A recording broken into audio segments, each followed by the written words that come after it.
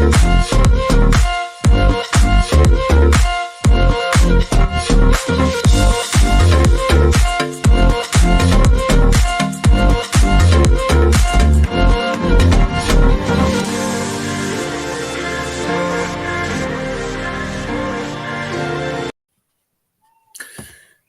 guys, welcome to Football Brownie. Hope you're well, keeping safe, keeping each other safe and spreading the love during this pandemic. Because we all need a little bit of love, and remember, we all need a little bit of love. Now, before I go any further, please like, share, most importantly, subscribe to the channel.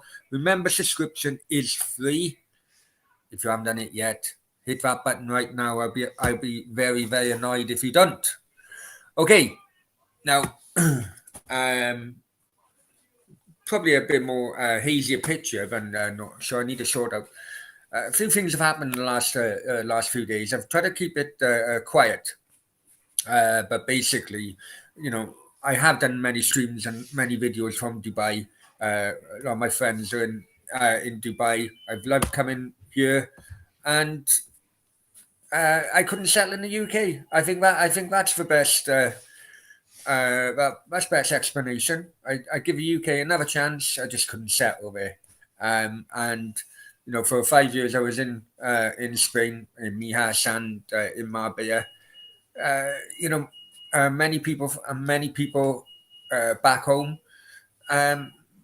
It's a fact of life that if you lose proper contact with them, people do go different ways and different avenues and so on. And yeah, so I'm giving Dubai a go. So today is my first, we're 4 hours ahead.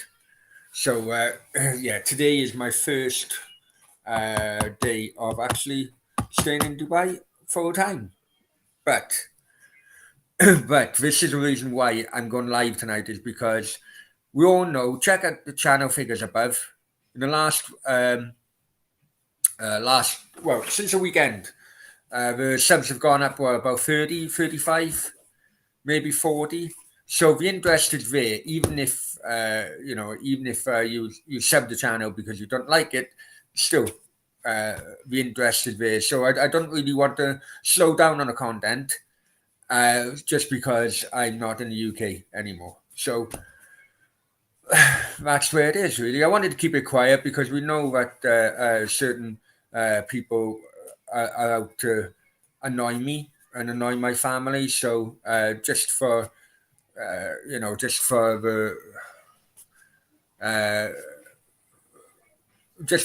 think my mum's sake, really, I kept it quiet about actually moving over here. The actual date moving over here, just because I didn't want her to have any hassle. So anyway, right. While I've been on a flight, I landed an hour and a half ago, and basically the amount of transfer news in which I've missed while in the air is incredible. One of them being, and let's bring Nathan in here. I do apologise, Nathan, for keeping you in the background. It's just basically. Well, you come on now. But I did ask Nathan. Ask Nathan to stay in the background because I needed to explain about Dubai beforehand. God knows where he's gone now. Sean, just bear with me, mate. I'll send you a link, my friend. Why is my camera not working? This is great. I'm gonna have to join back with the camera because God knows why it's not.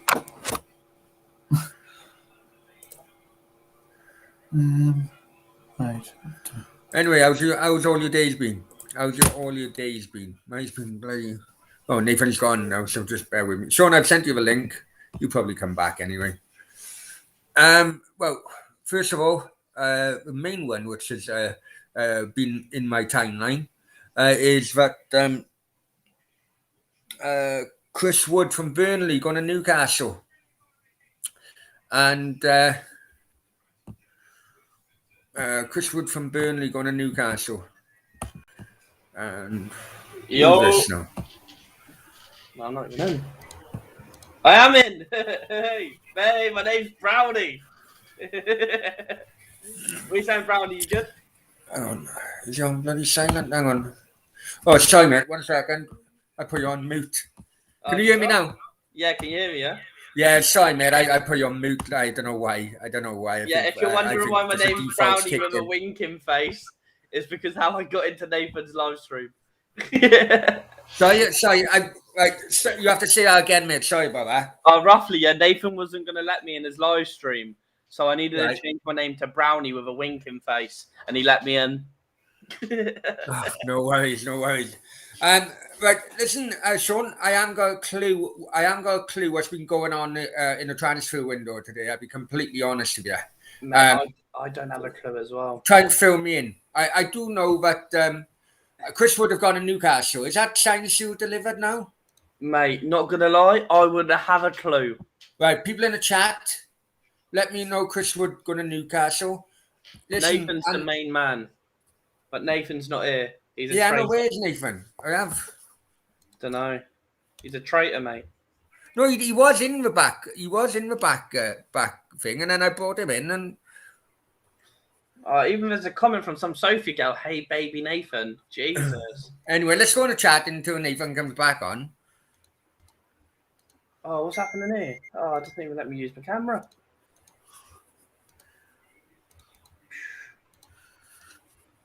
Oh. Sophie from Reading, where's my stud Nathan? Jesus. Yeah, but it's a different Sophie look. It's a different Sophie from the Sophie above. So, you know. Guys, listen. I am put to subscriber mode in a chat. Listen, Sean, do me a favor. Keep an eye on a chat for me, yeah. Yeah, because there's already 2 different bloody Sophies now. If you're wondering what we're playing out here, I'm with Rob Wilson doing our qualifying lap. All right, where in what circuit? Where are we, Wilson? What track is this, Wilson? Where are? Oh, I don't know where he is. Bunch Melon says, "Hi, Daddy. Hi, son." Right. Oh my god, I'm so shit at F1. Don't make. The Canton Corner says, "Brownie, hi Canton. Hope you well, mate. Hope you're well." And as I mentioned in your Instagram, we're only beloved. He says, "How's Dubai?" I landed about an hour and a half ago. Everyone is well. It's been all planned for a long time anyway. So I'm looking for accommodation now. Right. There's Nathan. Right. Can you? Yeah, I can. Can you? What's happening? Oh, there's. Yeah, my headphones are not working. No, I don't. Yeah, I can hear you. Can you hear me? Yeah. Yeah. How do I tell Yeah, right. So right, Nath, listen, you as bloody, you know, my confidence in you in transfers is like 2 out of 10. Let's be honest, yeah, if that. go on, But then. Yeah, you are my mouthpiece today because I have not got a clue what's been going on when I've been in the air. So I hope to God what you say is absolutely factual. He's only getting it on Twitter, lads. He's only getting it on Twitter. Shut up, Sean. Shut up. Right. So what happened today was there was a big. Sophie. Shut up. Don't even mention that, Sean. You troll. Right. So what happened was it was this afternoon. News broke about around 3:40, but it didn't actually come into to Sky up till about 5 o'clock. Now, Burnley. We heard this morning Burnley had a release clause on Chris Wood and it was 25 million. Now, the deal started to turn around. Newcastle started to look at it this afternoon and think, should we pay the 25 million? We need a striker in for Saturday. So it was basically decided to pay the 25 million. And then the deal just started to happen from nowhere. The deal just started to happen from nowhere. Now, for people who don't know or maybe not been subscribed to the channel, you know, for very long, back in the summer, right? Back in the summer, I know that West Ham were looking at Chris Wood very, very closely. More than likely now, if that is the case with that he had a release clause in his contract, right? That would be a normal David Sullivan bloody transfer, 25 million for Chris Wood. Because let's be honest, Chris Oh, it Wood, would be. up until this season, Chris Wood had been scoring a double-digit goals in the Premier League for a shit team like Burnley. Do you know what I mean? Yeah, exactly. Yeah. But, and this is where I'm getting worried, right? And I'm already worried anyway. But even Danny Gabardon confirmed on Twitter, me and him had a small conversation, because whether people like it or not, the link, Burnley have always had an interest in Kiefer Moore, They right? have. And their idea has always been, if Chris Wood, their idea has always been, he's a replacement for Chris Wood. Now in the summer, Yeah. the links were very strong. Chris Wood would go to Burnley, to go to West Ham, and then They were. and then Burnley were going for for Kiefer Moore. Yeah. Okay. And what did I text you straight after? Obviously, you landed. When I landed, my phone was red hot. My phone was absolutely red hot. I texted Because you. And listen, this is what annoys me regarding transfer windows. Some of these transfers are so complex. So even as down as personal sponsors for players, yeah. right? Some of these transfers are so complex that, to be quite frank with you, a 30-day transfer window, even a 60 days if you want to do a month before, some of these transfers could not be completed in 6 months sometimes. Oh no. Because sometimes the personal sponsors may not want their sponsored player playing for a club. Yeah. And Burnley, I mean? I also got news from the Burnley camp. Burnley are frustrated. Sean Dyche has said to the owners he needs a new striker in before Saturday. That ain't gonna happen. Burnley ain't gonna get a striker in before Saturday. Listen. I love Kiefer Moore to bits. Yeah, I love Kiefer Moore to bits. Right Yeah. now, he's got a new agent after that disappointing Wolves offer in the summer. He changed his agent. His agent has been putting him around. Also, I have to say that I don't believe it. I believe it's because of a lack of service to him. But many Cardiff fans would say, look, since that transfer bid was turned down, Kiefer Moore has not been at his best. Some would then say, on the back of that, some would then say, right, if he's not, is he trying to drag the transfer price, which Cardiff want, 10 million, down, trying to drag it down so that he does leave. Kiefer Moore's never. Cardiff fans are kind of blinded on this, right? Yeah. Right? Kiefer Moore has never been settled at Cardiff. I've known that for over 12 months now. He's never settled in Cardiff for whatever reason, right? He loved his time in Wigan in the Northeast. I think his nickname's Scouse, I think, right? Yeah. Right? And Burnley, in that area, in my personal opinion, even though they are in a relegation scrap, Burnley would appeal to him more on a personal level than what Bournemouth would. Yeah, they would. Even though next year, Bournemouth will probably be promoted and he have a full season of Premier League, whereas at the moment, he could well be looking at 5 months in the Premier League.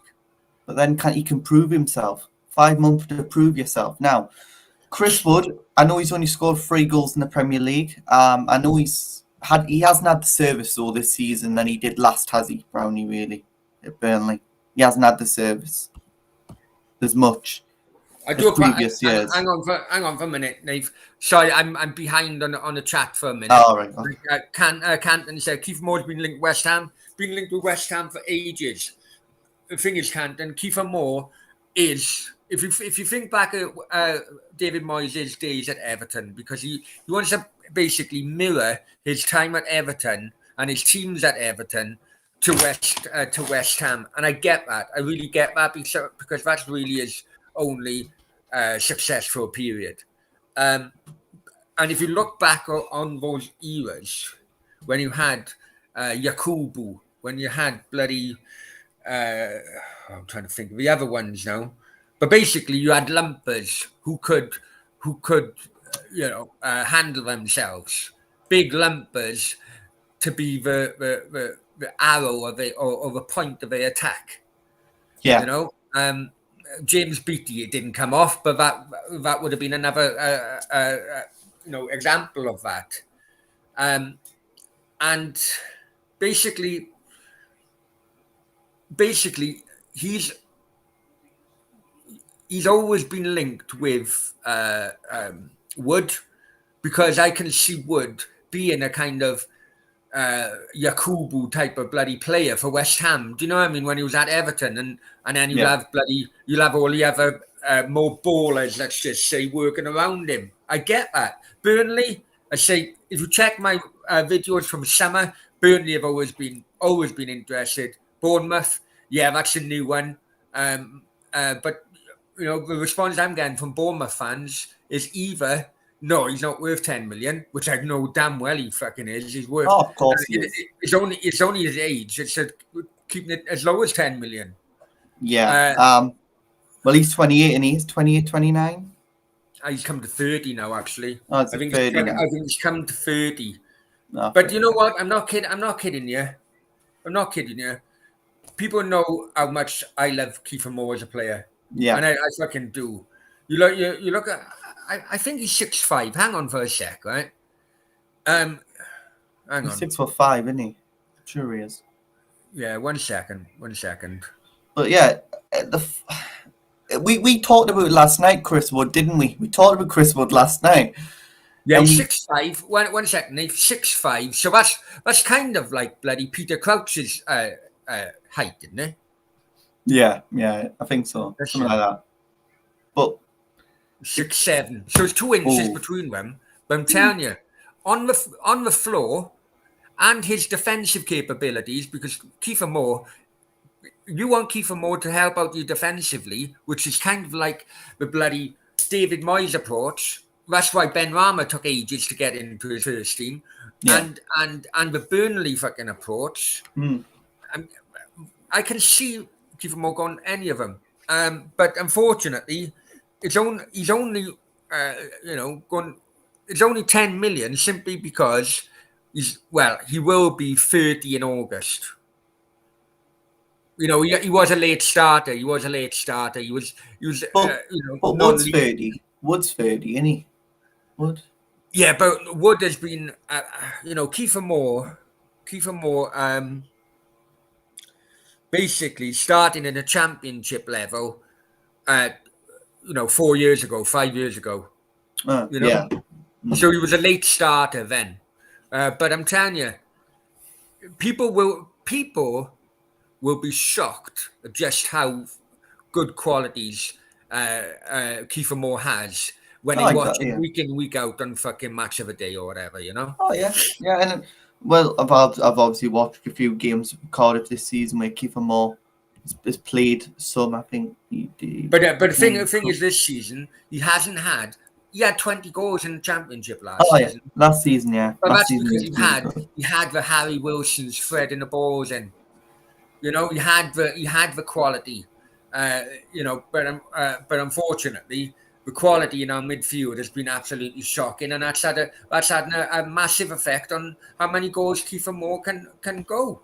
Yeah, it is, and I know all these Arsenal fans are coming out and saying, Chris Wood, he's a cheap and cheerful buy. He's not good enough for the Premier League. I'm sorry to say, Chris Wood's a very good player if he's got service round him. Yes, you may not be able to get the top 60 million players, the Pappy Shicks, the things, but we're fighting a relegation level, Nave. A championship level. No, I'm going to say this. People still fucking gas Ivan Toviak. And what's he done in the Premier League? Nothing. My prediction. We'll have to do it.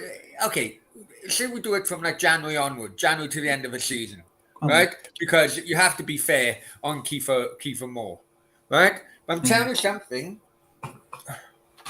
he will thrive under pressure. He will Oh thrive yeah, under pressure, of course he will.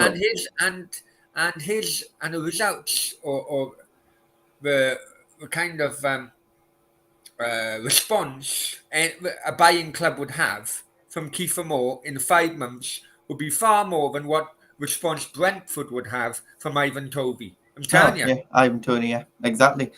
Paul said Chris Wood will help you get promoted. Now, we're not wanting that. No, Hang we on, want to stay up. let me go to the bottom for a minute, mate. All right, John Wayne says, "Howdy, Brownie." Hi, John. Hope you're well, mate. you're right, John. Uh, Ryan says, "One paid 25 pence because." Right, Chris I'll Wood's a be very good honest with player. you, mate. Listen. He's had apart from this season, he's always had double figures in the Premier League, He has, yeah. and that's the service Burnley fucking I give him. So imagine Right? the service Newcastle can give him with Maximum and a few other signings coming in January. I tell you what, Kieran Hang on, Trippier crossing the I'm ball gonna in. have a look at this now. I'm gonna have a look at this now, right? Well, there was a stat I looked at, and he was in amongst like Son, Kane, Salah, Yeah, I know. stuff like that. I That know. was last season. That was only last season, and Burnley have had struggles with injuries with midfielders this season. But imagine Right. Shelby whipping the With ball in the Burnley, woods. right? With Burnley, basically, he's had his ratio is 1 in 3, Yeah, right? Well, just over 1 in 3. Say one just over. in no, just under actually. 1 in 2.8, say, Yeah, one right? point. Yeah, one and two. So. Right? I'm going to compare that to Lacazette. Oh yeah, do it, man. I think that would be yeah. I'm going to compare it to Lacazette now. Burnley play Chris Wood's strength, Newcastle don't. But Newcastle will because Kieran Trippier will hoop the ball into the box. Right. That's why. Listen, ratio, and it both. Chris Wood joined Burnley the same year Arsenal, Lacazette joined fucking Arsenal. Oh, he did, Right? yeah. Right? And Chris Wood's goal return is far better than Lacazette's goal return for Arsenal. Exactly. And look at the difference between the fucking players of playing around fucking Chris Wood to Lacazette. So I'm sorry, Arsenal fans. You're in the mud on this one. I'm sorry, right? You're in the mud on this one. These people, some of these think Lacazette is fucking worth 180,000 pound a week. And I've been on a Twitter space with a few Burnley fans because I joined a Twitter space for a few Burnley fans, and I said a few words about Chris Wood, and I asked for their opinion on him, and I asked for their opinion from last season, not this season, because this season has been struggles with Burnley, and last season they said he kept us up. Chris Wood kept us up last season. Canton Corner comes back and says, I feel we should sell Kiefer and start playing the youngsters. We're then spending money on players who need a left back. I get your point, Canton, and I'd be completely honest with you, right? When Wolves come in last, before the actual bid was confirmed, every party, which was Cardiff, Kiefer Moore's agent, Kiefer Moore himself, I don't know where it came from, but every party was under the impression that bid was going to be 10 million. And it was all set up to go. Hence the reason why it first came on Football Brownie fucking a year about ages ago. Yeah. However, the official bid was 5 million plus add-ons. And then Cardiff were like, hang on, how can we get a fucking replacement with this? Right? As a result, Kiefer Moore has been very pissed off. Because as we already been talking about, his chances now, due to his age in the Premier League, is limited. If he doesn't go now, he may never go. He'll never go. This is his chance to go. If he doesn't go now, he'll never go. Yeah, it is kind of like a crossroads kind of thing, right? Cardiff need the money, but we all know fucking Cardiff. Every Cardiff fucking fan knows that. It's basically, someone comes in with a fucking bid of £1 and it'll take them 3 days to come up with a fucking decision whether to accept the bid or not. Yeah. Right? But I think Cardiff fans, accept where the position the club is in at the moment, Not exactly. They do, yeah. but they also accept. I'm But so They shit. also accept that, you know what, Kiefer Moore needs a chance. You know, this is his chance now. If he doesn't go in this January to a Right, Premier I'm League gonna club, he crash may before never, before. because Oh, yeah, exactly. I You can't would- see his form for Cardiff I've lost. improving if he doesn't get a move away. You know, in January. It's his time now or never, and if it doesn't happen now, Yeah. it'll never happen. And Bro, Chris Wood will oh, be a championship player forever, and yeah, I'd feel sorry Lichfield, for him. relationship I'm not used to on this. Lichfield says, "Evening, Brownie. I Lichfield, hope you well, mate. Yeah, evening Lichfield. What's the time in Dubai? We're 4 hours ahead of you guys, so So it we're is at 11:34. 3:30. Oh God. 3:30 in the morning. But you know, I slept all the way. If I'm honest with you, slept all the way on a plane. So Yeah. you know, No Lichfield one says, "Burnley will get Kiefer Moore now, mate." Yeah, it's always been. It's always been. I've accepted. I accepted it in the summer, but Yeah. then again, it didn't happen in the transfer window. See, it didn't happen, and it was always a chain. It was always a chain. Burnley needed Chris Wood out for Kiefer Moore to come in. Yeah. No, right, but you know, but then again, because that chain didn't happen. Brownie fucking lying about Kiefer Moore. I knew he was fucking on it. I knew he was on the fucking cards. So months ago. It was always on the cards. We knew that. We knew he was always on the cards. Canton says say Kiefer could be a next Vardy in terms of age. What lap are you on? The guy is born goal scorer. If he's shy of him, to be honest, the rest of the team, yeah, Yeah, right. I agree. I completely agree with you, mate. Right. I tell you why another thing as well. Tell you another thing. It's just And timing, bro. I'm gonna call him out. I'm gonna call him out. And I done a phrase. I done a yeah, it is a phrase. Created a phrase regarding Kiefer Moore, and I can't believe my good friend Anis Abraham fucking copied and pasted that bloody comment and put it as his own on his own forum. Cheeky yet. Right. Anyway, basically, my opinion with Kiefer Moore. Right. He was signed on a cheap. Let's be honest. Cardiff had him on a cheap because we're in administration at the time.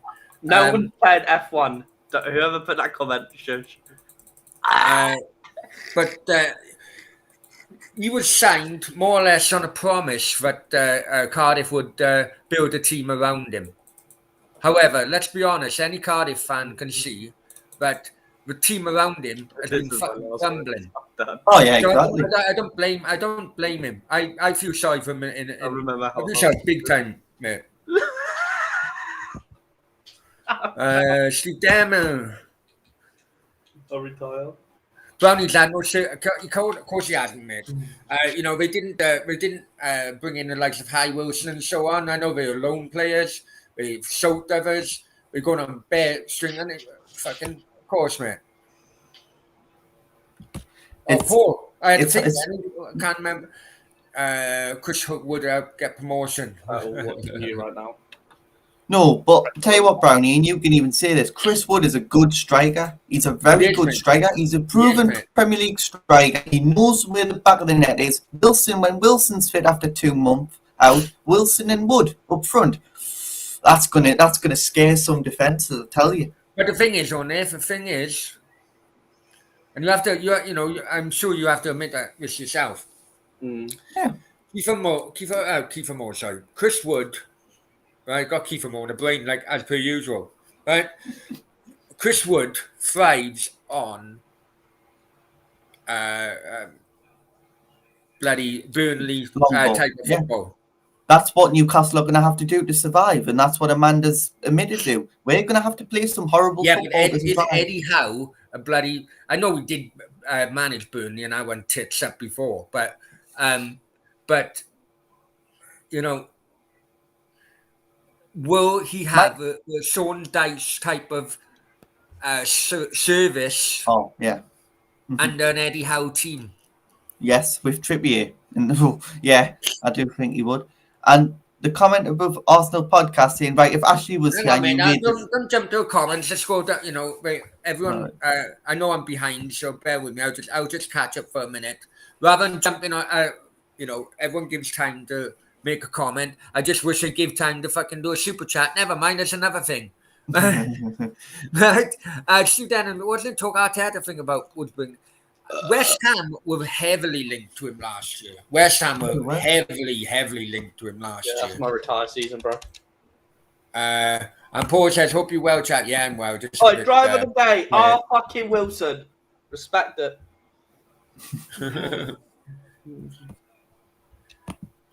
Ryan says, "We're saying, don't be daft, right? Hey, Chris Wood is the Premier League player, mate.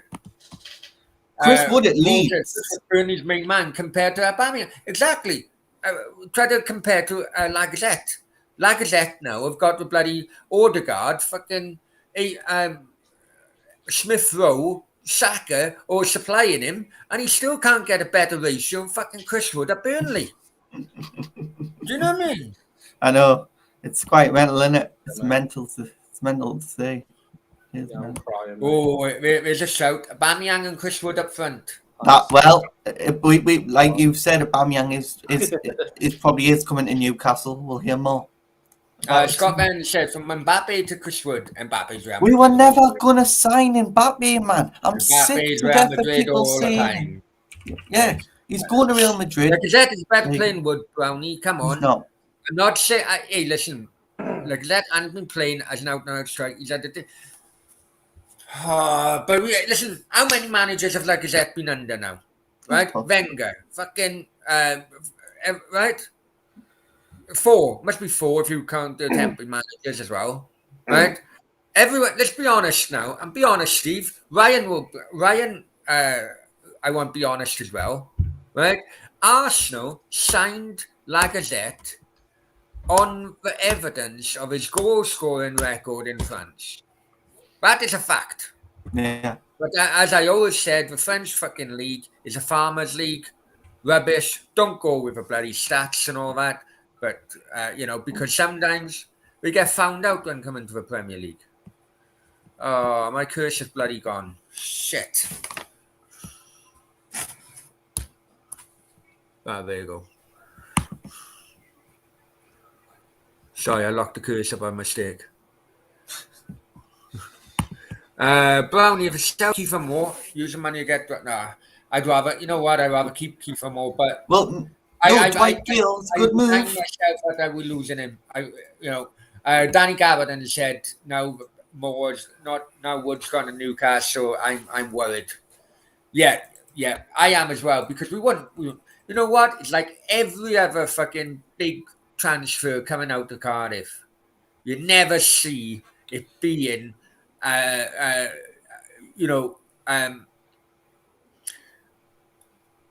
recycled into getting another player. You never do it, right? I tell you what happened. That money will be fucking lost somewhere, and we'll have another under 23 player fucking up front. That's what I'll happen. Yeah, of course you will. Because or you pay your money and go get someone. Mbappe, but hey, anyone who bears that was just dreams. We knew we weren't going to get them. It was just a bit. It was always a stepping stone. It's like why Eddie Howe is manager. Eddie Howe wouldn't be manager in a few years' time when Newcastle are challenging at the top. Let's be honest. No, he won't be. It'll be someone better. A few years in pre-season, and since he hasn't been. One bloody come on, right? I tell you what, right? I tell you what, right? When I was bloody 14. I had a split lip. I was never fucking same fucking footballer again. Give over, will you? Give over. Fuck you now. Right? Chris Wood, since joining Burnley, 49 goals, 7 assists. Huh? Right. Hang on. That's not right. That's ain't right. Let's put some right. Since joining Burnley, 144 appearances, 49 goals. Right? That's 2017. Like is that? And bear in mind the supply, like is that as Arsenal 143 appearances, 53 goals. Yeah, 'cause he's got a better supply. Fucking hell. Chris Wood would do it with Pepe and Bamiyang with him. Fucking hell. But also Newcastle. as well, 43, 1 4. Oh, it's only one game difference between both of them as well. Yeah, one game difference. Wow. And I'll tell you what, Chris Wood will be the making in Newcastle United staying up. You need to supply, I Nef. don't- He does, and he Ryan will get the says, who's playing supply. F1? No, that's Sean up in the top right-hand corner. Woohoo! But We're not playing F1 anymore because I'm a bot at it. Yeah. are you counting his bloody goals in friendlies now, Paul? Yeah. Yeah, you're getting your goals friendlies sorted as well. Let's see how many Wood scored in friendlies. Camden says Stu done. Yeah, I know the Stu was a bit off and on. The Stu was a bit off and on last 24, 48 hours, whatever. If I'm honest with you, mate, I don't know much about him. I don't know much. I knew about. I heard about the first over a weekend, but I don't know much about him. Yeah, I tell you, I'm going to reiterate what I said last night. I don't know if I don't think Canton was in last night. And Canton, please let me know if any more news about this have come out since the show last night. But listen, there's a possibility, or there was an idea. Cardiff director Steve Borley on his Twitter of trying to at least make some money during the kind of fan ban with the COVID in Cardiff, which is still open the concourse and put the game on TV. Yet the game could only be fucking 5 meters away, right? But the ruling is that people can't actually watch football live. So basically, they'd be calling off all the bloody stairwells and people can go into the concourse and drink together while watching the game on the TVs. So, Canton, has that that story had any legs today? I don't know. Let me know. Ryan says, right, if Mike Ashley was here and you were making this signing, we sit with it to fan. Whoa. No, it wouldn't. Right. Let I me don't go on think to that. so. If Mike Ashley was here, he wouldn't sign a 30-year-old. He only signed 25, 6-year-olds for profit. We are not a profit club anymore. Get it in the future. We are a big club and we will come back in the Premier League next season. We will survive this season and we will become a big club. And Arsenal are scared. Arsenal are really scared now because they know we're signing players. I think Ryan's right on Nathan tonight. I think Ryan's right, and it's me that's bloody been on a fucking 7.5 hour flight, not him. But right, sorry. Where's his bloody super chat? Where's his super chat? You super chat. Bloody someone. Get right. Steve Denham says, like I said, I rate him. No one can question his work rate and his attitude. He thinks he fits in our. He doesn't whatsoever. No. I disagree. Steve, I love you to bits. I completely disagree with what you said there. And no. Look, compare him and the work rate on that, which Alan Smith used to do. I'm sorry, Alan Smith put bloody goals against his name on that. And the work rate Alan Smith done was twice as much as Lacazette to do. Sorry, but I do disagree on that.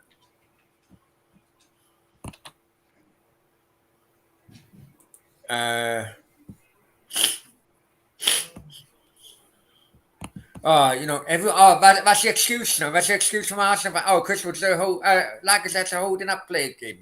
Give me fucking strength, will you?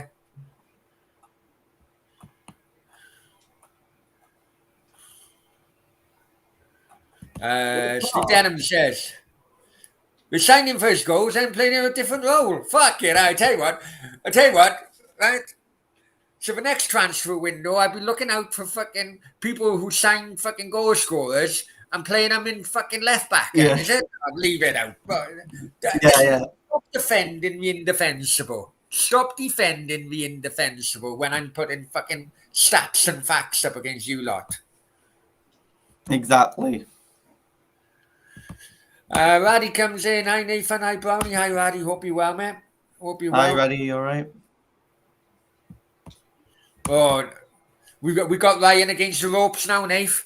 Chris Wood will flop. You watch. Nothing will improve at all. It's all about. I'll shout all three of you off with the channel. Hang on. Sorry. Chris Wood will flop. Ryan, come on, man. Use fucking commas and full stops. Like Chris Wood will flop. You watch. Right. Nothing will improve at all. If I'm wrong, I'll shout all three off you with channel.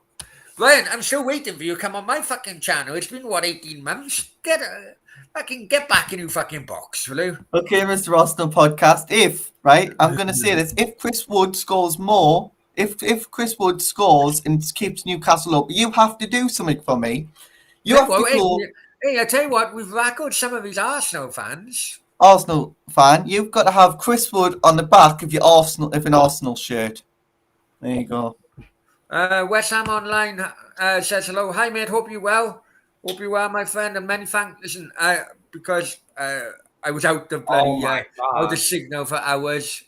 It's only now I got hold of got your messages, so I do apologise, mate, if I got back to you later than what you expected. You all right, Alfie? How are you? Good. No, nobody's scared except Gateshead. Yeah, no one's scared. Well, tell you what, Arsenal fans, when we play you, it's going to be Chris Wood will score a fucking banger, and you'll all be scared. Scared of Newcastle. I tell you what, you know what, right? Maybe not this season, but if they do survive, Arsenal will be scared because you know what? The first thing Newcastle will do is take up a Europa League place. Mm-hmm. We like spending money. We've just spent more money than Mike Ashley's ever spent. So we're going to spend money and get a haircut. Newcastle, I agree with you, Alfie. I agree with you, mate. A West Ham fan talking sense for a change. Fucking hell. I didn't think I'd have that done. He has been talking to me for a few days, so I probably knocked some fucking common sense into him. Anyway, good. No, I know. Hey, West Ham, you weren't far away from having Chris Wood yourself in the summer.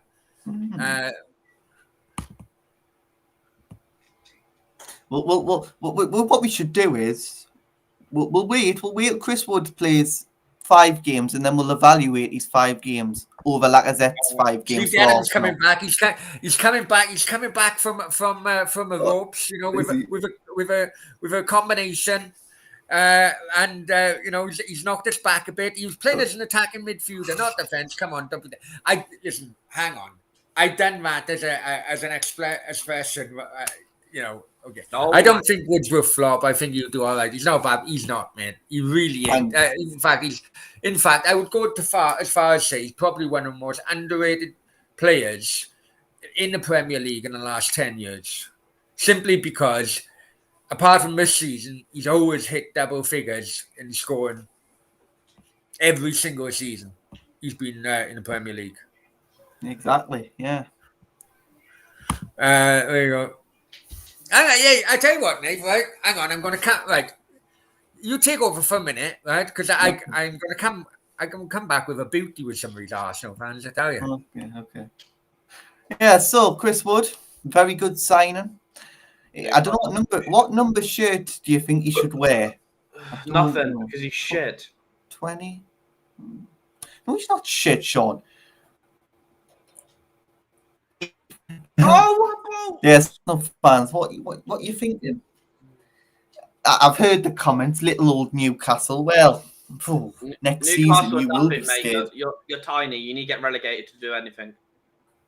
you Chelsea need to get a defender in. You've got no. They're all Yeah, well going done. injured. They're all We know going that. injured. They're We all know going that. injured. Well, where are your defenders? Fucking, One of Saar is meant to be leaving. where's Yeah. it?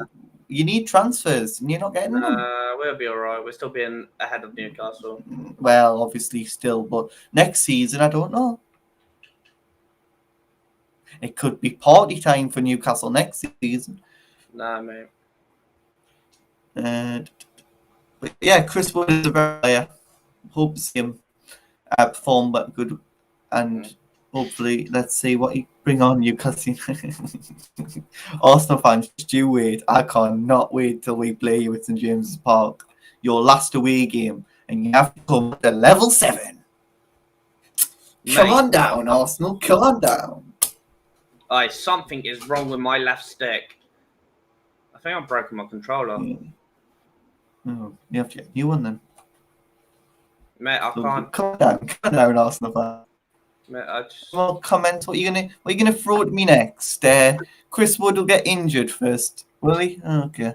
Chris Wood will be the best striker, like Callum Wilson was when he joined Newcastle, banging the goals in.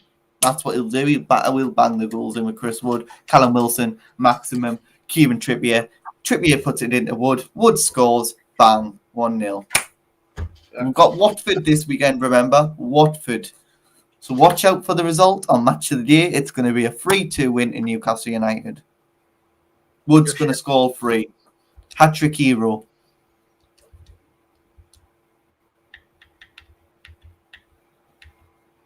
Yeah. We'll have a survival party, yeah? All you Arsenal fans, we'll have a survival party. Good idea. But yeah, it's going to be a good one.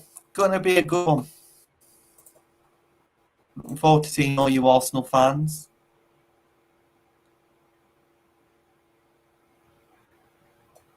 Oh, Paul. Who got knocked out by Nottingham Forest? When they actually wanted to win the FA Cup? You ain't very good.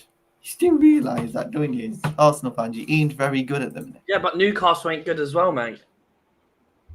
I know we're not great, but we're going to do it. We're going to do it this season. No, it's going to take you a couple of years, mate. It's going to take you a couple of years, then you can talk. We're going to survive this season, and then we're going to build on next season. We get relegated instead. Give the Premier League some frights when Newcastle do something unbelievable next season. You're not going to get a fright, mate. You need to sort out all your fucking team and tactics out before anything. We will. We'll buy players. Hey, We've got money. You got fucked off by Cambridge at home. Yeah, what the fuck are you on about, Nathan? You got fucked by Cambridge. Well, yeah, but that's Cambridge. We give them the win. Cambridge. We basically said to Cambridge, he has the win. Enjoy it, because next season when we win the FA Cup, you'll remember us. You're absolutely stuck. I can smell the bullshit coming out his arsehole.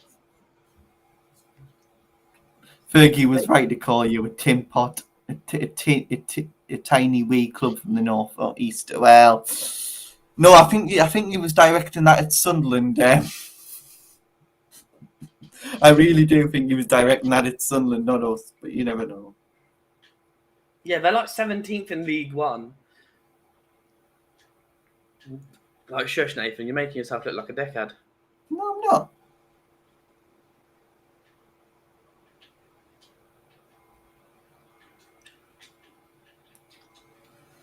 So yeah, it's gonna be a good when we see you Arsenal little twats up at the. Oh wait! Do you think you can beat Chelsea? No, they're too big in a minute. But I think we'll give Arsenal a run for their money. Nathan eats ass, man. Nathan just eats pure bullshit. Kelly, Sean, next season when we're fucking big and you're coming back to this conversation, I knew Nathan was right. No. Nathan, no, just no, mate. We're going to smash Tottenham tomorrow. We're going to be in the finals against Arsenal or Liverpool. Be all right. You're going to be in the final, but Arsenal aren't. Liverpool will smash Arsenal Who easy. knows? And fucking, but what? Arsenal going to beat Liverpool now, are they? They might. Freak off! If Arsenal beat It's Liverpool, all a game of football. nah. At the end of the Not day, the same bit. it's a game of football. Anything can happen. Cambridge beat Newcastle. But you should. Sorry, guys. I just had to move rooms for a minute then, because, all fairness, it's me that been sleeping for the whole of a flight, and my mates who have been waiting for me have been waiting for me until what is it now? Nearly 4 o'clock in the morning. So, right. Yeah. He's Arsenal fans. So when it comes, I was thinking then, I Randy, hope you well. Randy said, Brownie, Randy. Hope you well, Randy. Randy, Right, Randy, I know that Chris Wood is the New Zealand captain. What's your opinion of Chris Wood going to Newcastle? Are you happy? Do you think it'd be the right move? He's happy. He's going to become a Newcastle fan. I'll send him a Newcastle shirt to New Zealand if he wants, with Chris Wood on the back. Hey, don't mention shirts now. Paul's still waiting for a South Shield shirt, remember? Oh, well, yeah. Yeah? You can have a Chris Wood one. The 30 quid at the club shop. Guys, I do apologise. I'm gonna have to jump down a few comments. So listen, if your comments are that good and you think they are that good, then make a fucking super chat. You tight gets. Yeah, super chat son. Super chat them. Rob, yes, Brownie. Many thanks, Rob. Much appreciated. Listen, a few of you did know, but most of you knew it was on the cards, but only a very select few knew when, because I trusted you. Basically, because I trusted you. And wanted, so yeah. So it's from tomorrow onwards. It's looking for accommodation for me, because I don't know about you guys. Just I don't like look. There's certain things I don't care buying off the internet. But there's certain things in which maybe it's my bloody age or my generation, which I can't buy off the internet. I'm buying or renting properties off the internet. I just can't do it. I need to fucking, do my own research and all that. Do you know what I mean? Nothing is clothes. I'm not really a big clothes buyer on the internet. I am. I sometimes. No, I buy clothes on the internet. Yeah, but I always think I'm fucking. I can fit this shirt or fit that fucking pair of jeans. All of a sudden, they get fucking delivered. And I can't get them above my fucking kneecap. Do you know what I mean? Yeah. But many thanks, Rob. And Rob, I'm serious about the Bahrain Grand Prix chatting which we've been having. So let me know. Bahrain. Ryan says, in the same time frame, that like has had Worlds to play with let's scored more, created more. Oh, leave it out, Ryan. Leave it out, Arsenal, man. I tell you what, right? I tell you what. Over that time, let's be honest. You had a prime Ozo, you had a prime bloody Sanchez, right? You now have a prime of bloody Smith Rowe, Saka, all these players, and what did bloody Chris Wood have? Fucking Joey Barton. Do you know what I'm saying? I know it's lovable. Joey Bob. When he spoke French for the first time, I fucking had to laugh. All right, yeah. Randy Viper says Chris Wood and beats. Exactly, Randy. Exactly. You know Randy. what? You know what, Randy, right? And the same at the moment is with the response from bloody, what people have been saying about Kiefer Moore, right? What Premier League fans have been saying about Kiefer Moore. Yet these are the same Premier League fans, remember, right? Who thought that bloody Pepe was a bargain at 70-odd million going to freaking Arsenal, right? These are the same Premier League fans. This is the problem with. I know I'm going to sound a hypocrite here, right? Is with YouTube bloody YouTube videos. Someone puts a bloody. No, I'm going to say that, right? I'm going to say that. I know I'm going to sound a hypocrite, but I don't really do these type of videos for Sean, right? Yeah. Right? Someone puts a video together of someone's goals from a whole last season. Just because most of them are penalties, right? And just because they're on the end of fucking, it doesn't make them a good player.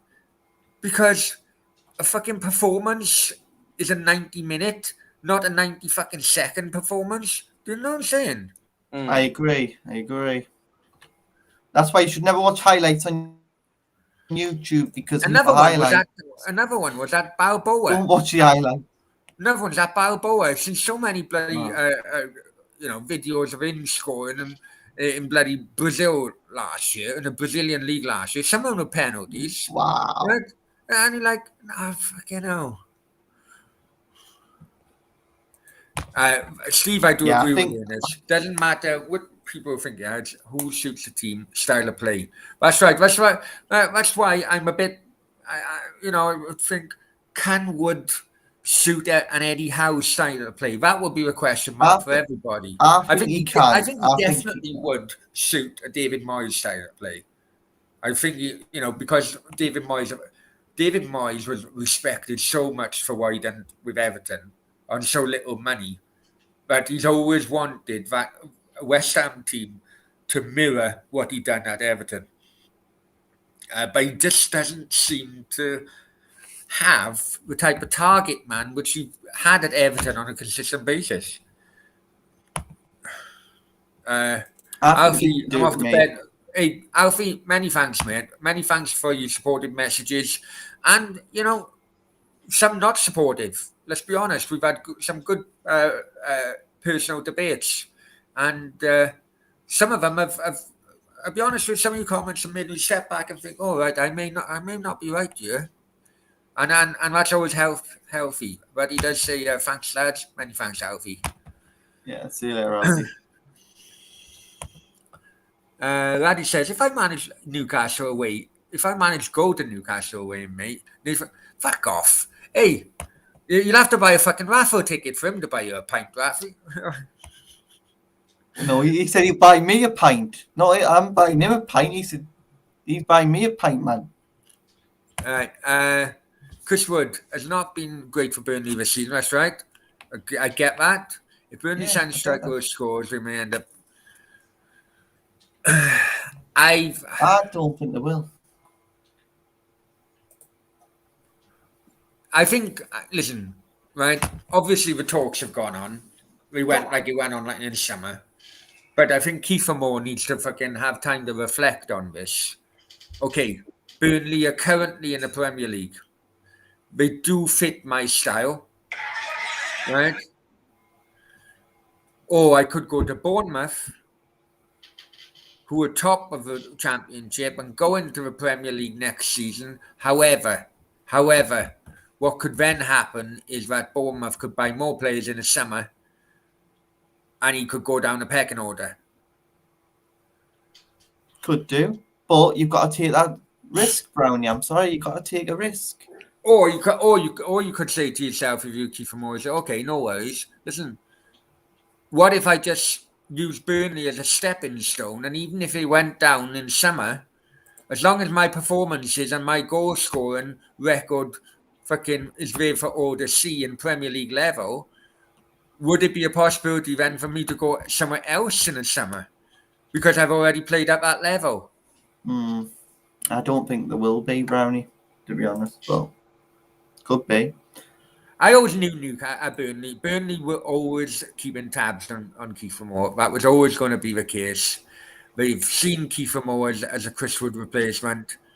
I didn't realise he was a get-out clause out of Chris Wood's contract, if I'm honest, I didn't until who broke it. It was The Athletic, and it was George actually broke it, and yeah.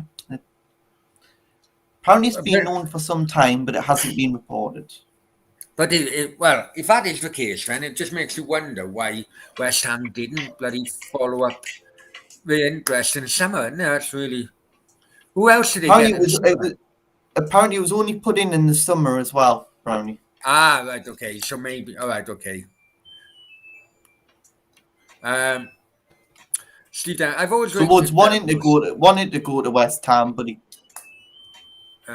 injuries, but they've always wanted to do well. Yeah, Callum Wilson. I thought he was on about Rob Wilson, man. Bloody hell. yeah. Cambridge, well, no. Hang on. What's Paul saying about? You done at home and Eddie out. So, no, hey, Paul, come on, man. Listen, I'm no lover of Newcastle, right? But Cardiff in the same position. No, Cardiff got lucky now and they got Liverpool next round. There's some money there.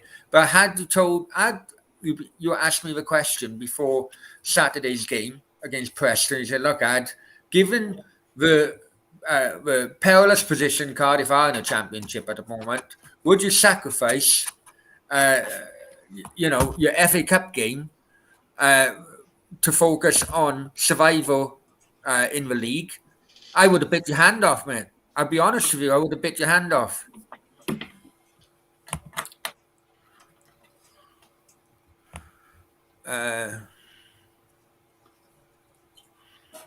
Were they at full strength, Nave? Newcastle. Not really.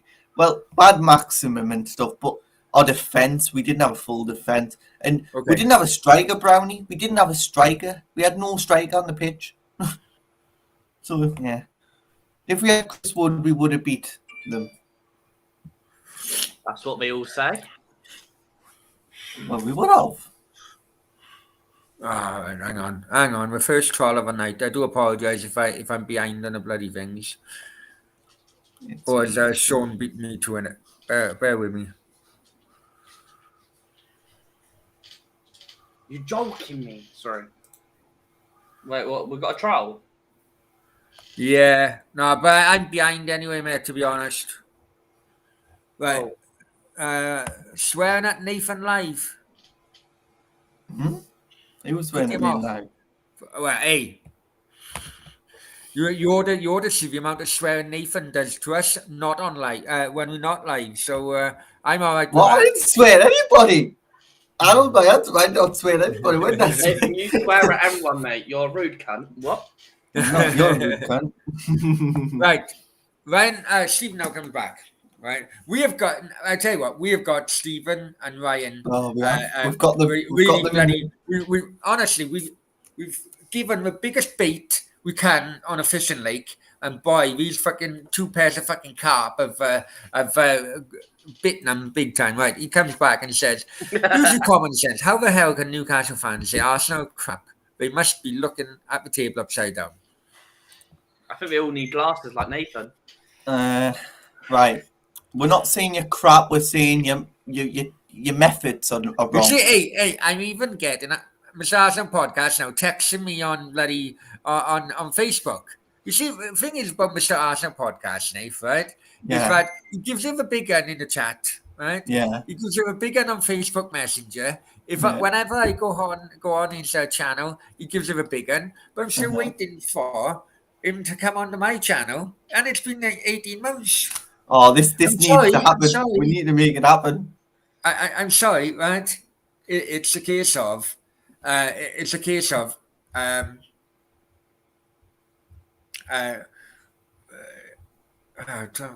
is it? Your mouth and you can't, your mouth and bloody you can't walk about. I can't. Your mouth and no bloody. I can't fucking remember. I'm too tired. Sorry, I'm too tired. Right, Kev. Hi, Kev. Hope you're well, mate. Hope you're well. Arsenal will beat Liverpool. They miss Mane, Salah, and Keita. I don't think they will.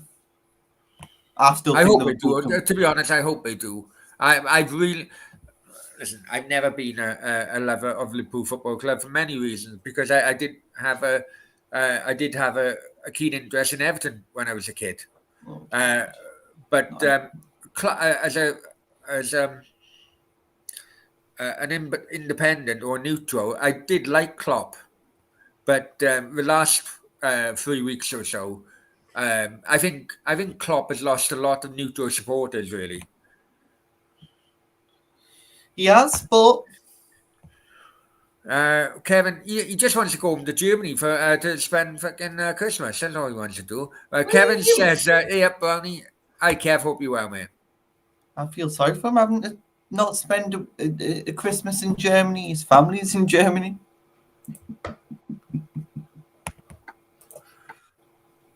You know what? Oh, I want West Auckland. I was reading up about West Hartlepool actually the other day. Stephen says, tough game from North East, place in County Down, County West Auckland. West Auckland are in... I've been to is it West Merthyr? Auckland. If it's Merthyr level, but in the north. Maybe. It's Merthyr level, I think, in the north. But I went to West Auckland in pre-season. Actually, I think we won 2-1 Shields. Did we win 2-1? I was actually... Been to West Auckland though, nice place. It was- You didn't sell beer though in pre-season. What club don't sell beer to supporters? Me. Because you only can handle one, Nathan, when you're shouting all over the place. Nate, and he's seen you live, mate. He's seen you live, not on some of these podcasts. Yeah. Sean, that was a one night off. That. No, mate, I've seen you in real life, mate. I've seen you in real life. We all know how it goes. That was a one night off. How does it go, Nathan? Doesn't it go like this? Well, how does it go? Oh no, that's Rob. Doing out. I don't even know who's got the video of you now. Oh yeah, here it is. No one. Oh, this is how it went. Look. Yeah, that was new. Yeah. Hey, that was come on, New I'm Year's trying to get Eve, this bloody monetized. Bloody hell, let's have a swearing.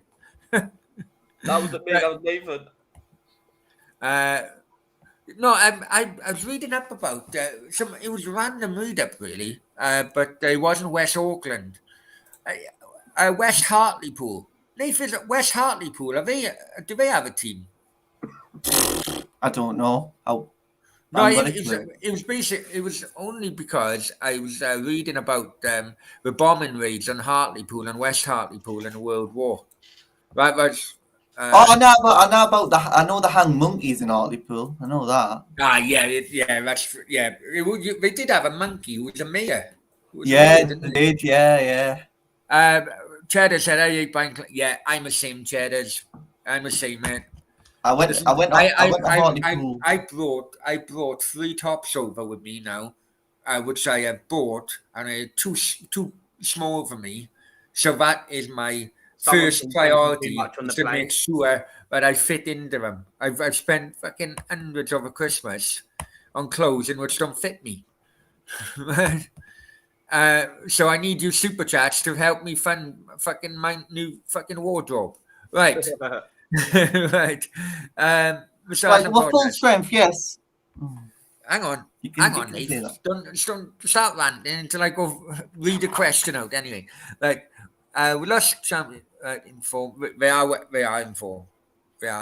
A rotated squad that you should still have won with. That team was big enough to win against Forest.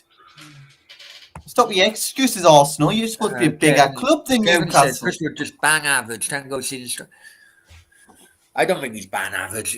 You know what? I think he's underrated because he just plays for Burnley. That's the bottom line. I think he's snobbish Premier League fucking mindsets. I'm not saying that you're a snob, Kev. I'm really not. But I think with me, I think the media do portray him as bang average simply because they love bigging up the top 6. That's my opinion.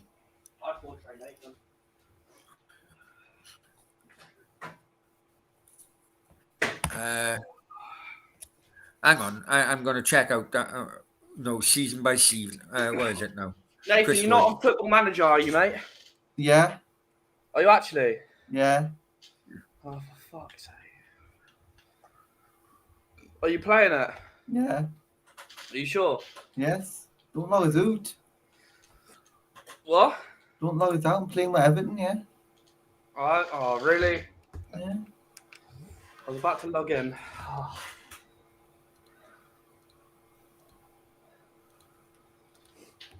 Buy your own.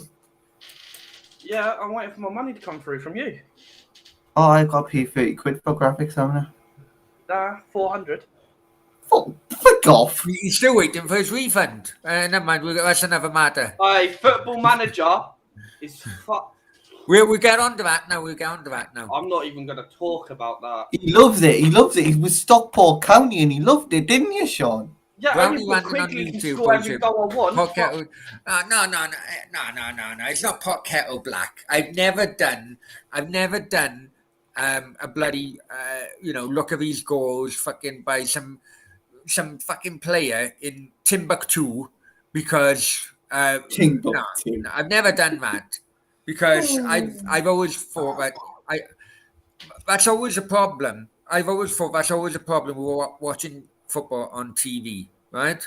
Is because if you watch football on TV, the TV camera is just following the ball. So when the cameras are following the ball, you don't know what off the ball kind of runs certain players do to open gaps up for other players to put the ball through. Do you know what I mean? You know? Yeah. All I'm saying, Football Manager, Yeah. Nathan will need to change all the settings just for one thing. I am not doing there's so much stuff. He doesn't want to do press conference and shit like Press that. conferences, all this, and if you need to do that in the online league as well, do you know how long it Yeah, will take? but you know what? Well, I can sort that. We'll take press conference stuff. I kind of saved your show last night, Nath, for me to watch on a plane today, and I know what you're talking about, Sean. You know, it's all this bloody additional crap, But we can which take that off. takes up a lot of the If you time. can take it off.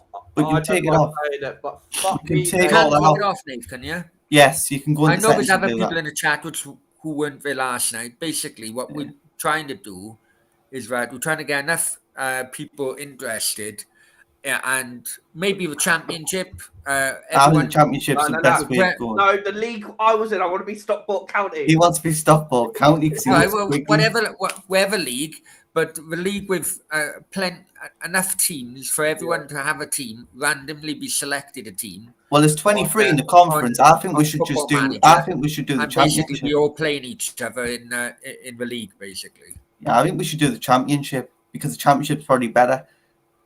And I'm sure more people will be in. Steve Denham, no one thought Thanks for Pepper was that. cheap. You all knew you overpaid. I don't think what idiots you've been talking. Right, okay. I'm not. I think Steve. Okay, at that time when Pepe was signed for Arsenal, I was watching idiot bloody YouTube channels. So maybe it was me taking at the time what they were saying on board as a kind of Arsenal kind of the majority. So maybe okay, I'll take that back then, Steve. You got me on that one. First time you've ever had me, a bastard. Yeah, but we can do it. We can take all that off in the settings. I'll show you what to do in the settings. How we take it off. Able to. All right. It's not even that I long. showed Brownie you let. You know what, bloody hell! It's like. Yeah, you showed Brownie the 11. Yes, we had a strong team out. Yes, we had our full strength team out, but Wilson wasn't there. That's not our full strength team. Who else wasn't there? There was a few of our players that weren't there. Hang on, I'll go through it now. Hang on. See, Ryan gives it all on bloody Facebook Messenger, but yet he hasn't made an appearance on Football Brownie bloody channel yet. Right. I don't really know the bloody. Who's that guy who got sent off against Norwich? Kieran Clark. He's a regular, isn't he? No. Oh. What? Yeah, it looks quite. It looks like quite fair. Okay. Lascelles didn't play. That's one.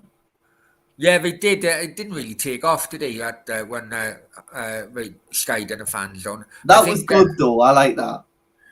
But the thing is, you have to be so bloody PC. Do you know what I mean? That's a problem. You know, you have to keep your language down and things like that. Oh well, you don't mean commentating on Newcastle Sky then, because that's a bit. Was it? Yeah. Well, you know, that is you a guess, which yeah, you're probably right actually, Steve. To be honest with you.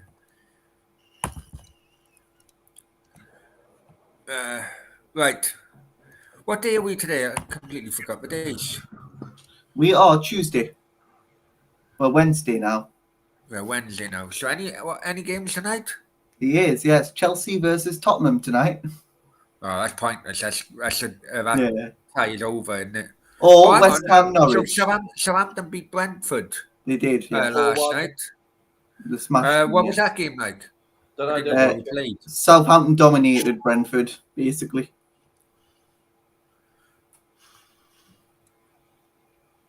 Tony again. Yes. This is the thing, you see. He's not that great in the Premier League. Huh? He's not that great in the Premier League. Okay, let me just put a question out there.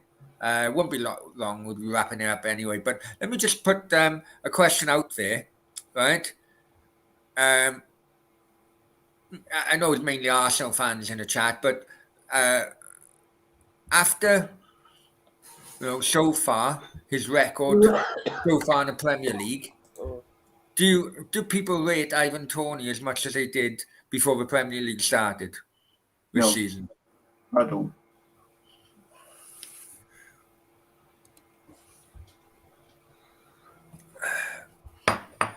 Right. Go Well, on, she said, you yeah, that's go. not the third time. Yeah, yes, it is now, my friend. It is now. My point was, you played a strong team against a lesser team. But yes, but we're in transition. And hang on, bear with me. I'm muting it for a second, right? Bear with me. I need to toilet. Oh, okay.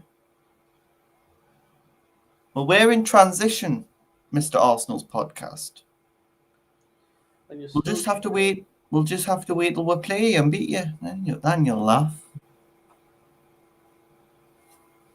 But yeah, we'll be doing a scouting mission, you against Liverpool. See how good you are.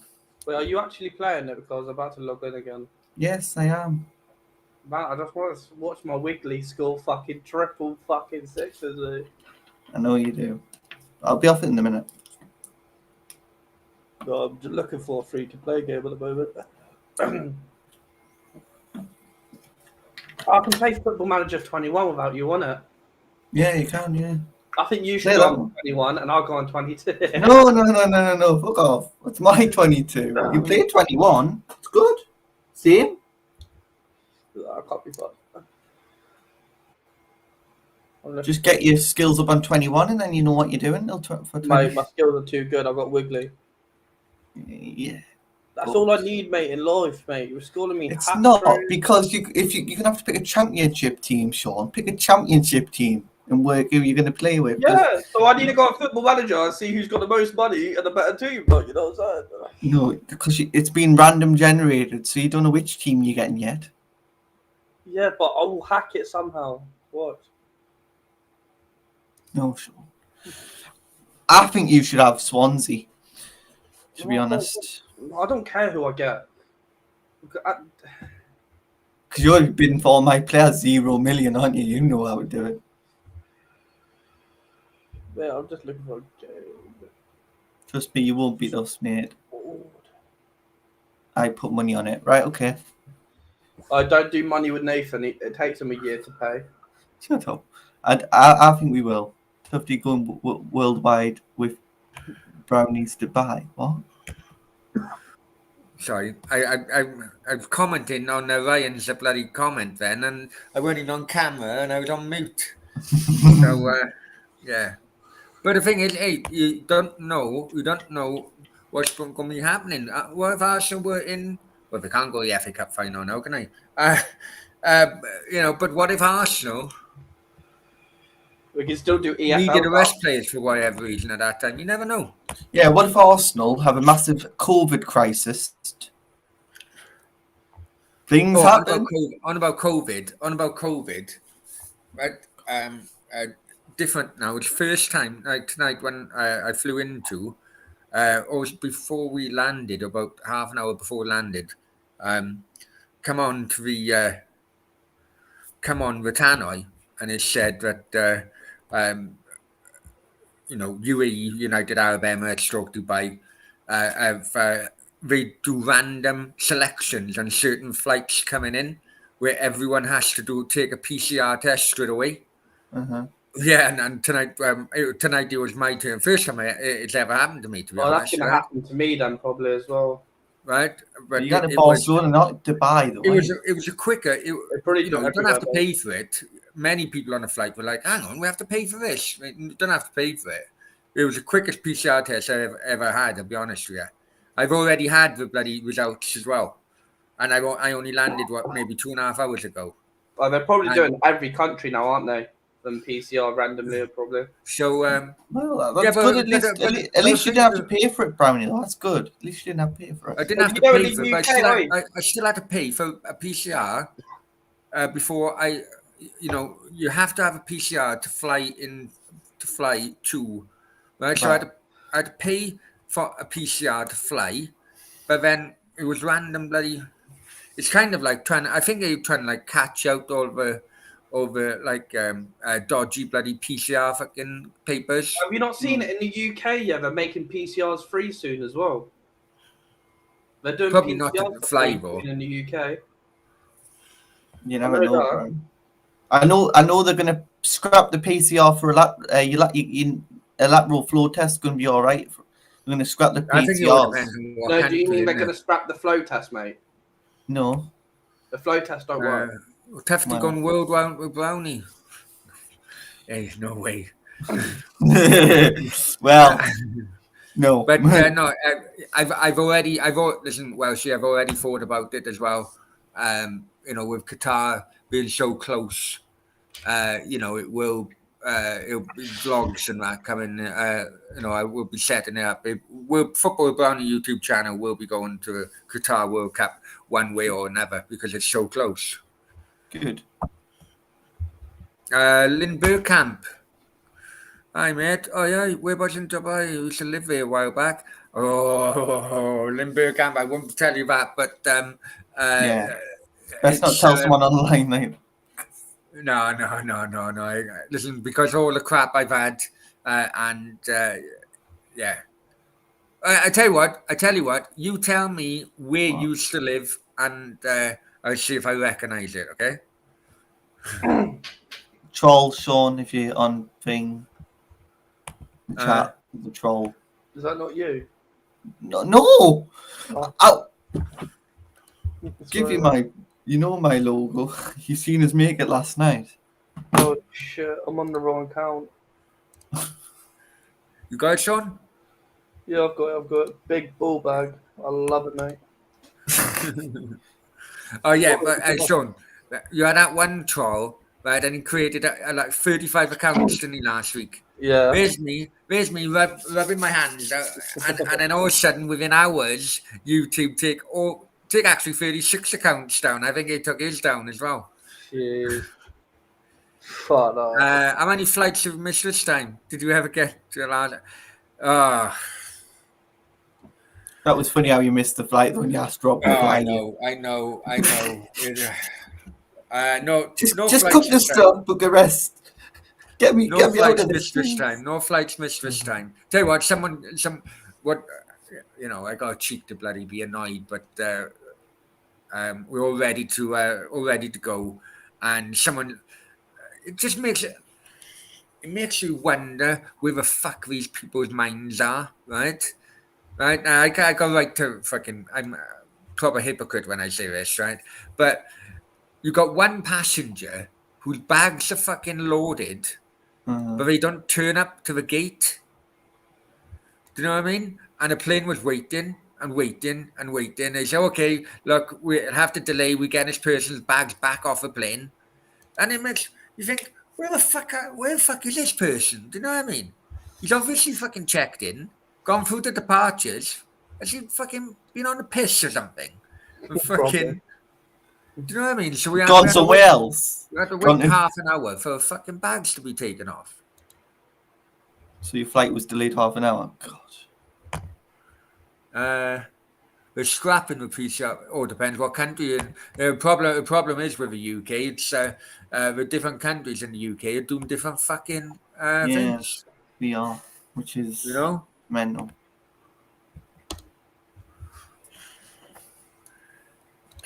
Right, so Nath, as I've only recently found out in the last 2 minutes. I'm assuming your channel's changed. So tell us Yeah, about it. Tell us about it. yeah. Well, this was a spur of the moment last night. At 4 o'clock in the morning, I changed the channel name. Yeah, Nathan Sports 24/7 is launched, and yeah, that's going to be the name.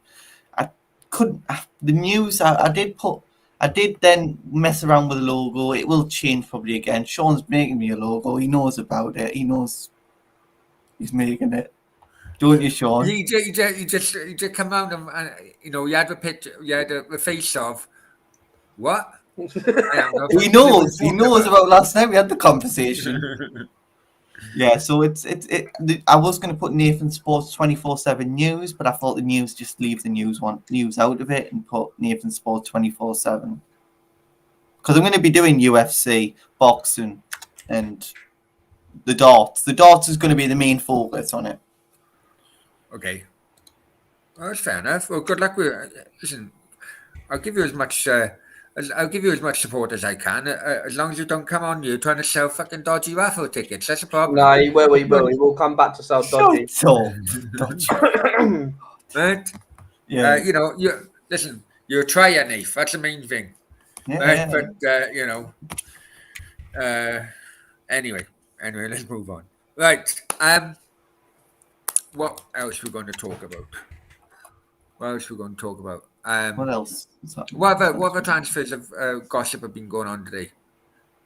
Jesse Lingard ain't going to West Ham. Who told you? Me. What is that? Is that confirmed then? Confirmed. Jesse's people have come out and Man United have come out and he's not going. Tottenham are now interested, and he'll go to probably Tottenham in the summer. That's going to be mental if he goes to Tottenham in the summer. And why? Why is that? Simply because, as every other player is, a fucking mercenary, and he's running his contract down. Yeah, he's running his contract down so he can go to Spurs in the summer and build on Conte's masterclass plan. So rather than going to West Ham, he goes to West Ham's fucking rivals. That would really go down well, wouldn't it? Yeah, and West Ham fans still saying, but he's having a medical. People even know he's having a medical. And Sky have said, no. What is it now? What was it one? Oh yeah, he told my daughter, because he lives in the same apartment block. My daughter, does you fuck off. Fucking hell, man. Yeah, I met Ollie Gunnar-Solskjaer. He told him myself, because you met Ollie and he told you. Yeah, I don't think a manager would come out and say Jesse's going to West Ham. I don't think David Moyes would ever say that either. Anyway, let's move on.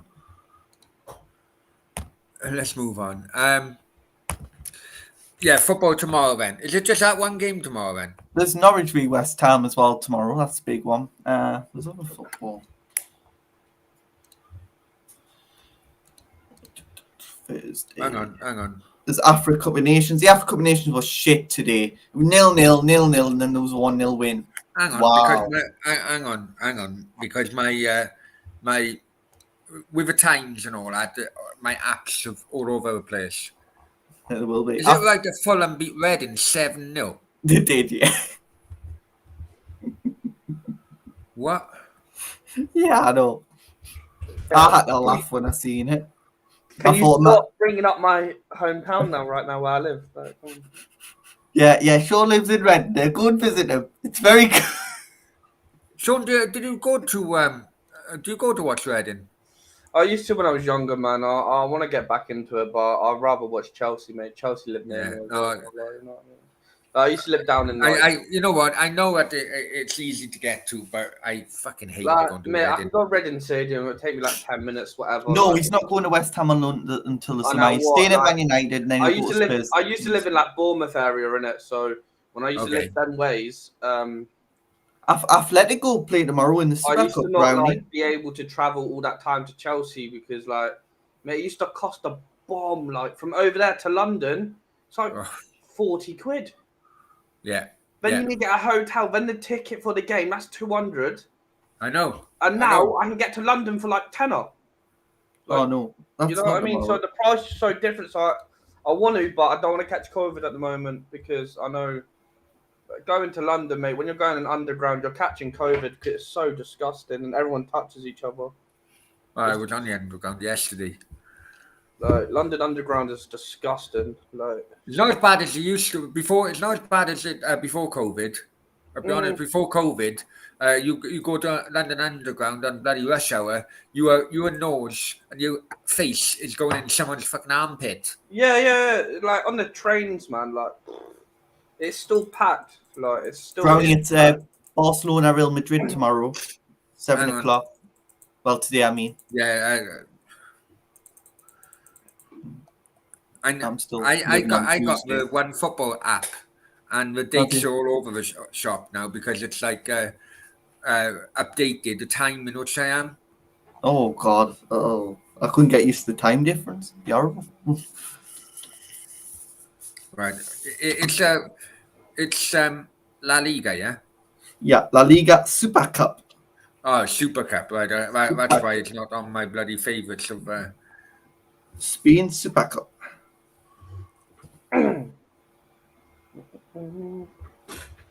When it's called off. Yeah, basically, well, the Super Cup now is basically 4 teams rather than 2. Yeah. So Barcelona Real Madrid will be a good one because Real Madrid will smash Barcelona and show them who's boss. I hope.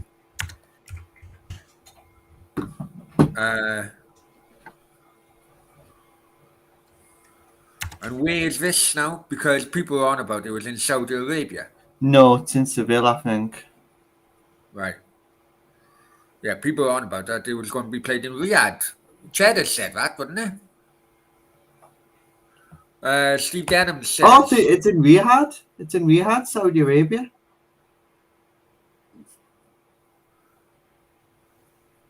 Yeah? Yeah, it's in Saudi Arabia. Okay, well, Cheddar, you are right. And Nathan, as per usual, is You're bloody wrong, wrong. mate.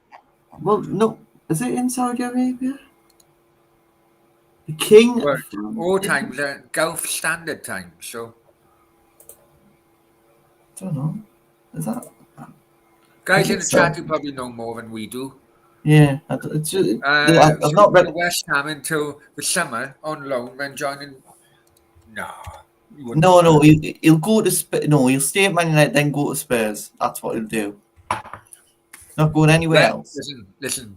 Jesse Lingard was always going to run his contract down. Of course he was. Was always going to run his contract down. The guy is the wrong side of 30 now, right? And this would be his only opportunity to get a big money move if he ran his contract down before he retires, right? That is the bottom line. If anyone's seen anything different, then they're either out of touch, they're either blinkered because they wanted him assigned for West Ham, or they're the type of people who think that players love clubs these days. Or he loves the club. This person loves the club. None of them love the clubs. It's just a job to them. And the quicker football fans understand this, right, the better. It is just a job, right? Of course it is. When people kiss the badge or put bloody social media fucking photos out there, and they instantly think, all right, it's because of he's joining West Ham or whatever. No, it's basically because he wants to generate interest in his social media fucking page. That's all it is.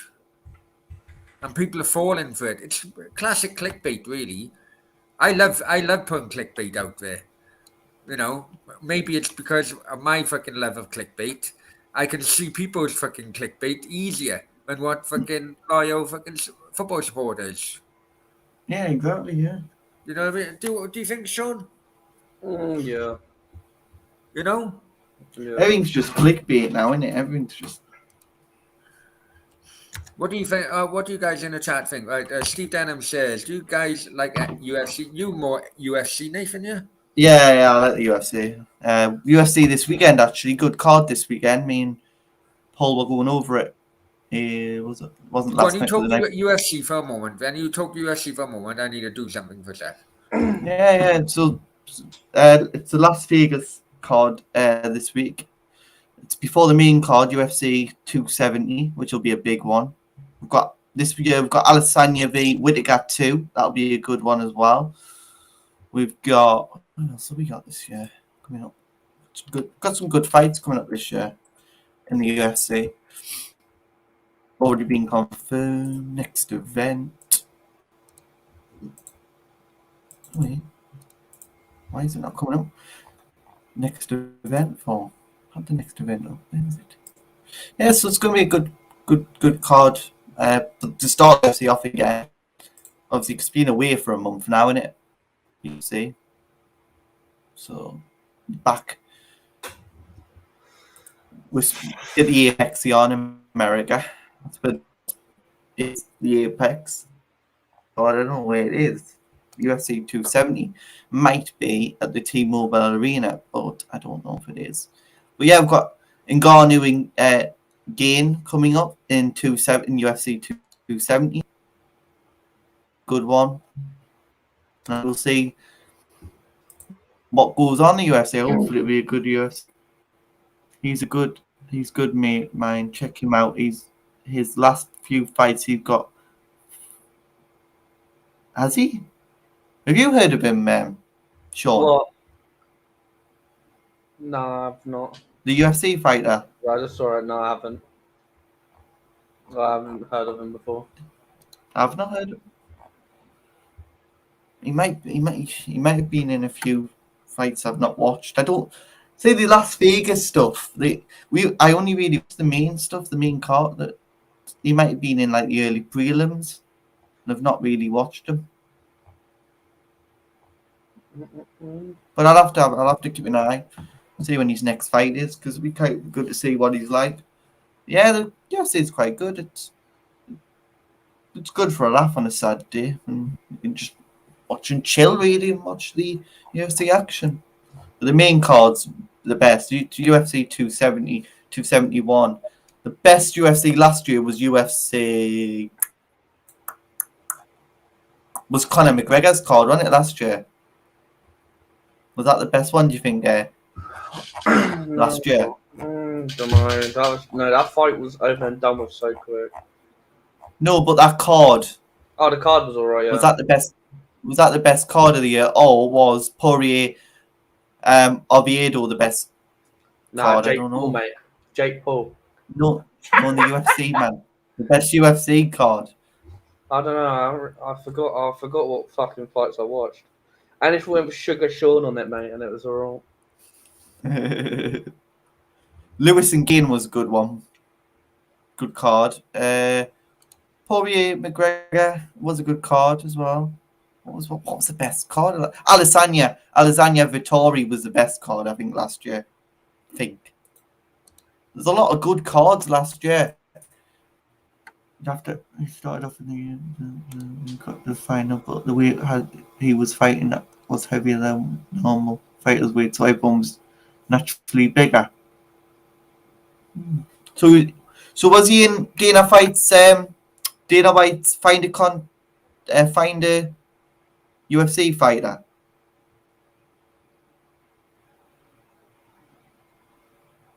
He lost the final, but Dana still gave him a contract.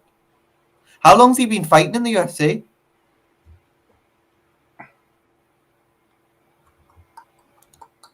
If you can tell us that. Because I might have watched him in the Contender Series. I don't know which one. But I need to know how long he was fighting for. Because is he just new to the UFC? He must be just new. Unless he's not a well-known. Might not be well known, but if he's not well known, then he might come out and surprise us this year. I'm on mute. I was having a conversation with Nathan, and I muted myself. But and anyway, my cousin, who I call my little brother, right, and he went out to watch. I'm not a lover of UFC. I'm more of a boxing because my generation. Yeah. But he went out to UFC to America, bought all the tickets and everything, and he went to Conor McGregor, the match in which lasted about 2 seconds. What, Conor McGregor, Justin Poirier? Well, he basically met, straight after the first, whistle, whatever you call it, and he met, and McGregor knocked him out, and that was the end of it. Oh, I know what you're on Oh, about. yeah. A dance. What's his game? That Brazilian. Is he Brazilian? Aldo. He was a Latin American. Aldo. Aldo, wasn't it? Yeah. Aldo, yeah, that's right. Aldo. Yeah, Yeah. He paid all that money to go out there, buy the tickets, and it lasted Joe's Aldo. basically. 13 I think seconds. he was lucky that he got to his seat on time, right? It was like 13 seconds, isn't it? It was 13 seconds. Yeah. 13 seconds. It was McGregor's quickest knockout in the UFC, I think. Yeah, it was. Limburkamp. I used to live in Jumeirah Islands. Yeah. Bloody hell. How much money have you got in Limburkamp? Hey, I tell you what, so that money you had to live in that area, you can become a bloody member if you link the top in the chat and start with your super chats. You take Yeah, and you can buy lots of Brownies hoodies. They're only £30. Well, exactly. I've just put in a chat now, Nate. Just put in a chat now, right? Or you can get around that. I know Sean still hasn't become a bloody member of Tight Fist. Don't worry. When I give him this 30 quid, he will become a member. Well, don't give it to him, man. Just divert it to me, Nate. Divert it to you. No, but listen, you can get around. Listen, I know because it's drop shipping. Extra charges come in if you drop ship. Last thing I want is for fucking 300 hoodies be in my fucking living room, and me sending them out to fucking God knows where, right? So it is drop shipping. That comes with an extra charge. I know they're not the cheapest. I get it. I take it on board. So because of that, you can go around it by becoming a member in Brownies Inner Circle, and you get the stuff for free. Now that is a bargain. It definitely Right? Because is, I'm yeah. putting my faith into you bastards, then. That you won't do me over, and just become a member for 1 month, and then all of a sudden you drop your membership after you received all the fucking goodies, you bastards. Right? I know how your minds are working. You cheap-fisted gits, but never mind. That's how Sean's mind works, not me. He's even admitting it himself. You can play Football Manager now, Sean. Thank you.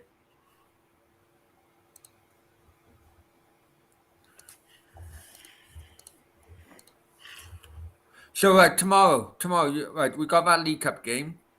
Got Real Madrid, got Barcelona. The Clasico. I'm going to call it the joke Clasico, if I'm honest with you, because it shouldn't be happening. Why? Because I don't. It's basically a tour. A La Liga tour of the world. What would you do? What would you do if the Championship did it and did the top two teams and the top two Premier League teams and did it in Saudi Arabia? They probably will next season. Wouldn't like it. They probably will next season. Watch. The EFL Cup, right?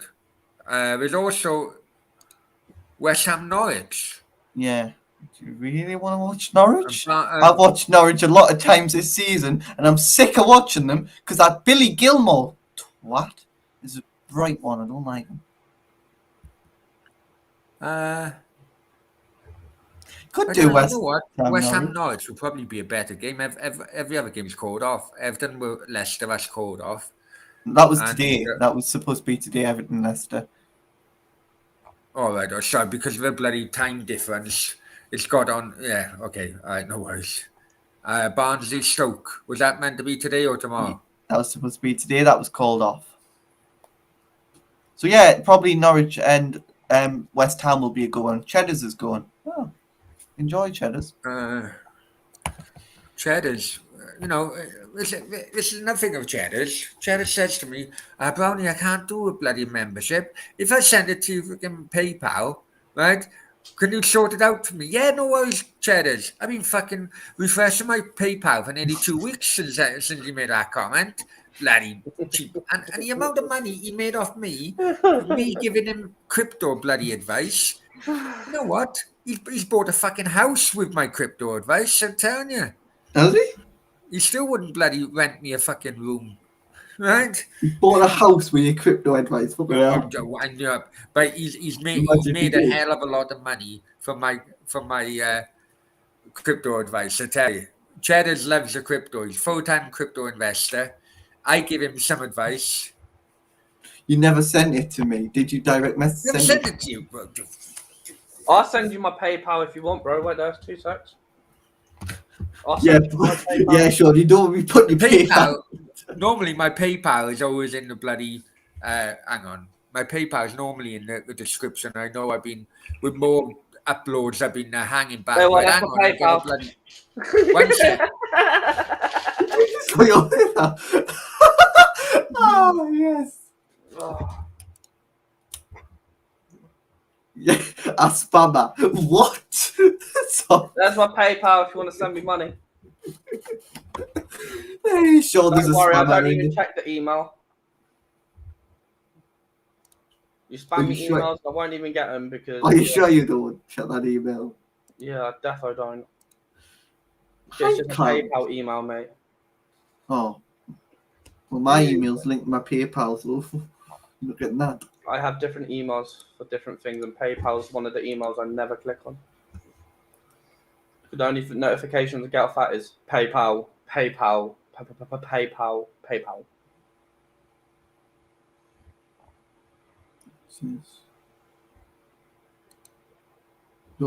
Your stream account has been accessed. Oh. Mm? No. And obviously, my stream account. Yeah, fuck's sake. Norwich must have the money, but put away they get the Premier League money and then relegate themselves. Shoot payments is not what they spend, is it? Yeah, they use parachute payments to do, yeah.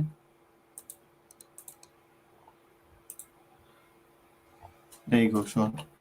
What? I think you're on Foot Manager, aren't you? Oh yeah, we're gone. So.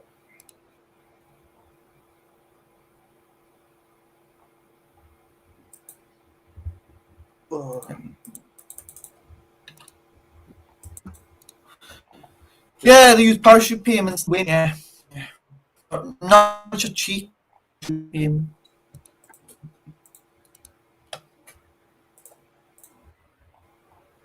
Cancel our parachute payments. Be the richest club in the league with parachute payments. You always got some expensive. But then again, Newcastle don't need parachute payments. 65,000 pounds.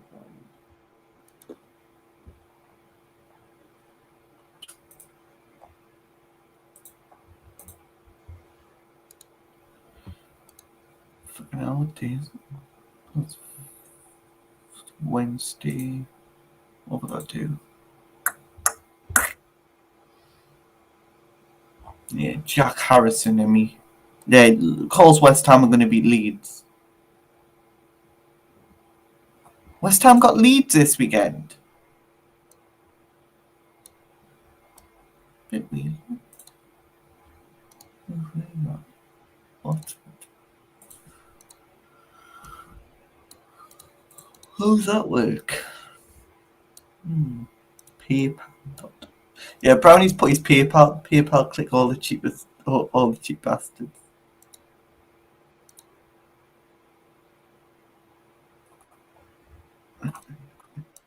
What? Cheers. Yeah, Brownie, you do know you can get a million donations on PayPal. So some spammer's gonna send you £500 and you're gonna be like, what the frick did it come from? And then they're gonna take it off you like that.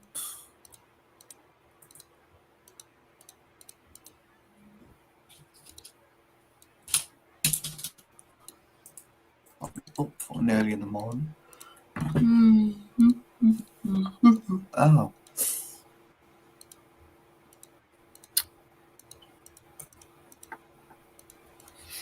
I think Norwich could beat West Ham tomorrow, do you? Right, Sean? right. There you go for another one. Bloody hell. Yeah, what? there you go, Cheddars. You got no bloody excuses now. Bloody hell.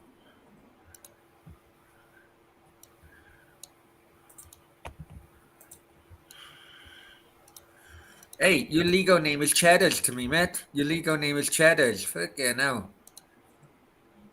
I don't even my read legal name, bloody please. Chris Nicks out. But your old Cheddars Nah, to it's me, no matter Cheddars. what. So come on, Cheddars, right? Right? We all open-minded at the moment. How much? I've sent it. Oh, you Hang better on, send me something. Cheddars, hang on. One second. I want to ask this question, right? Right? I wouldn't I have even sent it. do. I wouldn't mention any figures or anything, right? But how much money did you make off my crypto advice of putting into Shiba Inu before it fucking rocketed that one time? How much? Be honest now, Cheddars. Be honest. I reckon you're looking at 5 figures because I know how much because he's full-time crypto guy. I reckon he made 5 figures. And Cheddars, you bastard, you sent me 10 pence.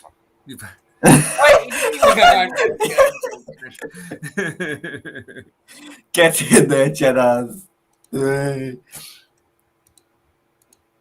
But Cheddars does actually send you 10 pence. Be funny that. I even if he did, I wouldn't say it on here. But you haven't, no.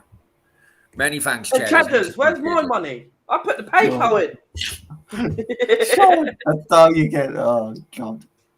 Cheddars left me out. I thought this was the whole charity. At the end of the day, whether you made 10 grand, 1 grand, 10 pence, I'm glad that he took me up on my advice and he made money in it. But I know that. Anyway, Steve Denham says, in 3 years from now, it's going to be, you see what Newcastle, yeah.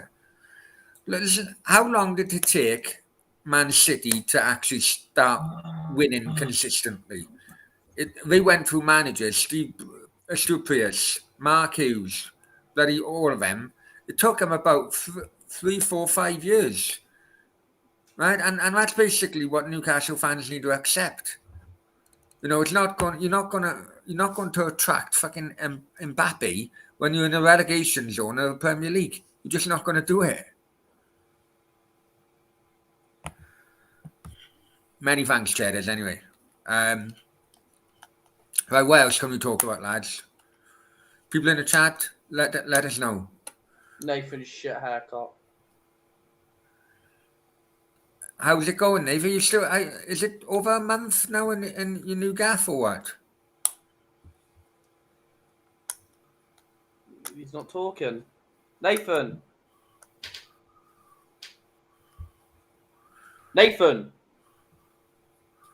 I'll throw him out. If you're wondering why I'm lagging, it's because I'm loading up Football Manager. I'll throw him out. He can come back in.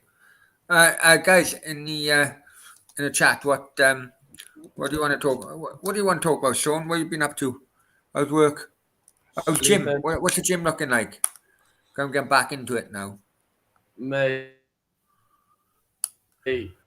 Oh my god, I am lagging. Do you want me to kick you out? Sorry about that. I'm loading Football Manager and I'm lagging. Do you want me to kick you out and come back it's in? all right. No, I'm all right. If you kick me out, I can't get back in. No way. Hey, I'll say this gym's all Cheddars, right. listen, it was only a joke, mate. It was only a joke. No worries. You don't even need to DM me. But Cheddars went to West Ham. Listen, Cheddars is a Liverpool fan. Follows many YouTube channels from all different. Cheddars, you went to West Ham against Leeds on Sunday as a neutral. What was your experience there? Because did you like the stadium? did you know, because people say that the Olympic Stadium is not a football stadium because you're miles away, the players need a fucking Uber taxi to get to the centre of the pitch, right? And what was your experience as a neutral? You know, have the West Ham fans complaining about nothing or what? Let me know. Be interesting to see what your thoughts are, really. All right, now if you come back. Yeah, fucking God knows what went on with the PC then.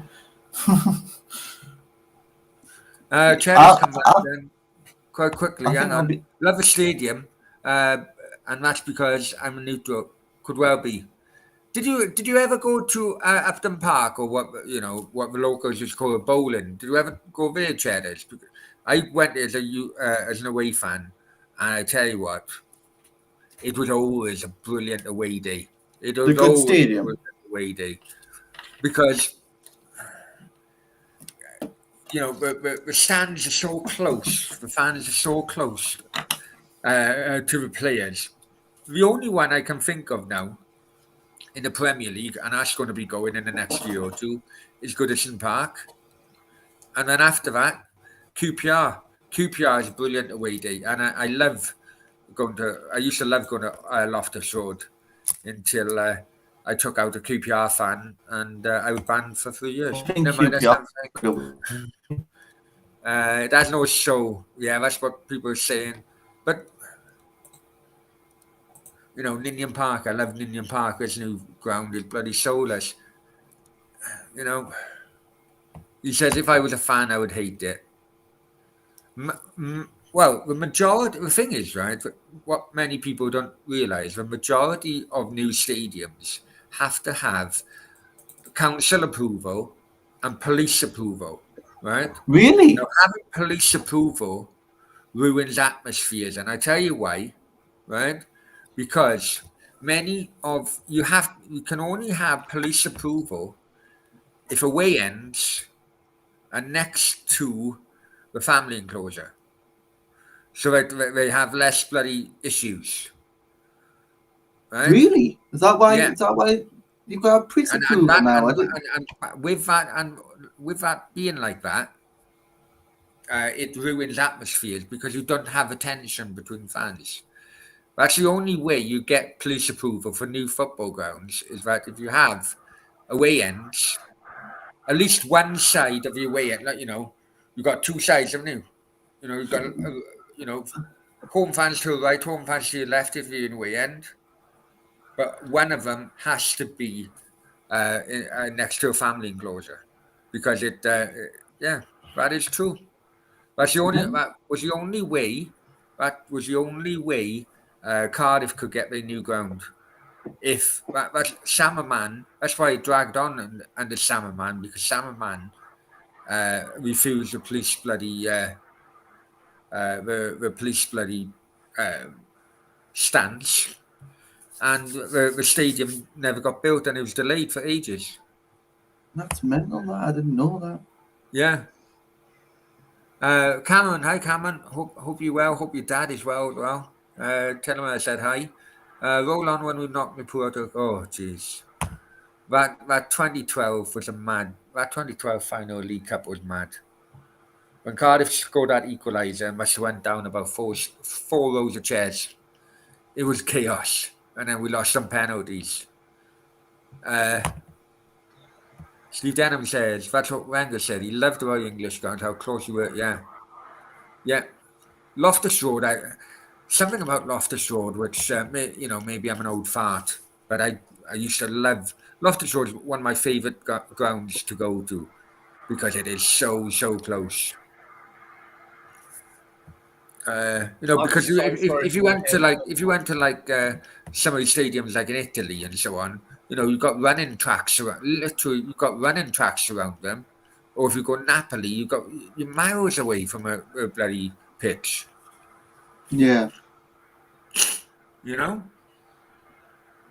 But then again, Chelsea used to be like that. Did they? Back in the day, when I first went to Chelsea, and it was fucking, my father shit himself. My father absolutely shit himself. He took me to Chelsea in 1989. to watch Chelsea Everton in the FA Cup, right? And it was proper shed end, right? You didn't have the cars behind the fucking goal, Yeah. you know. It was proper horrible, right? It was fucking horrible, right? But you were miles away from a fucking pitch, literally miles away, and that doesn't attract that doesn't attract interest from football fans anymore. Yeah, it won't. Cameron said, "I give." Oh, I know. Me too, mate. Me too. I don't know because it was 20 years. Couldn't believe it. 20 years. Cardiff played Leeds, knocked Leeds out. I done a video which you may have watched. If not, please do watch. And I was 20 years ago, and that was at the Ninian Park, and I was watching a video trying to think to myself. I'll be honest with you, trying to think. Right, I need to cut it down as much so YouTube modernize it and not bloody copyright it. So I had to cut it down, and while I was focusing on it, I thought, fucking hell, I'd give anything for Cardiff to go back to the fucking Ninian Park. It is what it is, unfortunately. It is what it is, unfortunately. BRB. You are? I'll be back in a sec. There's someone All right. calling me. Nath, what improvements are the new lot going to be making improvements to St James's Park or what? What's The thing on that is we could be moving stadiums now. don't do that, man. Well, St James's Park is bang in the middle. I know. Bang in the middle of a city centre. What we can't do is we can't build on the listed buildings unless we give the council some massive money. Now we could throw money at the council and it still probably wouldn't do it. We're looking at things. There's things we've looked at. You know where the arena is in Newcastle, Metro Radio. Yeah, how far away is that from the city centre? Not far. About walking distance, about a couple of minutes, about 5-10 minutes. Not far. You know Now- what typifies this, right? You know what I hate. That's all it is, right? That's all it is club owners. It's not the club owner's fault. It's the council. Nah. Go on, and you tell me why it counts, and I'll come back why I think it. Because it's the listed buildings. We can't build. We could only go up to 60,000. We can't go up to more than 60,000 in that stadium. Right, but okay. Well, you need more than 60,000 with Newcastle at the moment, really? Well, no, we're not moving yet. This is for the future when we're in the Champions League. Right. That's what. But the future, what they want to do, they want to stay at St James's Park for as much time as they We've can. all been there, Cheddars. I tell you, we've all been there. You know what? It's been quite a few over the years of weird fires or apparent accidental fires. I need to watch my bloody wording on that on some fucking listed buildings within Cardiff city centre. Well, we have bought back the Strawberry Place. Now the Saudis have bought that back. Mike Ashley's son-in-law had that, but he sold it back to the Saudis. That was the deal with Mike Ashley. It would be sold back to the Saudis, so that is back with us.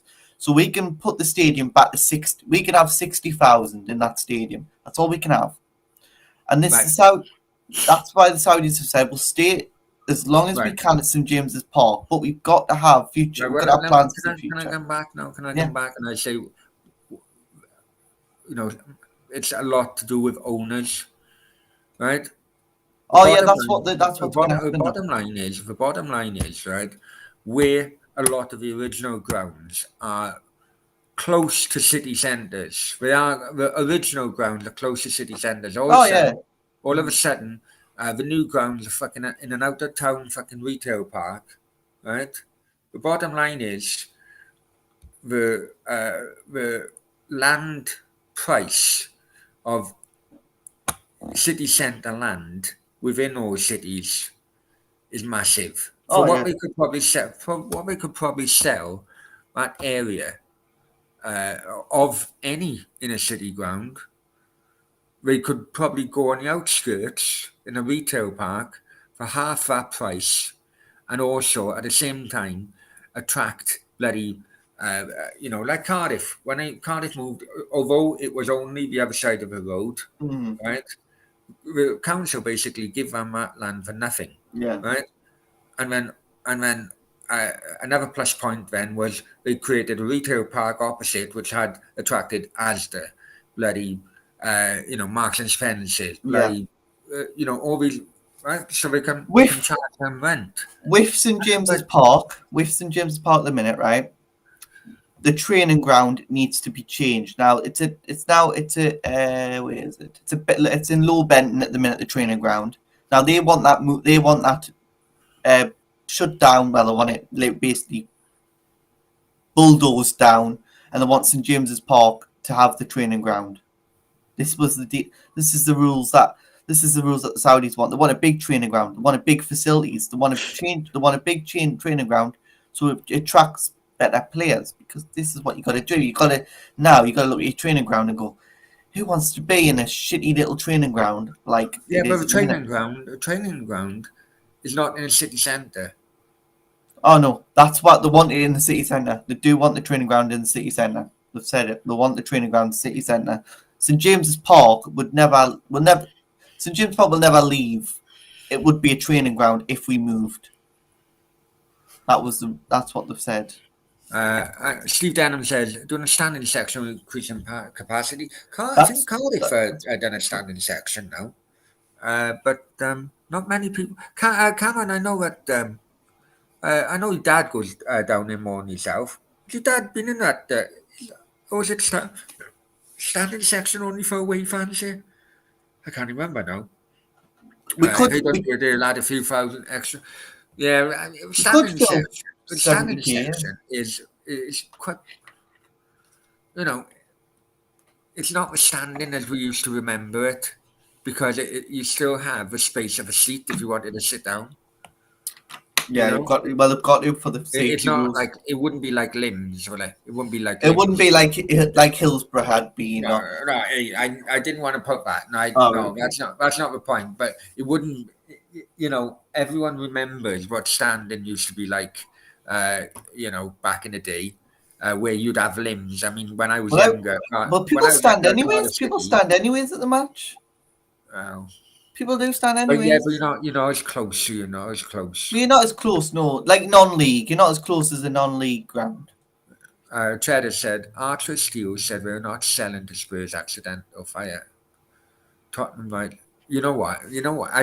Cheddar's, I listen. It's all about assuming opinions and all that. I just want to, before Daniel Levy wants to take his channel on for fucking, right?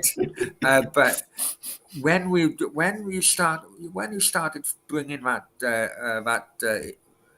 opinion into the chat, one of the first things that came to mind was the Tottenham, the riots that happened, and that listed building, which was a carpet shop, wasn't it? The family's carpet shop. Yeah, I don't know why. Fires But happen though, Brownie. Fires happen for different reasons. nah, Come on, we it's go. always listen. It's always a dodgy wiring. Fuck off, man.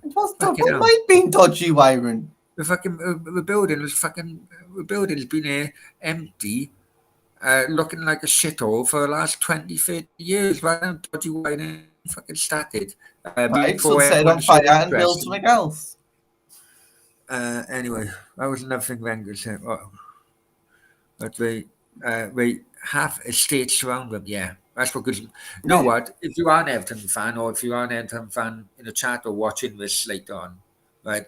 Take it from me as a Cardiff fan. Take it from probably Arsenal fans in here, because they've gone now. They've left to Highbury. But listen, this is going to be your last few months now of Goodson Park, and take it from me. Cherish those few months Oh yeah, definitely. so much. Take photos of the most stupidest things you can think of, which in years to come, they will make you laugh and they make you remember and all the memories you'll have at Goodson Park. Because look, PR is PR, right? Yeah. We've all seen the videos and so on and so forth. It's to sell you a dream, right? Like But they you can sell West Ham.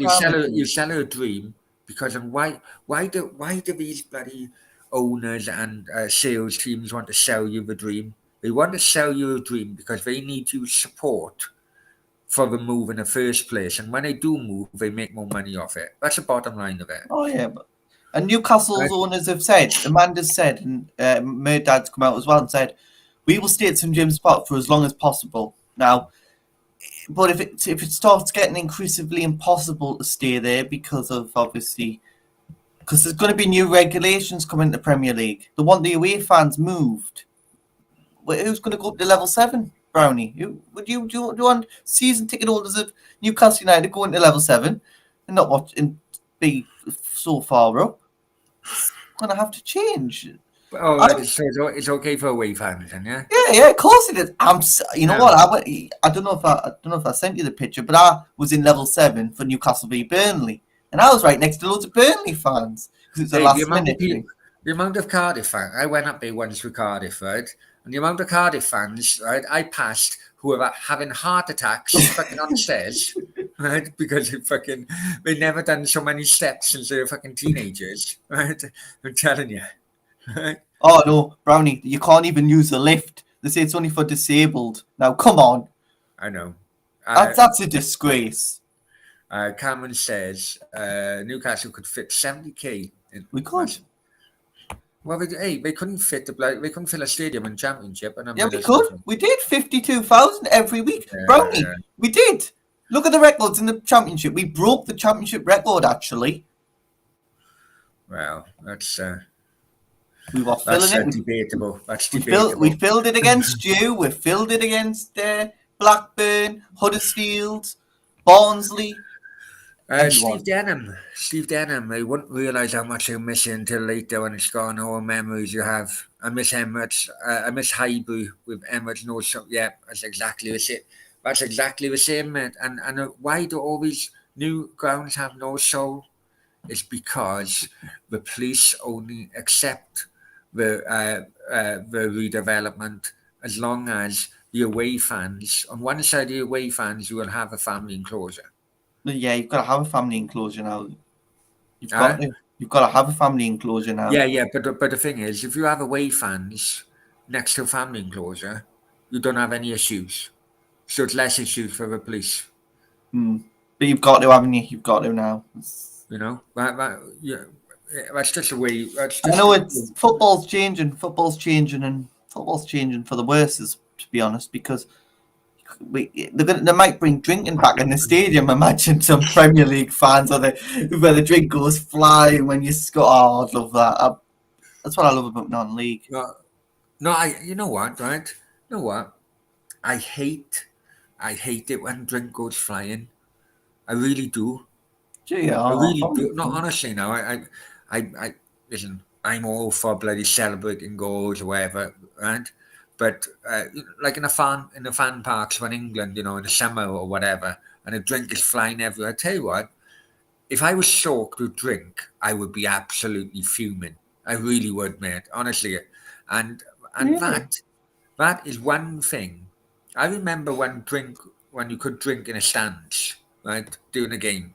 I was very young at the time, but I do remember that. Yeah. But you still had some kind of respect to other fans. You have a drink, right? You have a drink. Yeah. And then you just drop it. You just drop it down the side of your leg. That's what I did it. Yeah. Do you know what I'm saying? That's what I did it. What was it? Marine, when we went to Marine or Brownie, Marine trip. When I went to Marine, I loved it. Yeah, I'm talking now. I mean, if you want to look old photos, look. Hang on, I tell you what. Hang on, 1 second. While I got hold the phone, Nif. Okay. Yeah, Marine was terrific. How much Tottenham put in them to Marine Football Club when they played them in the FA Cup was absolutely amazing. It's so great to see non-league teams flourish. It's so good to see non-league teams like win in the FA Cup, like Kidderminster and Bournemouth, because tell you what, that's their big payday. Kidderminster against West Ham, that's their big payday. So fans need to go and support Kidderminster. Even though you're not a Kidderminster fan, go and support them because that's their big payday. Give them a bit of money. That's what I try and do at every away game I go to. My next trip for away is Ashton United on the 18th of January, which is next Tuesday. So I'll be there. And I'll be spending some money there for that club as well because all non-league clubs need money. Hang on. I need a right. Right, Scotland. Most people probably wouldn't. To be honest, it was before I was born, right? But as I'm a Welsh fan, it is ingrained in me that I hate Joe Jordan because of it. But Scotland played Wales at Anfield because of the fears of crowd trouble in a World Cup qualifier. It was basically a decider. Whoever won would qualify for the '78 World Cup. Joe Jordan handed a ball in the Welsh penalty area, and the referee gave Scotland. Joe Jordan was a Scotland striker. He handed the ball, and the referee claimed that the Welsh defender handed the ball, give Scotland a penalty, and they go through. Right, and because of that, everyone in Wales hates Joe Jordan. He is number one fucking. Number one idiot. Right, but this is a photo of the people in Anfield actually cleaning up after the day after the game. Right, just have a look. I need to share this. But it is when. Have a look at this. Now this was when beer was allowed. Really? Can you see it? God. Down in the bottom, you've got champagne bottles, or right? Yeah, do you know what I mean? You even got a shoe. You got someone's shoe there down the bottom, right? But those were the days where at least you had some respect. You wouldn't be throwing beer in the fucking air. Right, you would just be drinking it and just dropping it along, alongside your leg, not going over your leg, but discreetly getting rid of it. Yeah. I think that if they allow these days now, because it's all a big thing of throwing beer in the air, I think that it'd be a disaster if beer drinking is allowed back, and I do because it'll start more arguments. Than anything else. Well, yeah.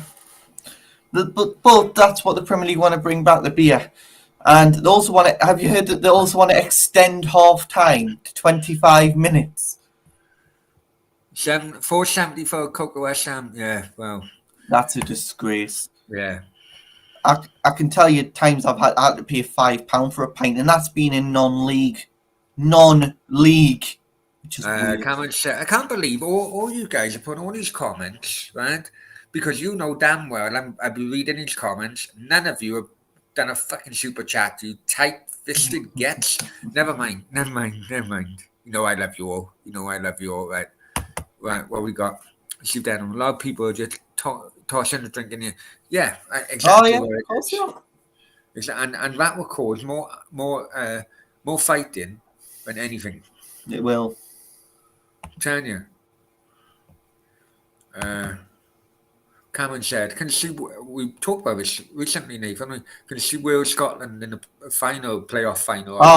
I'm looking forward to it, mate. I can't wait. You know what? I can't, Cameron. I'll be honest with you. I can't see Scotland beating the Ukraine because I think Scotland is so shite. Brownie, we can't say that. We got to be neutral here. No, I mean it. I'd love it, Cameron, because that photo, that Joe Jordan thing was a year before I was born. However, as a Welsh football fan, you're brought up to hate Joe Jordan. But what would happen if Wales handballed it, right? But also, Nath, right? Then in 1985, so you're looking 8 years later. Yeah, they had the same game. They had a playoff game as well. Wales against Scotland, Yeah. right? And it was a dodgy penalty given to Scotland for Scotland to go. So that thing didn't happen just once. It happened twice. It happened twice. Okay. I have highlighted that because unfortunately I had done a video on that about a year ago because unfortunately Jock Sheen, the Scotland manager, had a heart attack straight after the game and he died. And but yeah, a dodgy penalty decision in playoff games to Scotland against Wales wasn't just once, it was twice. We've now got VAR, so you'll be all right now. What, in the World Cup? Yeah. The qualifiers, is it? Yeah. It's VAR in the World Cup qualifiers, I'm sure. Yeah. Anyway, well, Yes. I heard what they could try in the Qatar World Cup. Robot referees. well, it could be better than the referees we got at the moment. Well, literally, like a linesman, not have a linesman, have a robot upstairs doing it. All the offside calls would be What here forever. What I did here today, although it could have been yesterday's news, and I am doing a video on it, is the Football History and Statistics Society, try and say that with a lisp, right? Yeah. Right? Has named Pierluigi Collina as the best referee in football history. Have they? I don't know. Yeah. Now, I don't think any Everton fan or any Everton follower would agree on that, simply because I was actually out there in Villarreal when he it actually Collina's last game, and he disallowed an Everton goal for absolutely no reason whatsoever. So tomorrow, I am going to do an upload about that because I really rated Collina before that game, which was a shame it was his last game in professional football. Refs have bad days. Ref have bad days. Though. He had an absolute howler. How many howlers has Mike Dean had? Yeah, I know, but it all depends. You know, it was the Champions League as well, Nate. Do you know what I mean? Well, Mike Dean? I don't think Mike Dean's wrapped in the Champions League. And Villarreal that year. Villarreal went to the semi-finals of the Champions League. Everton should have knocked them out if Steve Denham. Is Gareth Bale still playing football? Is he still at Madrid? Still won't play for Wales? Yes. I hold my hands up, Steve. I hold my hands up. Don't know the latest because I've been travelling. Gareth Bale's still at Madrid, yes. He's still at Madrid. He's still at Madrid, and he still plays for Wales. He still plays for Wales. That's all he wants to do, mate. I'll be honest with you. That's all he wants to do is play for Wales. Yeah. He's out of contract in summer. He is. There's also rumours he could retire, but there's also rumours that at some stage he will join Cardiff on loan. Bale's trending on either on loan or on a short-term contract. Bale's trending on Twitter for some reason. Why is Bale trending on Twitter? But I say short-term contract. Oh, El Chiguito, is it? El Chiguito is on at the moment, so it could well be that. They may have said something about him. But basically, that's how it is. I mean, I say short-term contract because there's also rumours that he'll run his contract down at Real Madrid, which will make him a free agent in the summer, and he'll go to Cardiff to keep fit until the World Cup in November. So short-term contract would be from August till before the World Cup. So maybe 3 months. But he will be in Cardiff at one point, I'm telling you.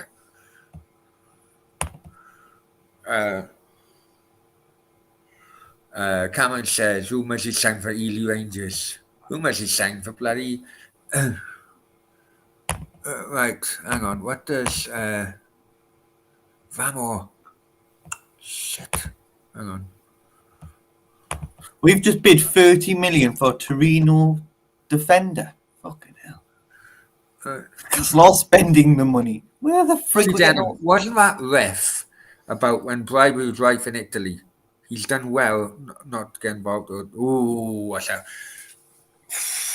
I can see why you're linking that, my friend. I can see why you're linking that. Right, but come on. Right, but you know what? Why? What? He got his name because he wouldn't stand for any shit, and people respected that, right? And there's a clip in which I'm going to do in my upload yesterday where I can't remember the bloody player now. Repka, Thomas Repka, played for the Czech Republic, and he also played for a little bit of West Ham. Nasty fucking piece of work, really, right?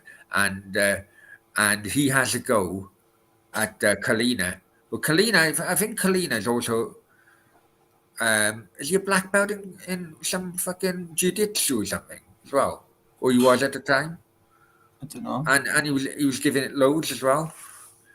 So I think that's what people are sick of referees bloody being fucking mincers. Do you know what I mean?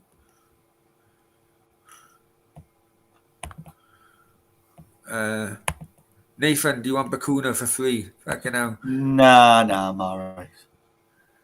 Pedro Mari is in talks with Was Udinese Repka that bald? to go on loan. He may have been bald at one point, but he was a right nasty piece of work. I think he went to prison for money laundering. Maybe he went to prison for something, but he was a nasty piece of work. But yeah. He went to prison for money laundering. Oh God, not great. Well, listen. I need to go offing. I need to get my charger. I've just had a 10% fucking warning on my battery, so bear with me, Nath. Yeah. All right, okay. We don't want any Cardiff City players. They're not very good, are they? I don't think Newcastle want any. Well, you never know. Amanda could be give them a surprise. I might have Kiefer Moore by the morning. Kiefer Moore and Chris Wood. Then that would be a real fucking fire, wouldn't it? You're pleased to announce your new two signings, Kiefer Moore and fucking Chris Wood. Ooh, big signings, eh? You never know. Kiefer Moore might want to come to Newcastle. 10 million will give you 15 for him. Him and there. They did say we're going to look at a championship striker, but who would we look at? Brendan Diaz? Why don't Cardiff not go in for Brendan Diaz and pay the money out of the Kiefer Moore money? Go and get him for 10 million, Brendan Diaz. But they won't bother Cardiff. Cardiff should fight Blackburn for Brendan Diaz, I think. Be a good player for them.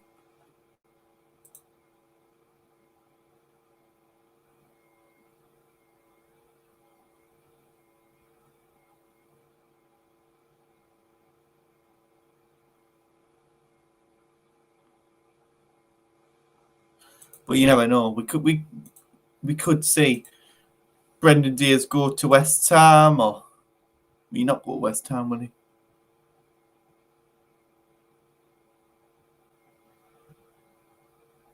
And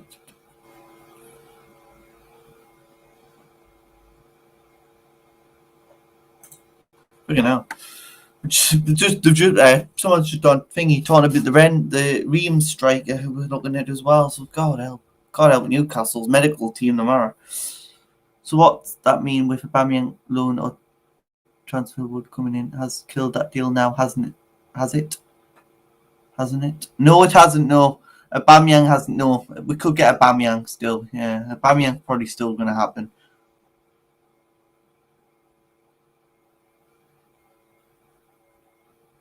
It hasn't killed the deal. No, that deal hasn't been killed yet. Not until I think Aubameyang will sign for Newcastle. I still do think Aubameyang will go to Newcastle. I don't think he'd go anywhere else but Newcastle. I think Newcastle will be his third option. I'm sure he's interested. I think he's interested in him.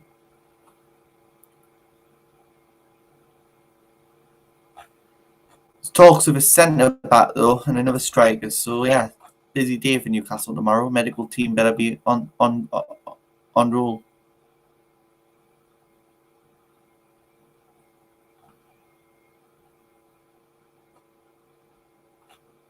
Cantwell's another one. Cantwell could be in there. Cantwell could be in the door as well. So there's another one. Fucking hell. It's all busy at Newcastle. I wouldn't want to be the medical team at the minute. By the time they'll be taking for transfers, they'll tell them to hurry up.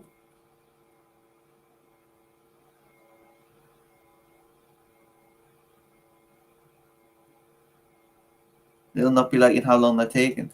So bound transfers still on. Fucking hell, they're going to be strong as fuck. Top, they need defence and maybe a midfield to balance the team. Yeah, that's what we do need. Yeah, Marshall, how are you? Remember how you lot only won one this season, only still. So if we win Watford without the relegation zone, we win Watford without the relegation zone. Yeah. So it's gonna be mammoth with Tom, isn't it? We entertainers, we score more and we concede. We're gonna do the entertainers. We score a lot, but we concede a lot as well. But yeah, well, there's midfielders. We're looking at 2 midfielders, 2 defenders, another 2 strikers. We're looking at a lot could be happening in January. 2 defenders, 2 midfielders, 2 strikers, plus Wood. So 3 strikers basically. 3 strikers, 2 midfielders, 3 defenders. That's what we're looking at. And I think I've had to change positions again to get to the plug socket. So bloody hell. Yeah, so right, Thomas Repka. Let's go back into Thomas Repka before, because I've just done. I knew. Right, there you go. And yeah, he was, as you can see on the right hand. Yeah, he was a skinhead guy. And the second one down, Thomas Repka served 6 months in jail for advertising sexual services of his ex-wife. Can you see that? Oh yeah. Nasty piece of work, man. I knew he went to prison for something. I knew it was not nice either.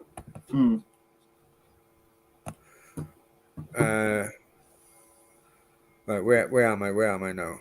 Right, shoot down. Sorry, Nate, I know you probably have answered these questions in the first place. Yeah, it's fine. Oops, hang on. So what do you mean with your Batman loan or transfer? What's coming in code? No. That's like I've just said. That's still on. We're still looking for 2 more strikers, and Aubameyang's one of them, and there's another one. The problem with Callum Wilson's out long term now, isn't he?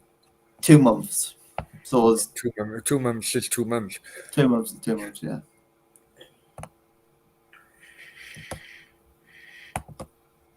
Cheddars, Mendo, you lot only won this season. It is. The league is so tight at the minute. But you know what, right? And Steve Denham probably obviously remembers this, right? In a way, Steve, right? Before the transfer window, me and Nathan were talking. You probably were in a chat at the time. It could go 2 ways with Newcastle. In my personal opinion, maybe it's me thinking, look, bloody. I always remember Tony Fernandez at QPR when all of a sudden, bloody, he spent stupid money in January to avoid relegation, and as a result, QPR were left when they were relegated. They were left with bloody players on massive contracts they couldn't get out of for a couple of years in a championship, and that kind of like maybe that's blinkered my kind of idea of it, Nath. But yeah, I think with Tony Fernandez, I do think. If I'm honest with you, as a neutral, just finish my point off here, and then you can come back. But if I'm honest with you, as a neutral, I just think it'd probably be best for Newcastle just to take a year in a championship, get themselves together, on parachute money as well, so they wouldn't lose that much really, compared to what they could be losing by offering players far more money than what they are worth. You know?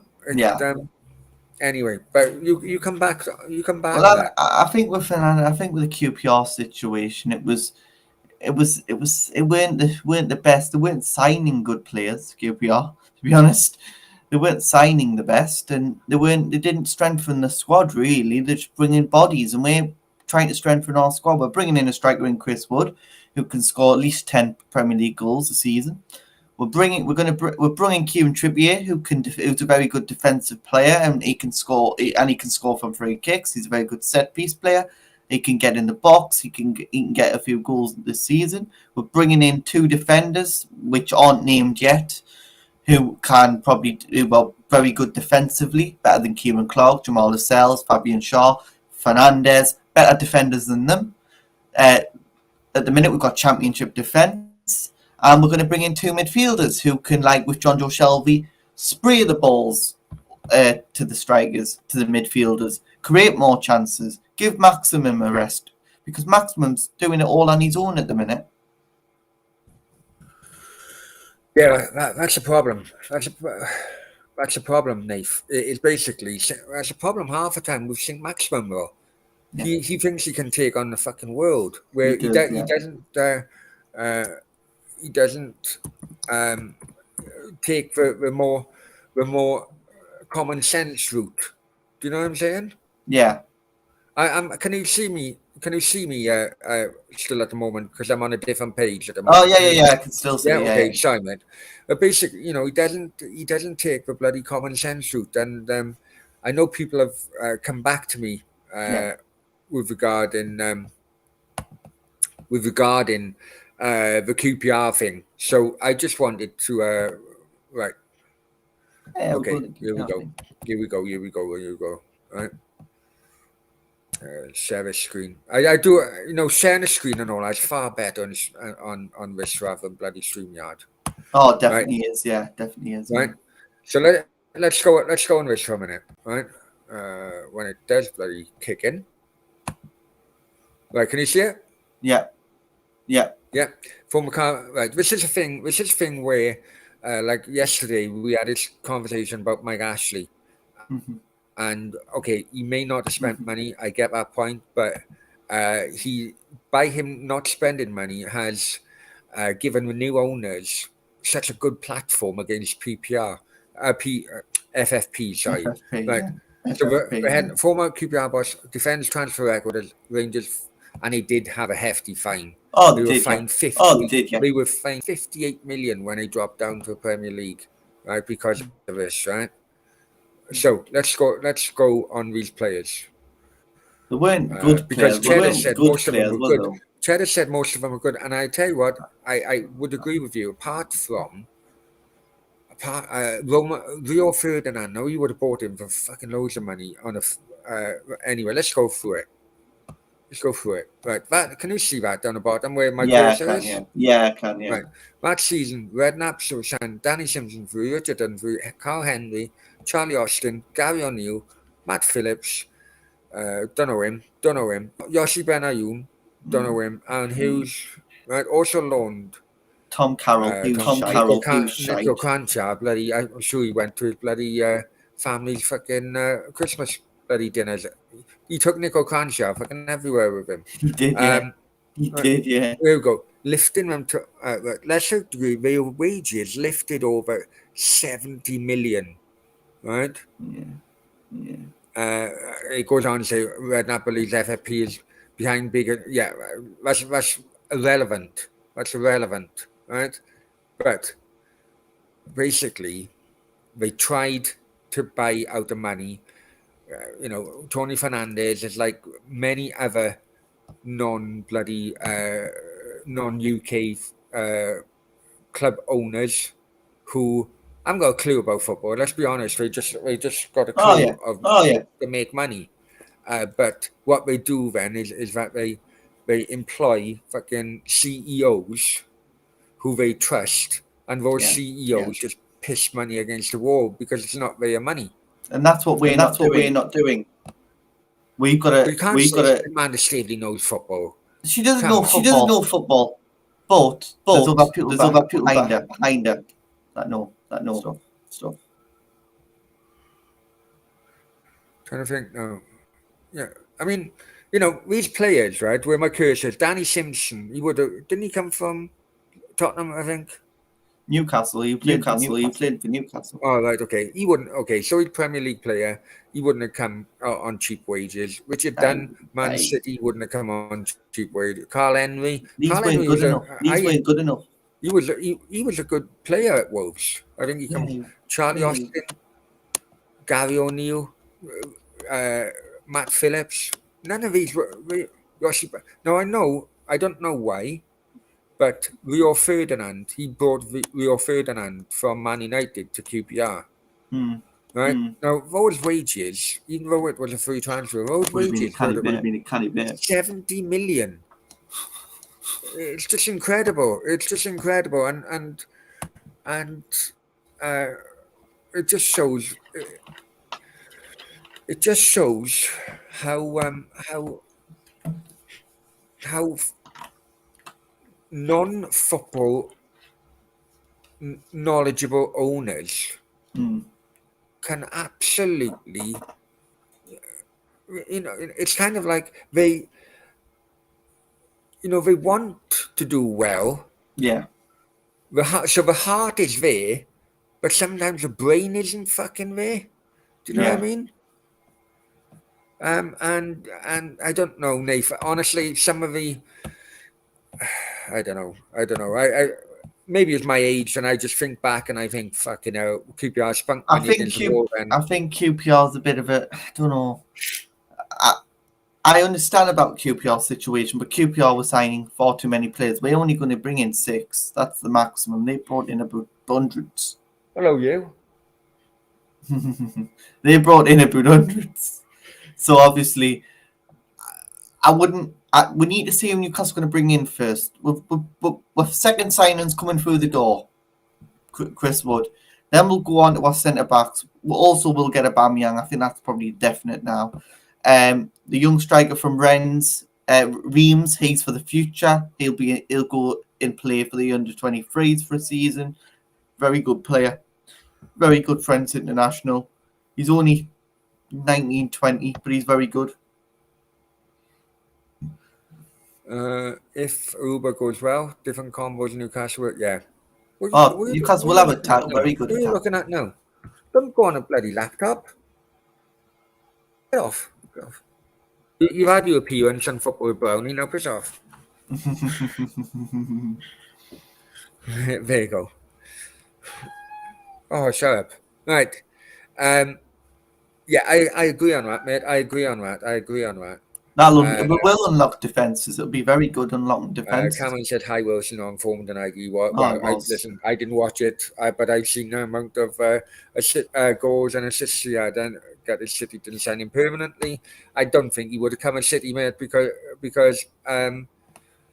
he was brought in. Neil bloody car salesman, Neil fucking Harris, and when we went from Neil Harris to bloody fucking Mick McCarthy, it didn't suit Harry Wilson. Yeah. At the time, Cheddar said at time, they were. There was another one from Chelsea which wasn't listed as well. Another one he bought for Chelsea, and Harry Redknapp come out and stated in Abdul Tarat as well, wouldn't he? Oh, yeah. He called him out. He was called fat. a lazy bastard. He was a lazy bastard for Chelsea. He Can't was. remember now. That Tarap, he was lazy. I watched him loads of times. He was lazy. Tarap, when Neil Warnock was manager of him, and he got him up into a Premier League. Tarap in the Championship, absolutely fantastic, mate. And but in the Premier League, it was shit. Championship was it was a good.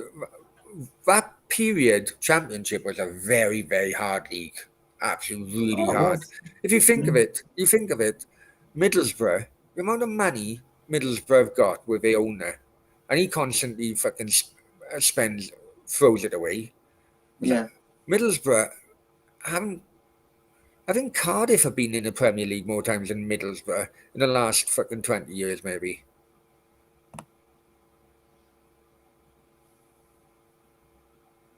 See, Denham, QPR spent a fortune, and the damage is done with big contracts. Exactly. It was, exactly. They're buying players didn't need or want. Who was that Chelsea player? guys who he was a lazy bastard, and he demanded massive wages, and QPR paid it, and it basically he was laughing all the way to the bank. Anton Ferdinand, was it?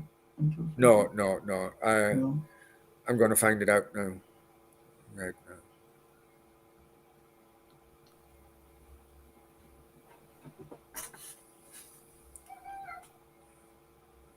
Can you hear that cat? Yeah. Who was it? Right, hang on. Like Remy? No, it wasn't like Remy. Remember like Remy though? Very good player.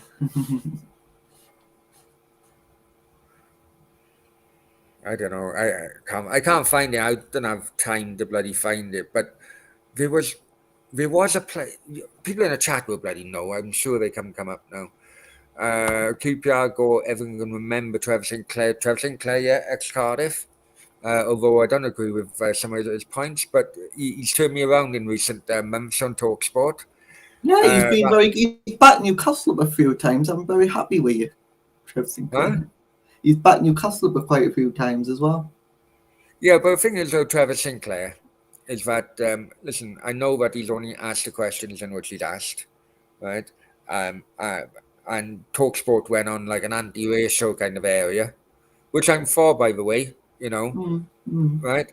But let's not forget that although Trevor Sinclair is a black man, Trevor Sinclair has also been convicted of racism himself. So I don't like that bloody.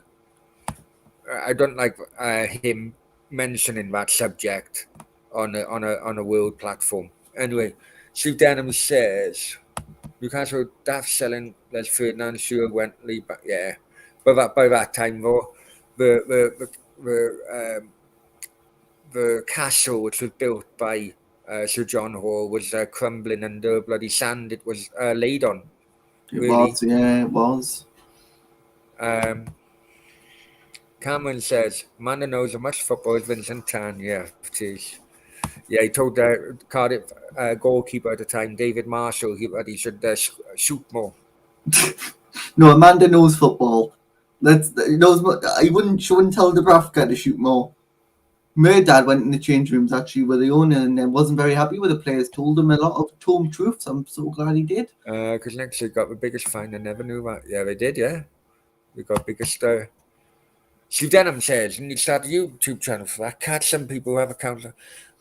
That cat pisses me off. It's not even my cat, if I'm honest with you. Fucking loudest cat in the world. No, in all fairness, the cat. My friend took it on because he was. The cat was constantly on someone's balcony, and was, on a bloody scraps of concrete and fucking broken tiles. I think he's on someone's balcony for years. No one, so he took it on. But I think I think mentally the cat is reminiscences from no human fucking love, and as a result, the cat is a bastard. Basically, no, he wasn't Loch Remy. I think he was like a defender or something. Oh, I like Remy was a good player though when he played for Newcastle. Definitely. Bear with me. Going out tonight, Nate. What is it back home? Nearly 2:00, is it? Yeah. Chill. I don't fall asleep normally now till about 5 a.m. So nearly 6:00 here. And my body clock's messed up. I promised my mate I'd be going to the beach in 4 hours. Fucking great. Right, bear with me. No, the beach in Dubai. Ooh, that'd be nice. But yeah, look, Remy was a very good player for Newcastle United. Him, Demba Ba, Papi Cisse, Rondon's been great for Newcastle.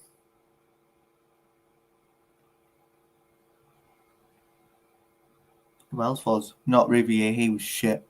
But yeah, there's some good players for Newcastle.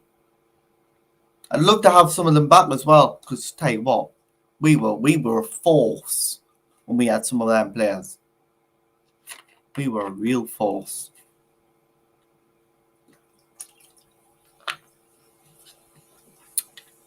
Well, my Johan Kabay, and we're in Europe and we're doing really well. I think we're 2 points off fourth. But Chelsea won it. What Chelsea got Europe 1 year, Newcastle just missed out. I think it was it? When Alan Pardew was in charge. We got in Europe. I think Chelsea won the Champions League that year, didn't they? That's how Newcastle didn't get into Champions League or something. I think it was something like that.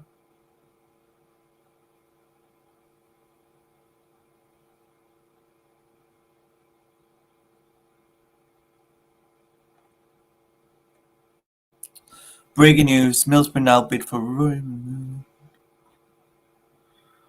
There's no more breaking news. Going to transfer. It's 2 in the morning. No one's going to break anything at 2 in the morning, are they? Nearly 2 in the morning. But yeah, some good transfers that Newcastle have had through the years, but some good bad ones as well. Riviere is one of them. Fucking hell. What was Riviere bought for? Joselu. I like David Santon. He was alright signed for Newcastle. Who else? Who else was a good signing? Florian Thauvin wasn't the best, so put him in the no category. Hatton Ben Arthur, what a player! Just like St. Maximin, but he had the final product, and he got pissed off from Alan Pardew. Worst thing Alan Pardew did at Newcastle, pissed Ben Arthur off. Best managers at Newcastle probably was Sir Bobby Robson and Kevin Keegan. And, who else was? Pardew for some point. Rafa for some point.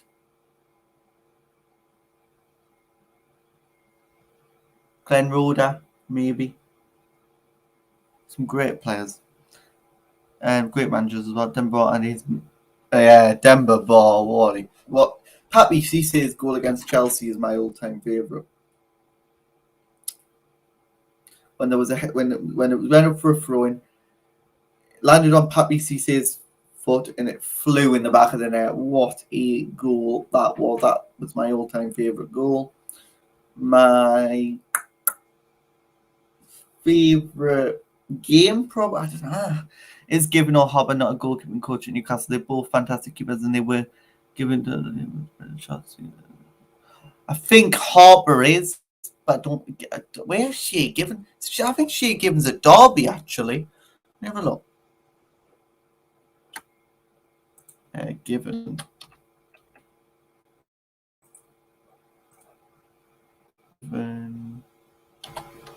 Oh, I'm back. Bloody hell, I'm getting Is Shane Given a goalkeeping coach at Derby? Shea Given? He I is. don't know, mate. Yeah, I think he is. Any news regarding Mike Ashley on that at the moment? No, it's all gone quiet on that. But apparently he's bringing Lee Charnley back into football, so Lee Charnley gets his job back. So, welcome to the man who never speaks to fans, Derby County fans. We'll do a whole show on him if you want. Lee Charnley show. No, Michael Massian. No, I will Michael Massian. I'm trying to find him myself, actually. But Is he not at Villa? But you know what? You know what? I'm thinking now. It may not have been a Harry Redknapp signing. May have been a Mark Hughes signing. But Harry Redknapp went public with him because there was an issue in Dubai actually, where basically Harry Redknapp put his trust in the players and ended up being a stag.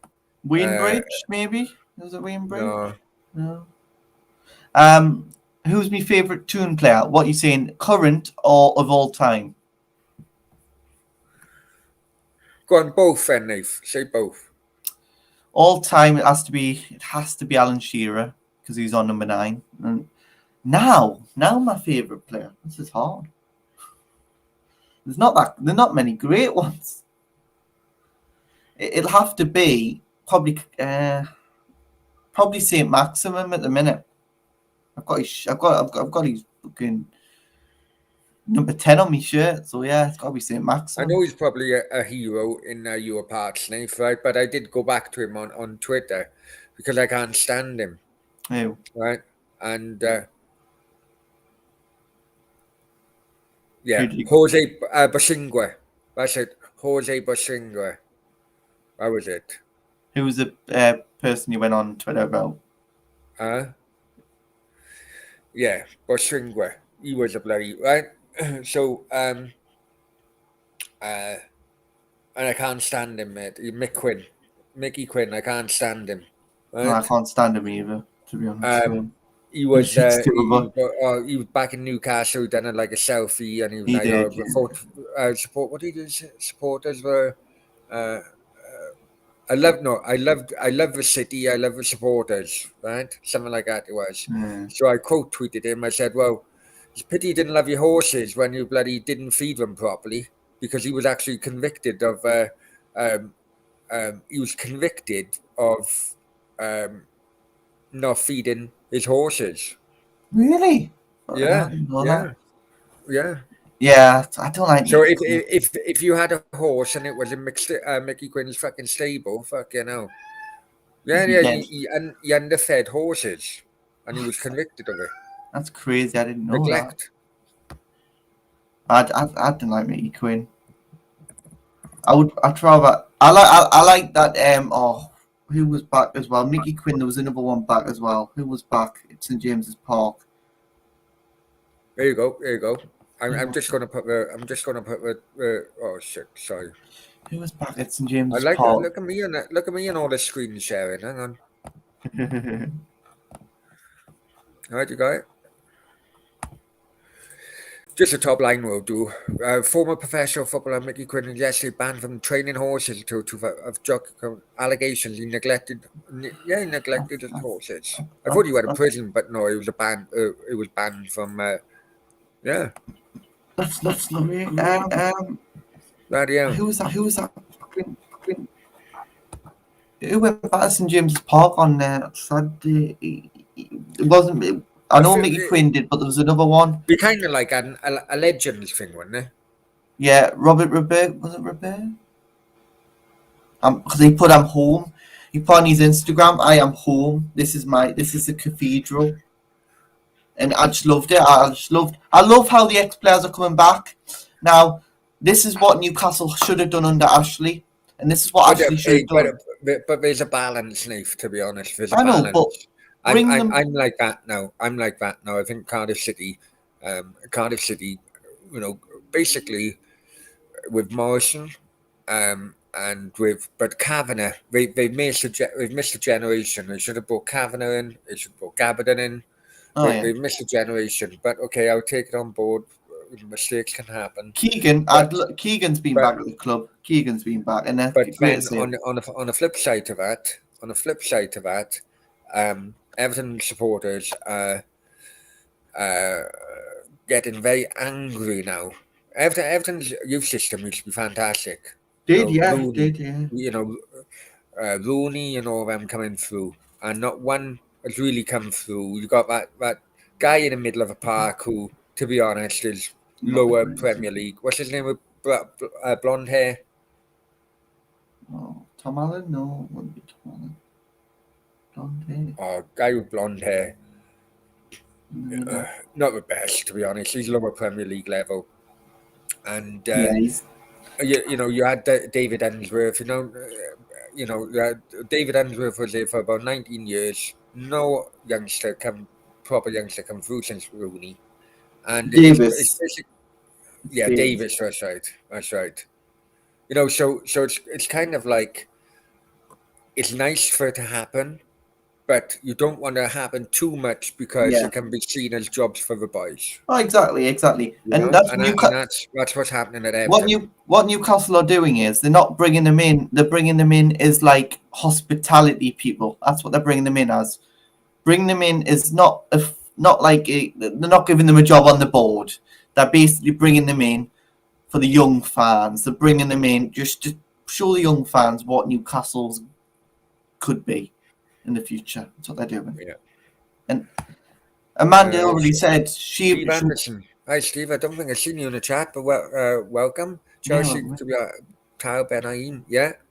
Oh, yeah. Ben-Aim. I remember him. Oh, not him again. Oh God, he was a player. Cameron added Davis. Yeah. And was- then go. Right, sorry, I know you asked me a question before. Bear with me. Brownie Uzu for all-time City player. To be honest, mate, my all-time City player is Phil Stant. That's my all-time City player. You I current? loved him. Obviously, Peter Whittingham would come into that, but Peter Whittingham, Peter Whittingham would actually be a second. Phil Stant, I loved Phil Stant. Yeah. I know that he goes on about Kumash. Kumash is a weirdo, if I'm honest here. Kumash,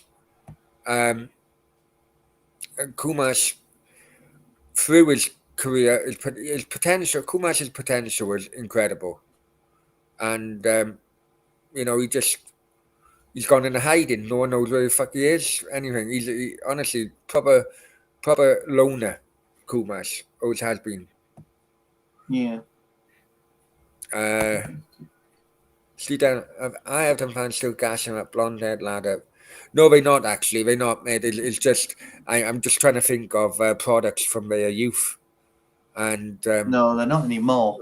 But I tell you what, Calvert-Lewin, I suppose, Calvert-Lewin. but you were at an age, Steve. I'm sure I got a funny feeling, probably my age, around my age. When Everton, in our younger days, Everton were the money men. They were the fucking team to fucking to challenge. If you finished above Everton in the league, you won the league basically, and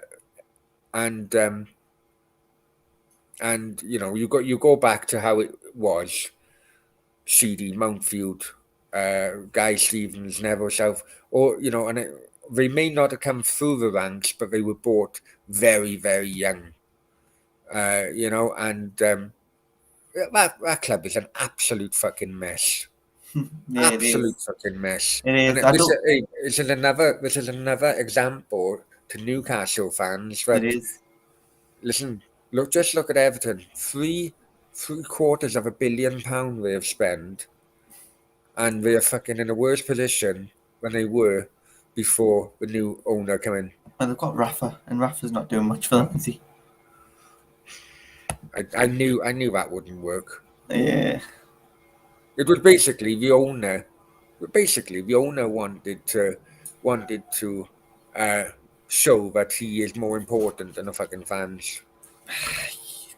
It's not great when the owner does that. I don't think our excellence, Ramayan would do that. I don't think Amanda would do that, to be honest. No, I don't have think the fans with you. no. But the thing is, on there, the thing is, I think it was like, I think the owner's coming to the end of his tether. Yeah. Right. Takeover will happen soon for them. No, it's kind of like.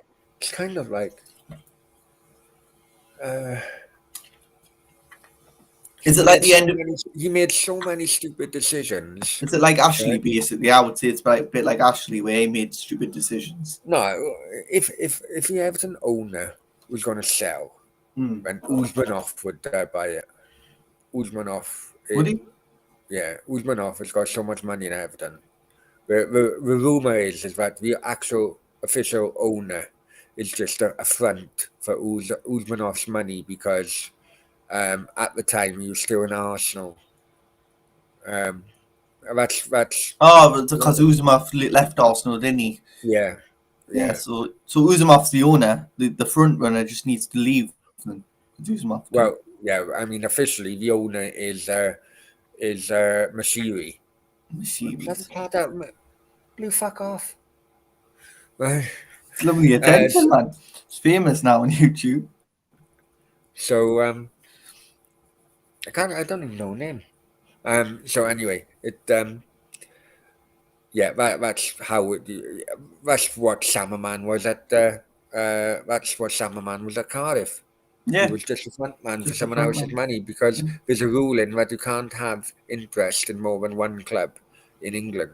Oh yeah. Well, obviously our money is 80%. Obviously the Saudi government, and No, before YouTube say it's not the Saudi government. Before the Premier League watch, it's not the Saudi. It's not the Saudi. It's PIF. Sorry, PIF. They're the fan members of the club. Before the Premier League watch this and start messing up Newcastle, though. It's the Saudi FC. Cameron says, "Can I spend only 2,000?" I know, mate. I know it's ridiculous. It's absolutely ridiculous. Yeah, I think it's mad as well. If you can go away, why can't you not play it? Like, why can't fans not go at home? It should be either way. You're banned away and banned at home, not fucking one way or the other. Steve Denham comes in. Ashley wasn't daft. Of course, he's not daft. He's not Of course, daft. in advertising everything he'd done, he just took a piss. Yeah, in the end, I think he did. I get that. Basically, rubbing noses in. However, and right, hang on. I'm gonna fucking find it. I know. You're going to find the Amanda versus Ashley court case, aren't you? No. I thought you were going to find that. Now, Amanda's lawyers have put no comment, and I agree on that. Amanda has done nothing wrong. No, you can't comment on a live court case. That's probably that's been my downfall of late. It's not live. Not that I know of, is it? Well, papers haven't been served yet. I heard the papers had been served, but I heard it wasn't in court. Let me have a look on this. Let me have a look on this. It's just Mike actually trying to get a bit more money out of Newcastle, man, isn't it? Yeah, Ashley will buy Derby, but I just don't know if it'll work out for him, to be honest. Do you think?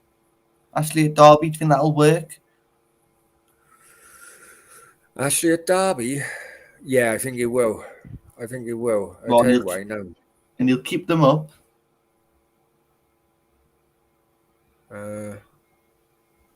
Ashley, because no, Derby fans are kind of like Cardiff fans. They accept that where they are. Do you know what I mean? Yeah. And like, listen, Nave, I would be happy live if Cardiff were fucking 18th in the Premier League. Do you know what I mean? No, you would be, but I wouldn't. Why would you? Because we would be bloody, we'd be still punishing above our weight. But I think it's a generation thing with Newcastle. I think that Newcastle, most Newcastle fans now remember the days of Kevin Keegan. And so they come from a very big high. I can't remember the days. I wish I could. I wish I was born, but I just want to see a team that tries. And I've said this when the takeover happened. I might have went a bit over the top. On the takeover, I'll have to do this on my phone. One second. But I remember on the takeover video. I remember doing the live review, Brownie, when the takeover had been done, and the morning afterwards, the morning after the celebrations, and we did go over there, and I did thank Mike Ashley for selling us to the Saudis, and I will thank him again because it was great that he sold us to the Saudis. He didn't have to do that. Now, it's brilliant to see us owned by such wealthy people, and we've seen with Southampton, they're owned by wealthy people now, and West Ham, they've got a Czech billionaire investment in their club as well. And there's just a lot of Premier League clubs now being owned by multi-billionaires, trillionaires, to be honest, at the minute. Like Man City have got the Sheikhs, Man United have got the Glazers, Newcastle have got the Saudis, and yeah.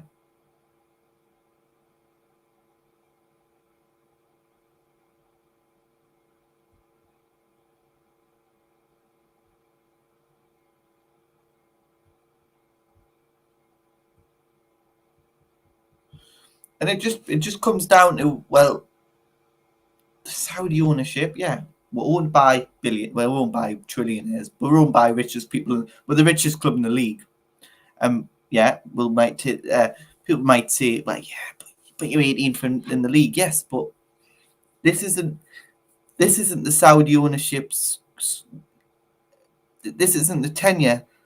The Saudi ownership did not get by us at the start of the season. It was during the season, so it's not the Saudis' fault. The recent Price of Football podcast. All right, I'll have to watch that. But yeah, it's not the Saudis' fault. We're in the position that we are, 18th in the league. Now, it's the tenure of the previous ownership that's 18th in the league, not the Saudis. The Saudis will start their tenure when we are in the when we are next season. That's Right. If their I can tenure. come back to that, Nath, right? Okay. Listen, Mike Ashley is a businessman, right? Yeah, exactly. And he's a brilliant businessman. If I'm honest with you, he's a brilliant businessman, in my opinion, Yeah, right? However, when you're selling a business, you need to make the books look as strong as possible oh yeah, in do order you? to get the best price you can for a business, right? Yeah, And I don't blame him in the last few. He knew the Saudi Arabia takeover was going to happen for the last 3 years, wasn't it? Right? well, it's been on Could and be off, longer. so could be Could be 4 longer. years. 4 years. Say 4 years. So I don't blame him actually not really spending anything in that 4 years because he needed to make the books as strong as possible to get the right price. That's basically what it was, Yeah, it was, but And Newcastle have suffered during that period. We could have went down in that period. we went down. Yeah, we did. Yeah, no, I agree.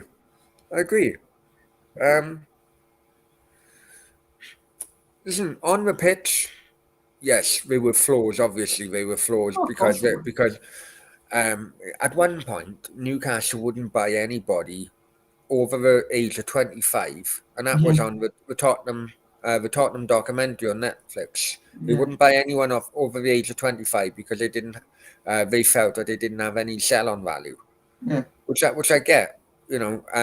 Newcastle trying to bloody shop at fucking Harrods with fucking Poundland players. I get it. I really do get it. But towards the end of his tenure, when it was the most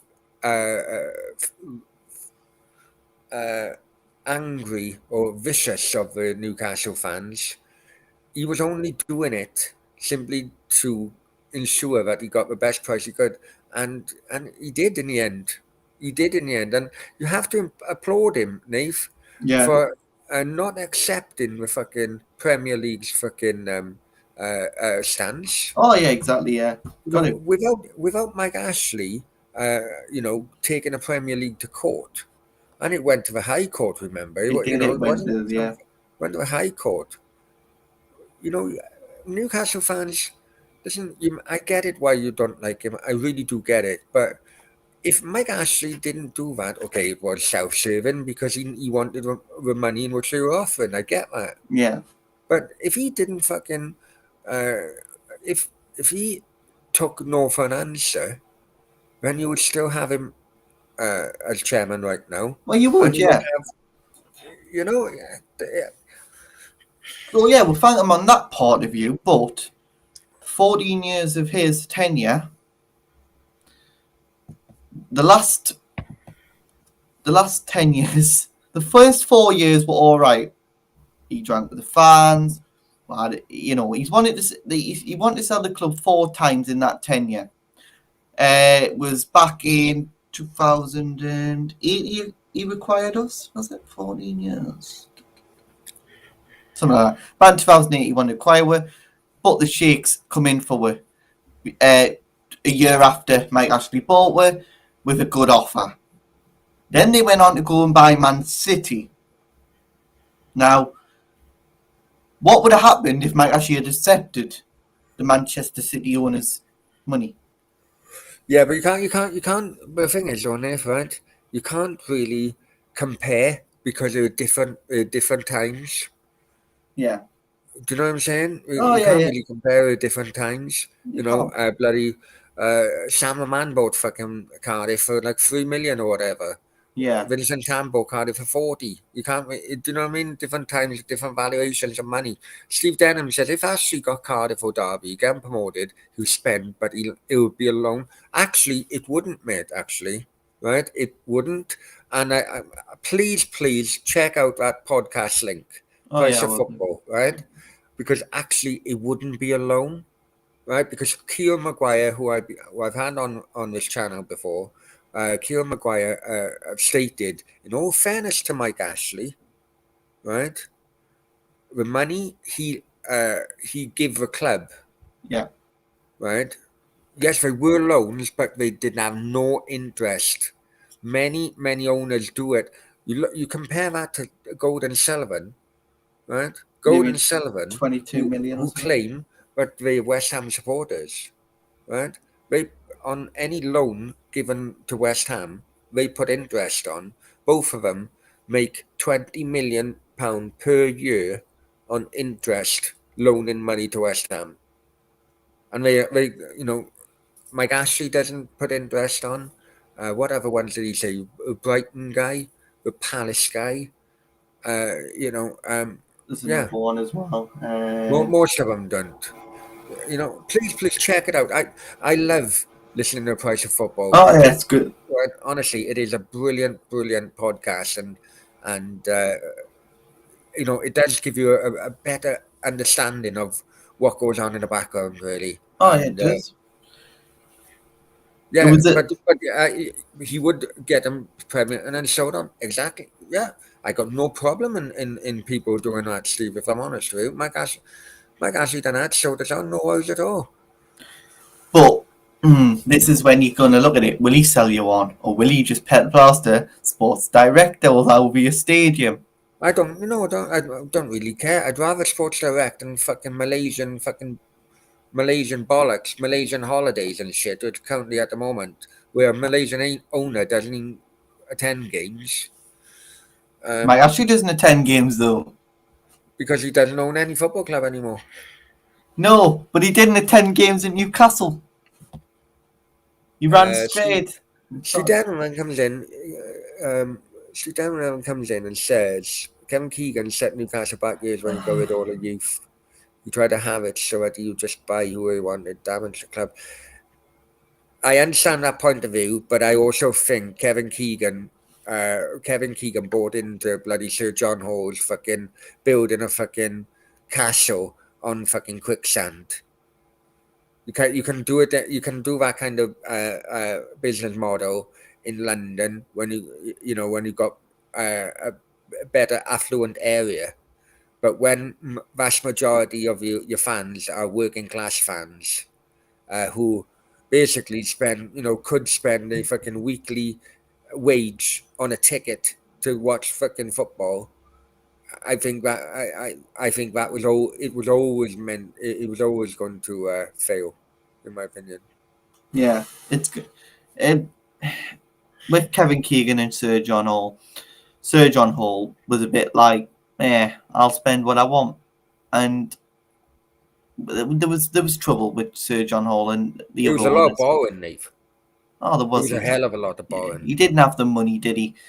He owns the Metro Centre, and I think he sold that on now to Saudis as well. So the Metro Centre now owned by Saudis as well. So everything's getting owned by Saudi. It's just also as well on price. I don't know if it's on that link. It could well be on a show before, right? Because of the likes of Sir John Hall, borrowing a lot. I didn't realise, right, but any bank now lending to football clubs, right? The High Street Bank does not. The Lloyds, the fucking RBS, none of them lend to football clubs anymore. No, but Tottenham get Barclays loans still. Well, wow. They do. Because a lot of what they do say is basically it's more hassle than what it's worth. So they end up having loans from fucking Citibank America, who doesn't give a fuck about the local community. I mean, do you know what I mean? If for example, I don't know, top of my head, say Hartlepool had a loan from Hartlepool, just had a loan from Lloyds. Yeah. And the Lloyds bank manager would be the first point of communication between Hartlepool Football Club and Lloyds. Yeah. And Lloyds then pulled the fucking rug. That local Lloyds manager would be blamed for fucking busting the club. Well, that's how Northern Rock, Northern Rock. That's how Northern Rock went bust. Sure it was, because they loaned a lot of money to football clubs. Yeah, Loaned a lot of money to Northern Rock. I always blame Northern Rock for the credit crunch, no matter what, right? Oh, well, Newcastle was sponsors with Northern Rock, you know. Yeah. Well, the problem with Northern Rock was always, giving mortgages, 150% more, 150% mortgages, and that was never going to bloody Of course, it was never. Yeah. keep on. I'm convinced that they should have let Northern Rock go against the wall, and then that would have given a lesson to all the others. Well, Virgin Money, that's still available, and that should be going against the wall as well. That should shut, I think, because that's Well, the same as Northern Rock. They just a thingy as Northern Rock, them. Yeah, no, but the thing is, right, and I know I was furious at the time because my business at the time, right, but 2007 Northern Rock went against the wall, Yeah. right, and Gordon Brown then kept it going for taxpayers' money, right. All the other banks at that time were not in the best of finances. Yeah.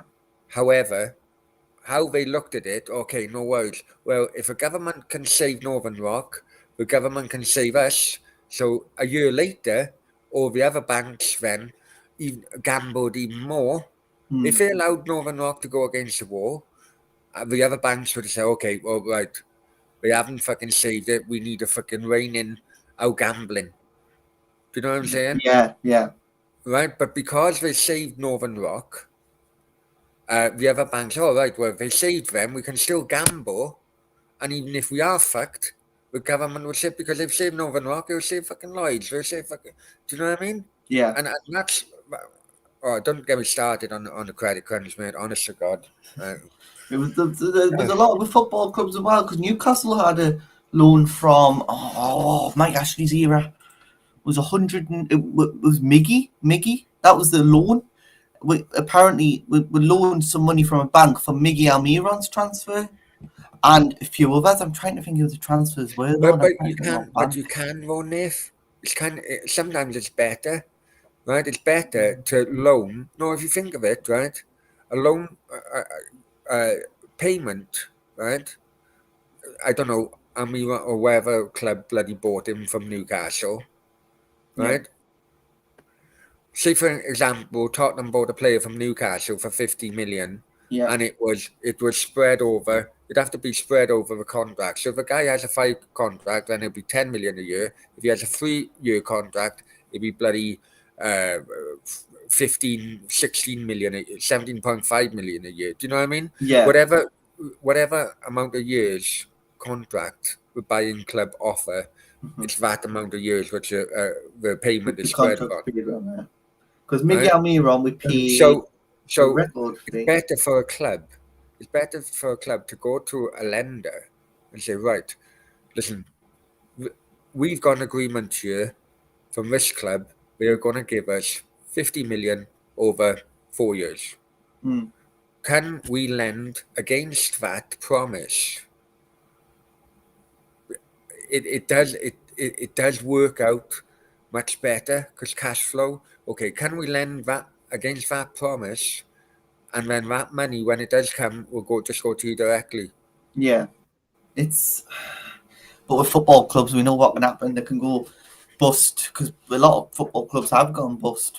A lot of them through this century, actually, through these years. It's incredible how many transfers now are not paid up. We're probably looking about 20 years now, and none of them are paid up in full. They are all bloody overpayment terms because it's easier.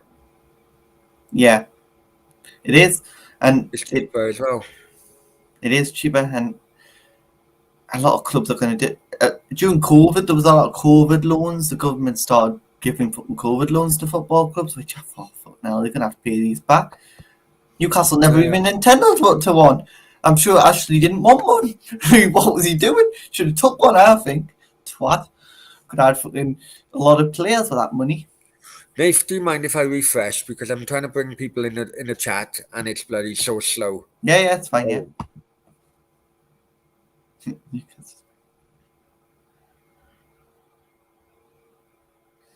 Yeah.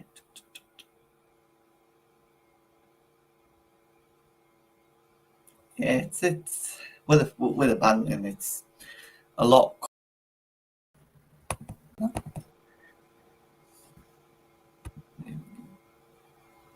Is that better? Sorry guys. Right, I'll go back in the chat because it just slowed up for a moment then. I think Ewaz was the first one. Hi Brownie, how are you? And Ewaz is showing off his membership badges, although I can't see on the Streamlab. But Randy, fucking hell, Brownie's still alive. I am, mate. I am, right. Yeah. I am. Randy, I'm about to finish work. And Ewaz says,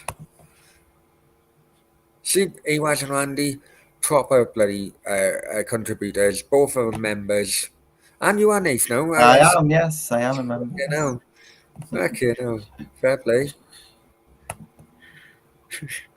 Randy says, Newcastle is my new team. We'll vote Chris Wood signing. My first ever football shirt was Newcastle. Chris Wood better than keep. You know what, Randy? I completely agreed with every party comment in Till Kiefer Moore, because Brownies loves Kiefer Moore. If Kiefer Moore signed for a Dubai team, Brownie would be there, season ticket holder in his hand. Yeah. Is there any more New Zealand players? It's 2:30 in the UK, isn't it? Yeah, it's 2:30. Well, yeah, 2:30. Here is 6:30. That's And this is 6:30. Still dark. Yeah, it's really dark. It's dark in the morning. It comes like really late in the morning here. It's pitch black here. Pitch black. Hang on. Yeah, is there any more New Zealand players, Randy, we should go in for? Do a New Zealand trend. Let's think. Hang on. I'm gonna look on. Bear with me. I'm just gonna look on Twitter to see what other fucking news have come up. Not much, Brownie. I was looking in this. What's that? The Arsenal defender. He's gone to Udinese. Palomari. Gone to Udinese. Stage project up to 6,000 daily COVID deaths in January.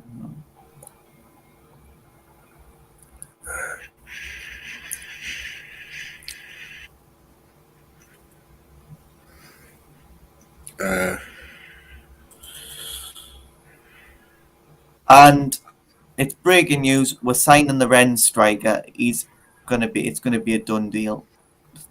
Jonathan Rowe, Norwich. Who's Jonathan Rowe? Never heard of him. He's signing like. Chris Wood will do a job.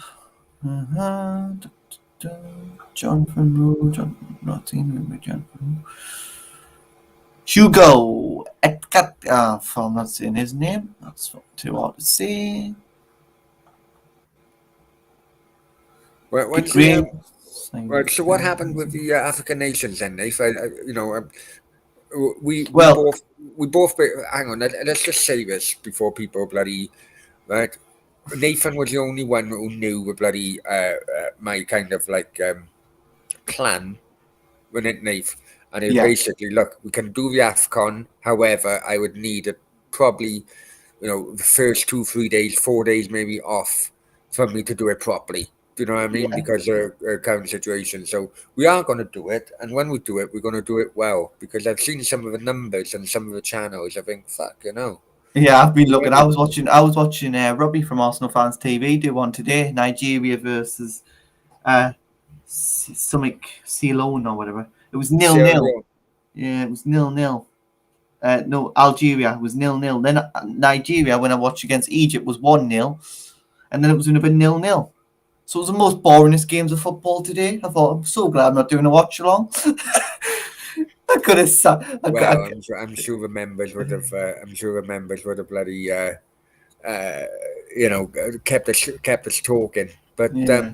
okay, apart from today, then have you been watching the games? Have people in the chat been watching I've the games? watched a few. I've watched a few games. I did watch Egypt because I want to see how Mo Salah performed. Mo Salah was shite. I watched Egypt over here when I was having a haircut. Right. All right. I think it could have been a World Cup qualifier. Well, who did they play? I think they played Tunisia. I think. Well, Tunisia play tomorrow. They play Mal. Mal? Did Aubameyang play for Gabon? Gabon play tomorrow. Yeah, did Aubameyang? He can't play. He couldn't play his first game. He couldn't play his first game because he had COVID, hasn't he? Yeah. Well. Yeah. Well. I've said my feelings on that. Well, he basically hasn't got COVID. He's just, being Aubameyang. Well, no, Aubameyang stated, you see, the problem is, right, Aubameyang stated that, right, the fuck, right, right, it's the quietest I've ever heard this cat, I tell you, right, and anyway, Aubameyang stated that to get into a nightclub in Dubai, right, you have to have proof that you've been fully vaccinated. And he said, so I don't understand why I've done wrong. Well, that's incorrect. Yeah. Because you can have entry into nightclubs whether you're vaccinated or not in Dubai, and that's 100%. That's mental. You can't in the UK. It's a bit mad. Huh? It's a bit mad. You can do that in Dubai, but the UK got to be vaccinated. Is that you? No, it's not my cat, man. It's not my cat. It's my mate's cat. What most craziest cat I've ever come across. Right? Honestly, this cat, I did not fucking miss this cat whatsoever. You like quiet as I've ever seen him. Normally he cries and cries and cries and cries. You give him food, you fucking let him out and everything. Still cries and goes like, what the fuck do you want? Do you know what I mean? But now he's on YouTube. Now he's on YouTube. He's fucking. This is what he wants. He wants fucking. He wants celebrity status. But there's been after Cup of Nations. There's going to be some good games come up. We'll obviously be doing the later stages as well. The final's going to be amazing. Who's going to get the final? Now, my prediction is, I think Senegal will win it this year. I think Senegal's year. We'll copy it and make it out with. Exactly. They always do. Exactly. They wanted an Egypt fan and they couldn't even find one. You know what, Steve? Another thing as well, right? I'm gonna and I don't care. It's fucking. It's 3:00. It's fucking 20 to 7 here. I don't give a shit, right?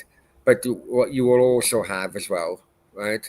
You will also have other channels claiming that they were first to things when, because it was Football with Brownie and I had fucking 1,800 fucking subs. You'd even have people claiming fucking Fabrizio Romano was fucking first on bloody. Oh. Do you know what I mean? I had that today when I broke Chris Wood. He went, well, has Fabrizio put it on yet? Well, no, he hasn't. He's too slow. I broke because I was gonna go. I had the news come out around 4:00. This was from an unknown journalist. Then I was like, should I bring it out yet? I thought, I'm not bringing it out yet. I'll wait for Sky to do something. So then Sky went breaking news. So then 1 minute later, I was live. I went, right, Chris Wood signed for Newcastle. There you go, medical pending, which he's having his medical tomorrow anyways. I think Sky are respected too much, if I'm honest with you. Right? Yeah. I know I've said this story so many times in the past, but down the lane from where I used to live, in Penarth, Craig Bellamy used to live, right? And his ex-wife didn't want to move wherever he moved, so basically he based himself in Cardiff and then he drove, and maybe he would stay the week, if he had midweek games, so a week in Liverpool in a hotel. Do you know what I mean? Well, he had the money, didn't he? Right. when he first went to Cardiff, right? It was like, bro, why is Bellamy, a Premier League player, taking a step down to a Championship Cardiff? Basically, the reason why is because his marriage was on the rocks at the time. Yeah. And that's, I don't go through that, but that's personal between him and his ex-wife. But that was the background to it, right? And so Liverpool allowed him to go on a free transfer because of his personal situation, right? So he was going to Cardiff. He then one afternoon, when it was basically the last final hours before he signed, right? He drove past my window, right?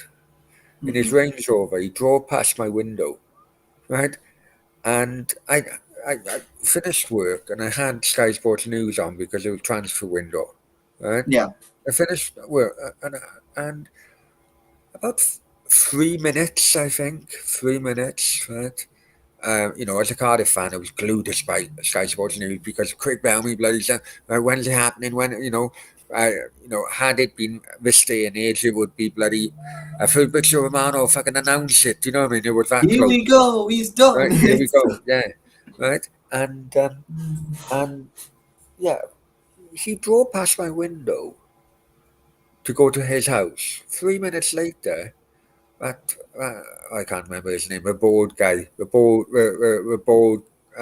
maybe Asian guy, who thinks he's bloody a transfer fucking guru of Sky Sports, Yeah. right?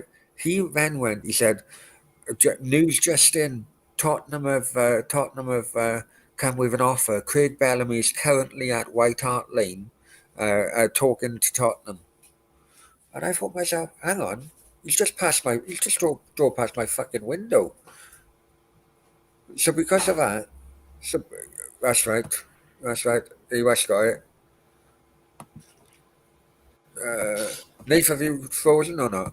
No. I was just. Yeah, Damesh. That's who he was. Oh, Right? Domish Chef. Yeah. Yeah, and he said, breaking news, he said, Tottenham have gazumped Cardiff and Craig Bellamy is on his way to White Hart Lane, having negotiations. I thought, 3 minutes, hang on, 3 minutes ago, he just drove past my fucking window. Unless he's fucking Doctor Who or something, do you know what I mean? And just vanishes. So as Stephen says, people believe those big channels, yeah. Yeah. Because they've got followers, but wait, like you try and build up your following, you try and build up the. And you know what? On about big channels, right? And I wish Ryan was still in the chat, from the start because he brought it up. You know what? I think it's an absolute disgrace how close now Sky Sports and AFTV are. They're much better and much more truer Arsenal fan channels. They may be smaller, right? They may well be smaller in terms of following, but I really do fucking Oh, I hate it, man. yeah, Hate how Sky you know, gone. yeah. Now I Basically, liked how who went on from Newcastle? The True Faith podcast.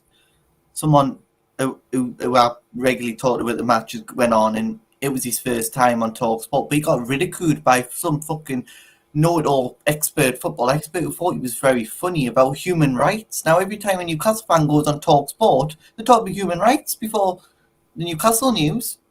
yeah, but I bet that guy is dressed up in Nike Adidas fucking clothes. Oh, he probably is. Who would be which would be made for £1 a fucking month in some sweatshop and some, do you know what I mean?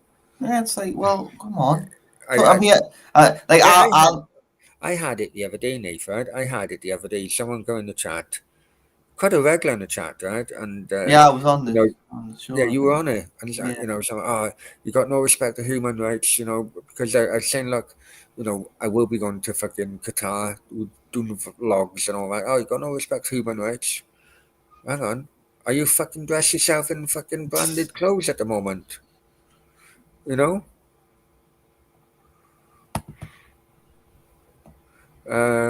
I said, I seen that two Jody always talk shit about City, that fella looks scruffy. Well, I don't. What are you talking about?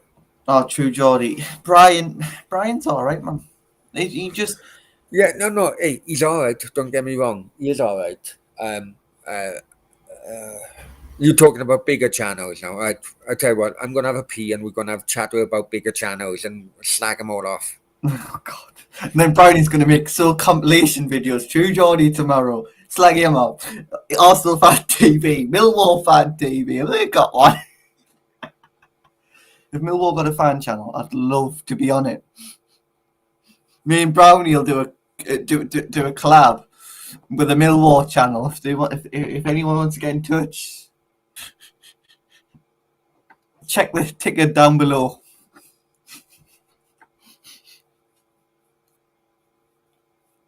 Yeah, but he's a canny man. He's a canny person. I like Brian, to be honest.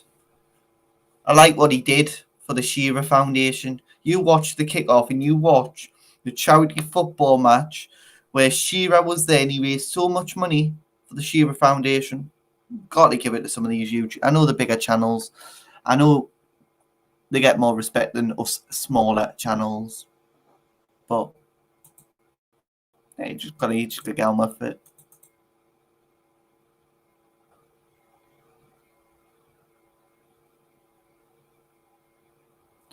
Like, I wanted to bring the news to you for Chris Wood about 4 o'clock when I knew it, but I wanted Sky to break it first because I didn't think you'd believe us. Now, I didn't believe myself when I found out, and I thought, should I release it? Is this bullshit? Then I had my mate texting us, no, get a thing through about it. It's happening, it's on. And I thought, right. Sky then broke it 2 minutes later. So then I was last to the party. Well, I wasn't last to the party. I was about 1 minute late to the party with the Chris Wood deal. But there was more deals happening. Like, I broke that youngster from Reims before Sky did. So it was all right.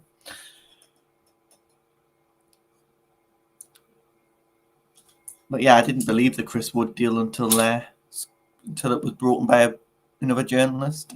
It's like, I can't be happening this. What are we signing Chris Wood for?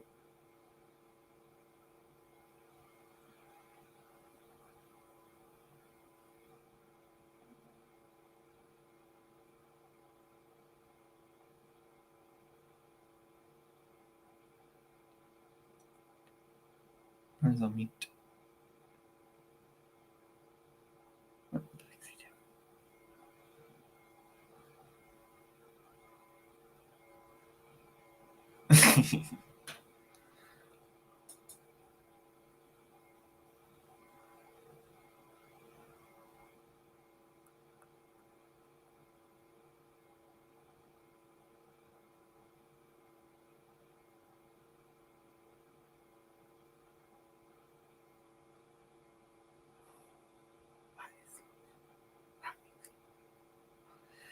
No. Well, he's canny.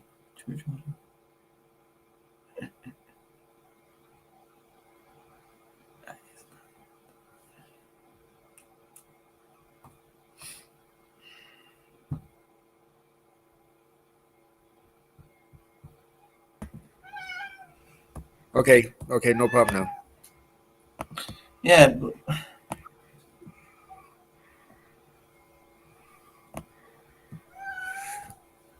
I haven't met the True Geordie, but he's canny. I like True Geordie. I watch his stuff, the kickoff and stuff.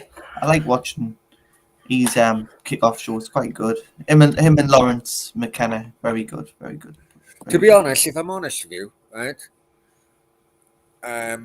I lost interest with True Geordie when he left YouTube. Yeah, because he went on Twitch, didn't he? Yeah. Yeah, but I loved. Did. Know, it was basically with True Geordie. It was basically me when I first started watching it. It was me trying to educate myself about True Geordie, how he can, and I'm not saying I've ever be as popular as True Geordie, but there's certain kind of lessons in which you can take from True Geordie, can take from, whether you like him or not. the bigger fan channels. They have to, you know, Goldbridge, you could take a thing from him. Goldbridge. Listen, I know Goldbridge does have people, his haters, but I think the lesson in what you take off Goldbridge is some of his jokes is really funny. They're really, really funny. Yeah, I And, like how he does his last football now. That's what I love. I love doing that. I watch him if I'm not doing a game. I'll watch him or obviously Denver, but I'll probably have Denver and him on in the background. Probably normally 2 on in the background because I mean, very good. let's go back in the chat for a minute. Have you met the two Geordie Knife? I haven't, but I would love to. Zach Archer. All right, lads. Hi, Zach. Hope you're well. Zach is the only Swansea fan I will talk to. But he's a great channel supporter. Zach, many thanks for a super chat. Hint, hint. Right. Right. He was said, Alan McCall. You know, that's another one, AWAS, if I'm honest with you. I didn't like him until he went on to True Geordie. I wasn't really a fan of. Yeah. He's their stat man, him, Adam McCullough. He's funny as I like him. I think he's funny. Rory from Chelsea Fan TV. I like him as well. He went down in my McCall. Went down in my estimations when he tried to bloody catch Guy Neville out on the Sky bloody like fan show. Do you remember? He what tried was to it called? Oh yeah. He tried to call and Guy Neville fucking. Guy Neville, tell you have a debate with Guy Neville, you would fucking struggle, I'm telling you.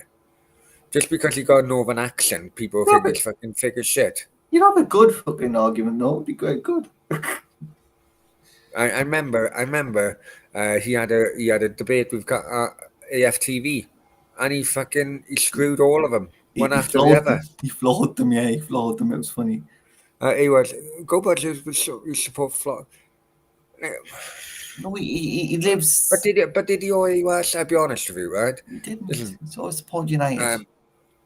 No, look, when I was a kid, right? Cardiff were in the fucking doldrums, proper doldrums. When I first supported Cardiff, they were 91st out of 92 fucking league clubs. That's how fucking bad, right? My dad wanted to also educate me on better standard of football. Right, so once a year he would take me to watch Everton. Right, now people who don't really, who have never fucking supported a lower league club and don't really realize just how fucking shit life can be for 90 minutes fucking on a Saturday afternoon. Right, well, I'd be tearing my hair out when fucking we played. Right? Don't understand, and I've had a lot of bloody, people say, fucking. Not like younger Cardiff fan. Oh, you don't support Cardiff, you're an Everton fan. So, kind of like, I think it could be the same with Goldbridge.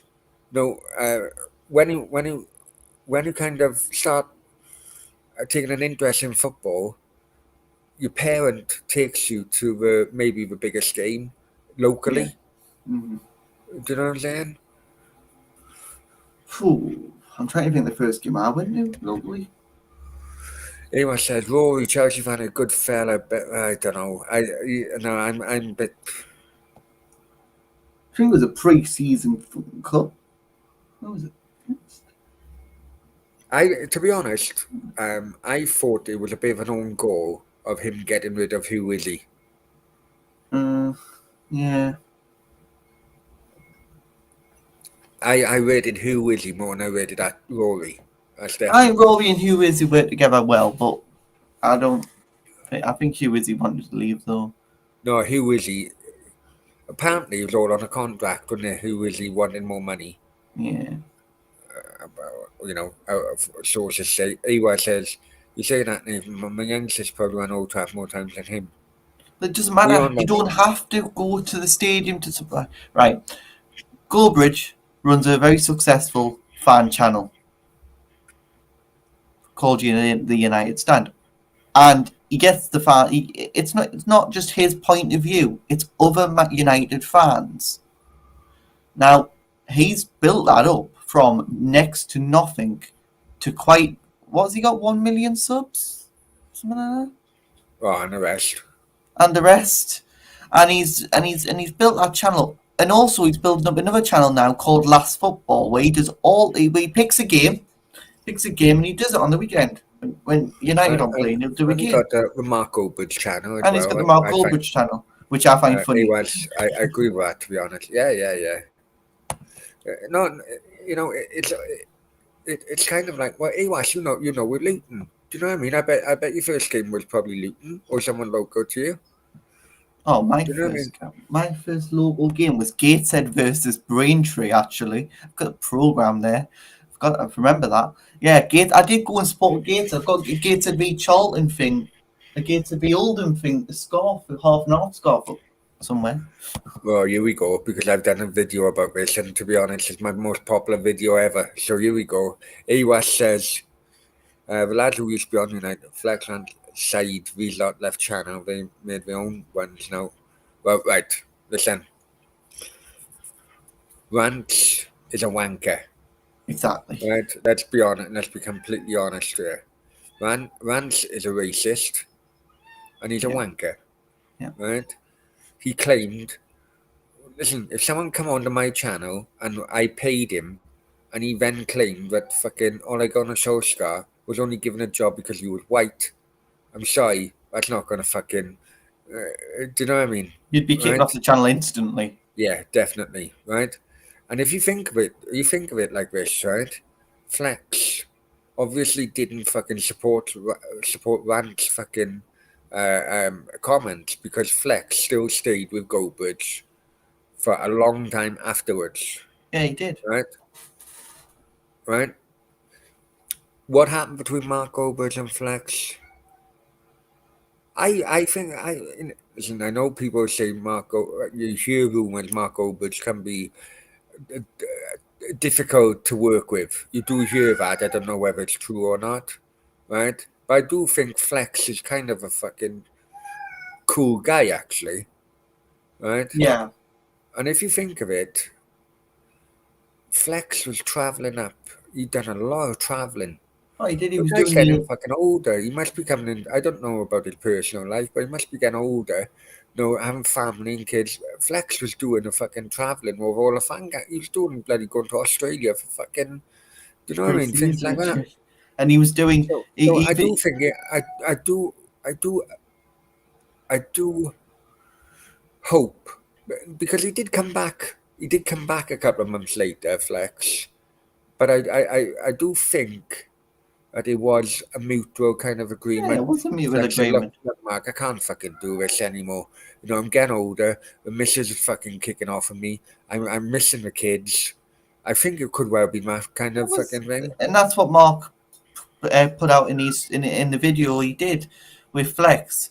It wasn't a goodbye. It was a mutual consent. It was, Yeah. thanks a lot for what you've done for the channel. If you ever need support or help, I will be here. And that's what Mark Goldbridge has already said. Yeah. He'd always be there. But then, if people want to fucking watch my most popular video, over 40,000 views, by the way, never Please mind. do. But then, Rants, what I didn't like, Rants took that opportunity just to fucking have a dig at Mark Goldberg. I didn't like that. Yeah, I didn't like that either. Don't fucking interfere in someone else's fucking issue, and a personal issue.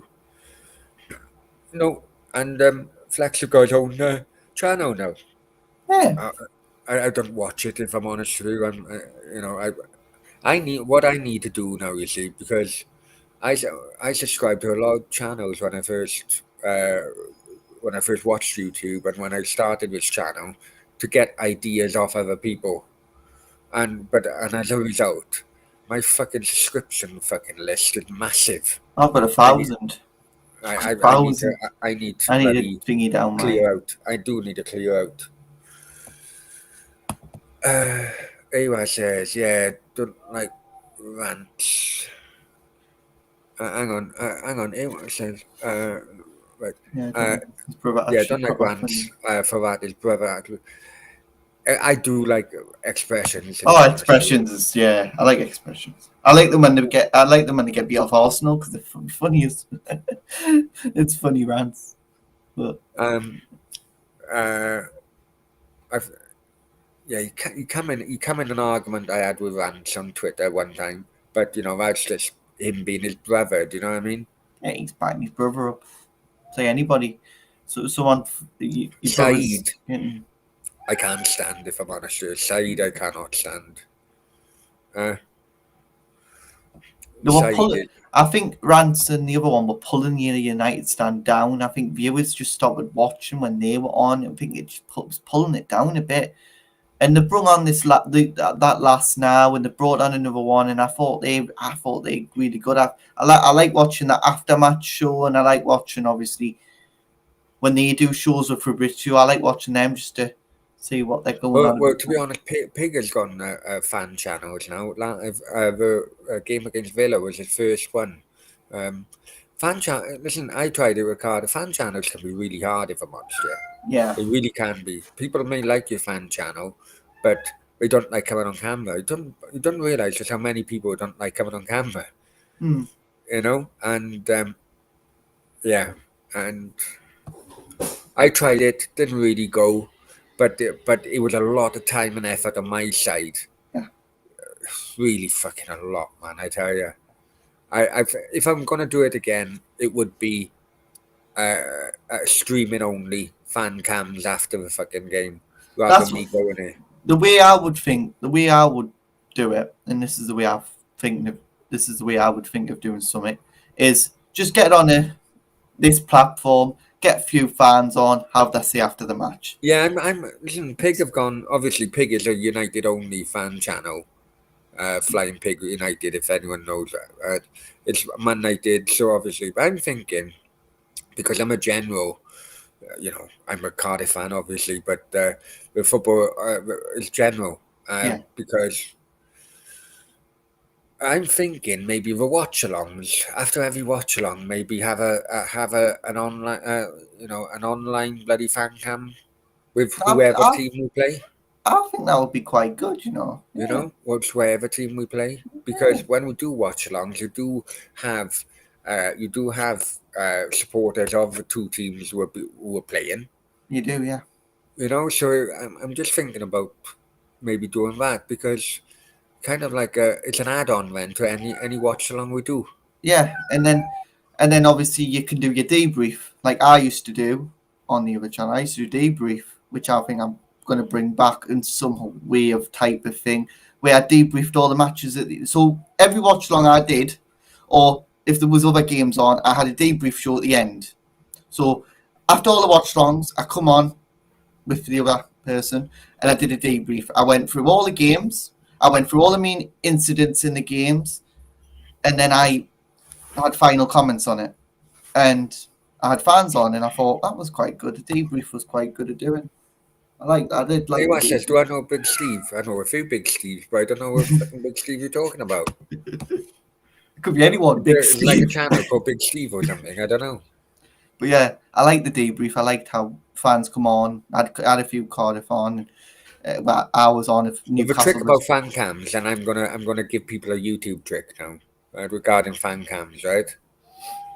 It is basically so you got 5 supporters. Yeah. Right, this is our trick because people just think analytics. No matter what, they just think analytics. Mm. Right? Is that the reason why they don't do one whole show containing 5 different things? They do it separately.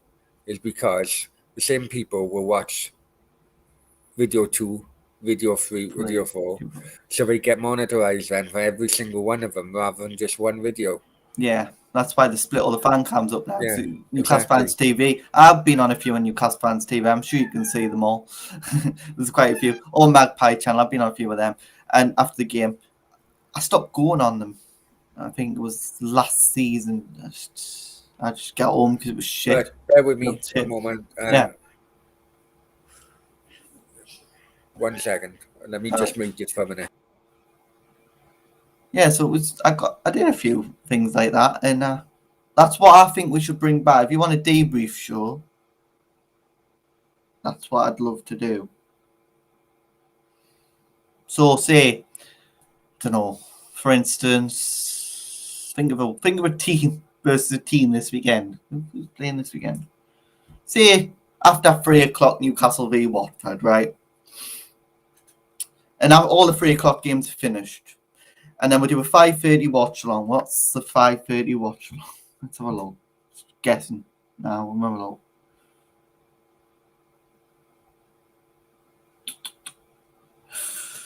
Villa, Man United. So we do that, finish after game, we go on and we go, right, this is what, and then we go on and we say, right, so Manchester City versus Chelsea, 12:30, which I'll watch. It was 2-0, Man City, or 2-1, right? And we go through all the games, we go through all the main incidents, and we look at the refereeing decisions as well. And we go, has there been any VARs? Has there been any penalties being given?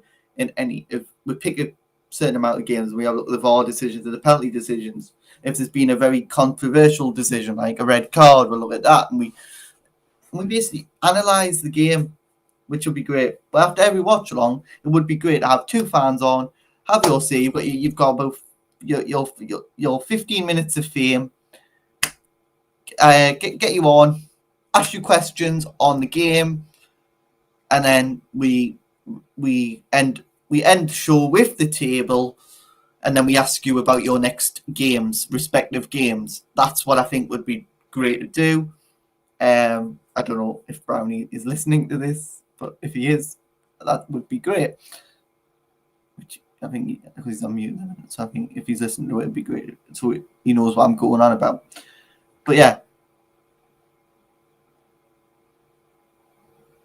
He features on Big 6 shows. Should give it a watch. I'll have to watch that. Big Steve. Is he a Leicester fan by any chance? Big Steve. I don't know if he is. But yeah. So that's what I think. But your comments would be great if you can tell us what you think. Because if you can tell us what you think about it, then we know what you think, and then we can have a look at it. But I think after a watch along, that'd be great. Get two fans on, say Brentford v Southampton. I'm sure we'll find a Southampton fan from somewhere. You're in the comments probably all the time. Got fans from everyone in this channel, haven't we? Cardiff, Newcastle, me, me the Newcastle fan. I'm sure there's more Newcastle fans who watch the channel as well. But great, though, if we could do that after the game. Because it brings, you can talk into the debrief is a different type of show. You can go into the more, because in a watch along you're commentating on the game. You're not really, if there's been a big decision, you're talking about it all the way through the game, and then then you're talking about it after the game, because into the next watch along, because there's been another big decision, and there's that many big decisions, you miss them, and you don't debrief them properly because you're thinking, it's another decision, it's VAR, it's VAR shit, and that's what you think. But it'd be great if there's a decision in a match that you don't agree with, you have a debate about it, how the referees have been this season. There'll be many debates and watch-alongs, and that's what there always is, isn't it, Brownie? There's always a debate in a watch-along. Something happens, red card, you debate it for the next 3 matches. Yeah, no, I get it. It's great to see. Bit like what Sky do, Ref Watch on a Monday. That's great to do as well. I watch Ref Watch. Dermot Gallagher is it's good when he comes on Sky. To me, I think they just back up. They don't slag. Because they know these people. I just think it's fucking. But it'd be good for a fan, for fans to do a show about it, though, wouldn't it? Because then the fans would get the real opinion out there.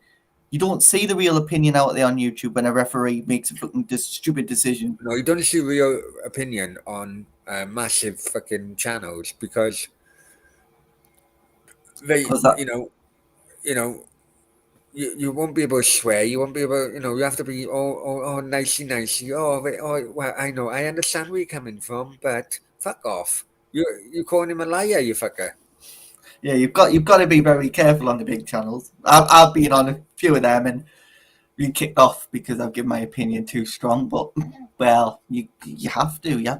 when you're angry about a referee, because sometimes that can cost your season. Now, well, you can go back to like Aston Villa versus Sheffield. Was it Aston Villa versus Sheffield? Yeah, United when the goal line technology didn't work, when they hadn't turned on the goal line technology, and Villa stayed up that season, and Sheffield United went down. Can I also as well just make a point here? Probably too late for people bloody because we're already fucking over 4 hours, right? But can I also make a point here that listen, thanks to a few Millwall fans who contact since my show last night or our show last night because they now understand a bit more about the background of the channel, right? Because obviously, anyway, just wanted to say that because the amount of abuse. I know it's uncalled for, the abuse. But you get it, don't you? You just gotta. No, hey, I get it. I do get it because Millwall, well, Millwall, Cardiff have been in that position, especially when the issues, Yeah. basically everyone's against you, the pressure against you over time. Everyone hates you. And I get it. It's kind of like a fucking you and us kind of mentality. I Yeah. do get it, especially as a fan. I do get it, No, I but get it. I get it as but well. We're getting but it at the minute. but it's absolutely the complete opposite reason why I done 3 videos about Millwall and Palace over a weekend is because I actually loved what happened. Oh, I did. I watched the game and I just thought, what a great game to watch. Millwall score first. The fans are singing the hearts out. Then Palace score to equalise, and then Palace score again, and Palace fans are giving it to Millwall. And it's just what you. That's what I miss in the Premier League. I miss that 'cause you don't get it in the Premier League. Other fans don't get that given to them. It's more in the Championship, it's more in League One, and it's more in the Conference, and it's more in the non-league. The non-league, when your team scores, you give it to that away fan. Their away Yeah, fans but are right next to you. You give it to them. listen, maybe it's a bit of like the old me coming out, right? But okay, I'd love Cardiff being in the Premier League. Don't get me wrong, but I would love Millwall to be in the Premier League. Oh, I Millwall really v would. Cam, that would be I amazing. remember when Millwall actually were in the top flight. George Graham was the manager, Hmm. right? And I think he finished like fourth or fifth. Teddy Sheringham started. Man, we had some real good players there, right? Yeah. But you know what? The Premier League would fucking hate Millwall in the fucking Premier League because it'd just be fucking chaos. It would be It the would be most viewed game on Sky ever. it would be absolute chaos. Can you imagine Premier League fucking screened everywhere? Fucking Derby against fucking West Ham. I remember they done it before, right? Sky done it before, and it was fucking riots everywhere. I It bet was you like had a to keep cup the game or TV something. cameras away from them. Honestly, and I would love Millwall to be in the fucking top league. Premier League would No, fucking hate them. of course it would. It's kind of like FIFA because of PR. FIFA hating the fact that Maradona was the greatest player in the world because the guy was a drug taker, Yeah. a womanist, a fucking shagger. Didn't give a fuck. Yeah, well, that's what happens, isn't it? And I'd love to see some like Forest, Millwall, Blackburn again. I'd love to see Blackburn back and Millwall and Forest, and I'd love to see some new teams in the Premier League. That's what needs to happen. This Premier League needs some new blood. It needs some new teams. I'm sick of seeing the West Broms, the Norwich, the Sheffield United, Yeah. the yo-yo little clubs. I'd love to see Hull back. Actually, Hull. I'd love to see Hull. I loved Hull in the Premier League. I loved it because we're just Well, Hull. you the other side of the country for me, Hull was an absolute cunt to get to. I'll be honest with you. Fucking hated it. Yeah. I'd, And I'd, police would fucking take you to a place called Goole, oh, good. All which right, is just okay. outside Goole Town. Well, Goole Town is a non-league place, Yeah. right? Absolute fucking shithole. Hmm. And they took us to a Weatherspoons, we all had to be packed into this fucking Weatherspoons in Goole.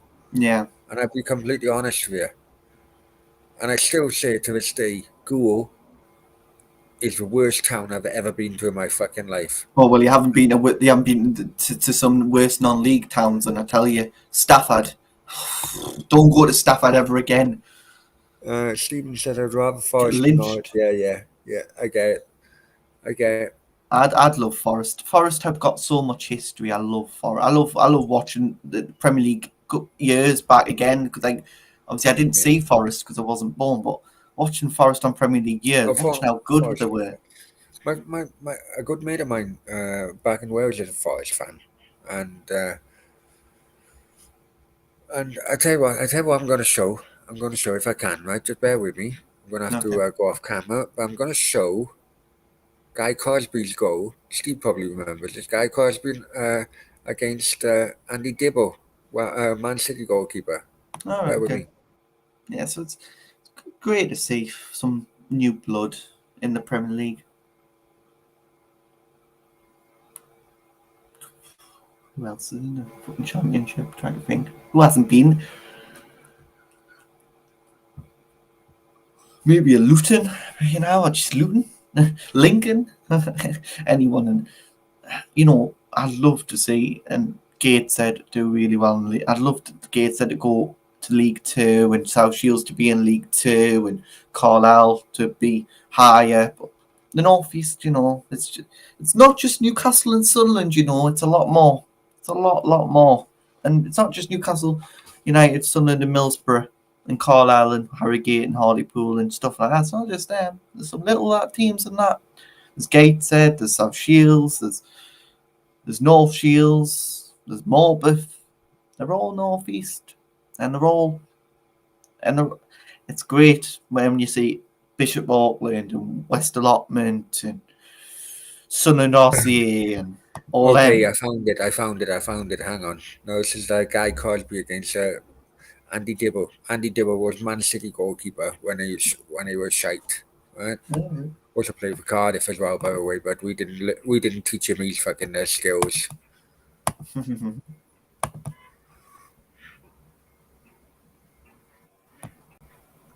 Okay, go ahead.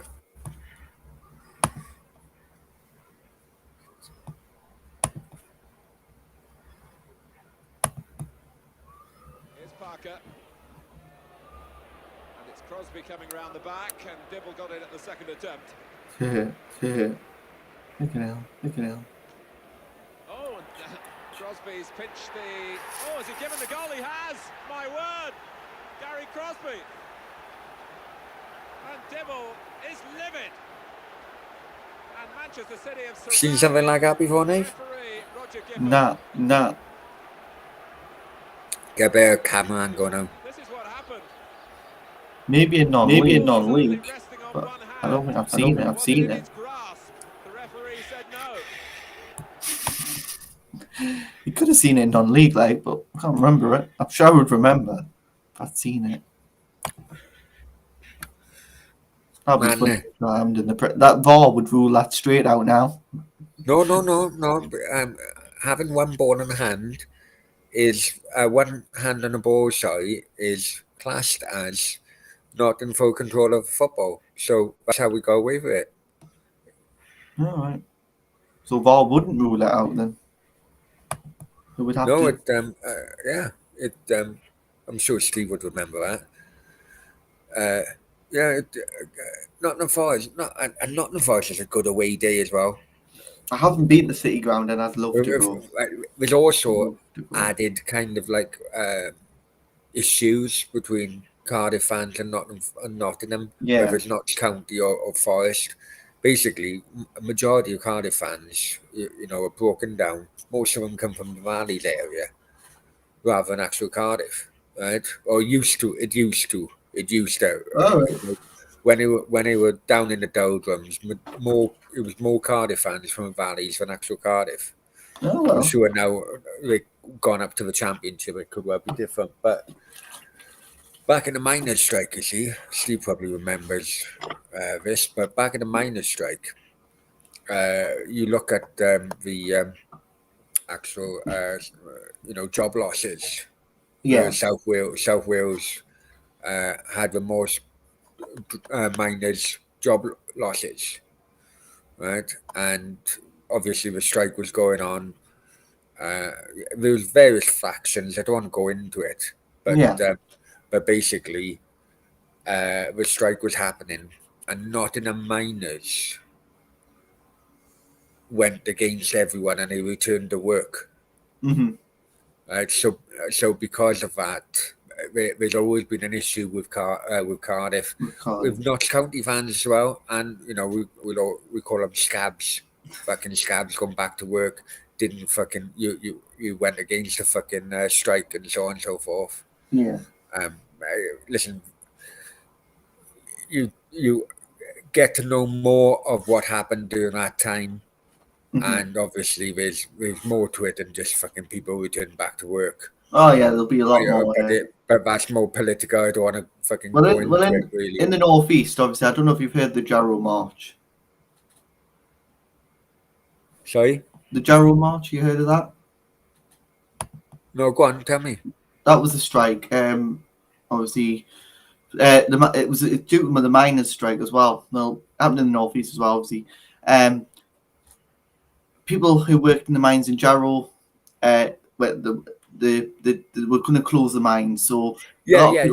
Jarrow went on strike. The northeast had quite a few mines. That's why fucking Billy Elliot fucking film come because of it. Yeah. So they went up to London, to ask for the mines to stay open. No, no. It wasn't London. It was Orfield. You're on about Orfield. Jarrow March. The Battle of Orfield. That's what you're on about. Jarrow March. Yeah, it was London. No, I think you're on about the Battle of Orfield. Yeah, it was Jarrow in 1936. A group of 200 men from the north-east town of Jarrow marched 300 miles to London. Oh, sorry. Something completely different, but surrounding the miners. I was on about. So go on. Listen, I don't know much about that. Tell us. Go on. It was basically there was a shut. They were going to shut. They were obviously shutting the mines. It was under Margaret Thatcher. I only know this because my nana's dad's dad was in the Jarrow March. So I only know it's. Well, I was a kid during that time, and, and looking back now, thank God, none of my parents. There was only three of us. I was the only child.